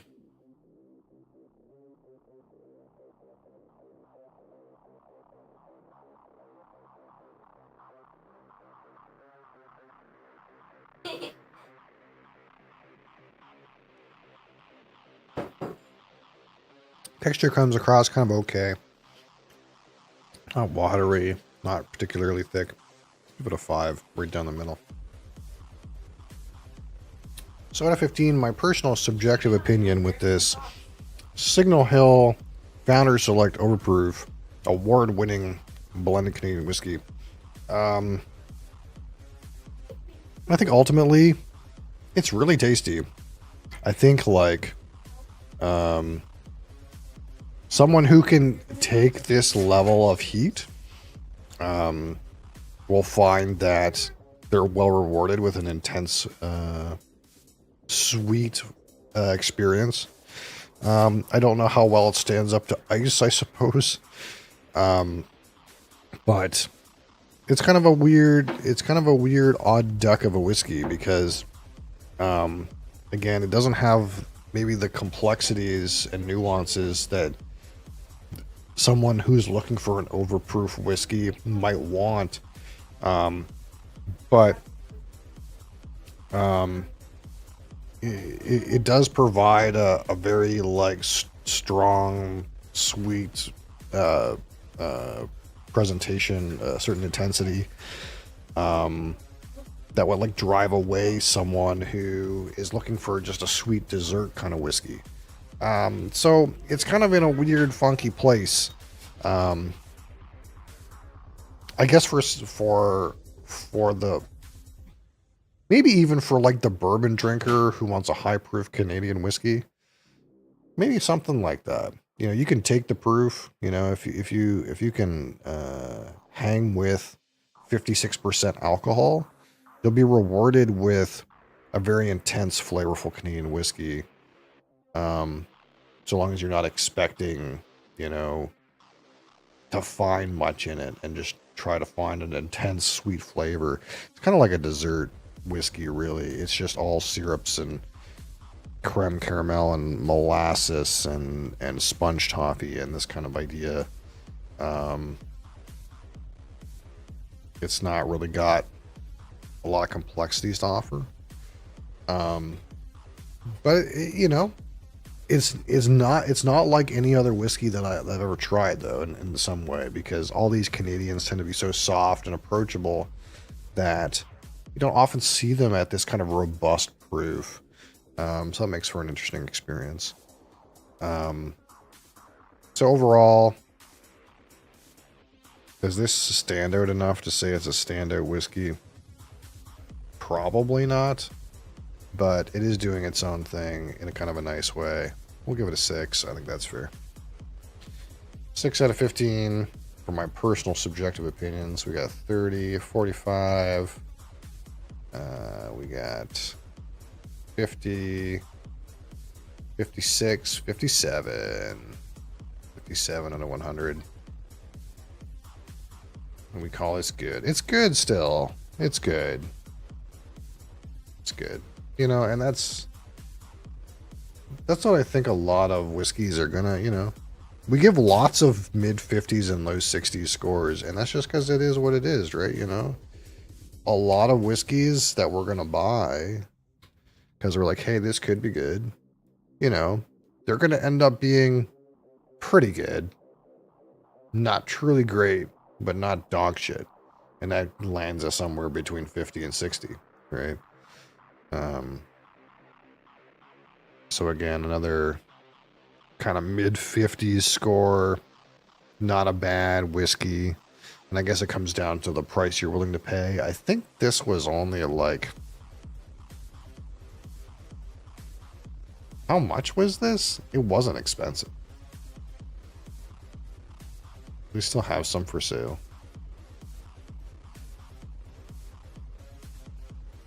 This was not a lot of money. $60. 60 Canadian dollars. So that's something like, I don't know, $45 American. Taxes included. So, I mean, it'll land somewhere among, I mean, that's a pretty reasonable value, I suppose. For something that lands somewhere in the 50s. Reasonable. Not bad. Not bad. Not exciting, but not bad. So here we are. Fucking, it's already 1 p.m. again. Time goes so quickly. Time goes so quickly, you know. I really wish I could broadcast for longer.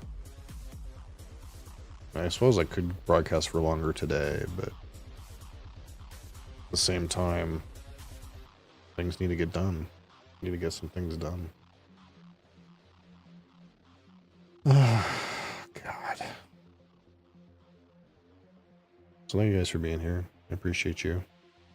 I don't know if we're going to play more of that, whatever the fuck I was playing today. King is watching or something like that. We might play more of that. I don't know. Maybe. We'll see. We will do some more board games at some point.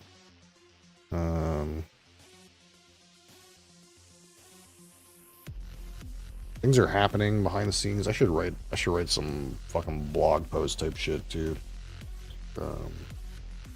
So again, as you guys know, I wanted to get the fridge, but I think I'm not getting the fridge for a while now, and it's not like I can't afford it thing. It's I don't want to move it.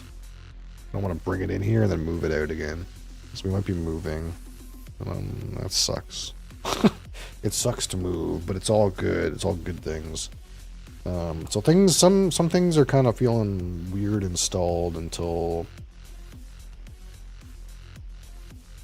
some non-stream elements advance. So I appreciate your patience with that. But I will be back tomorrow. At least I will be here every weekday and hopefully the weekend. Regardless of whatever happens. So thank you. Thanks for being here. I'll be back tomorrow. Same time, same place, same things. And yeah, until next time.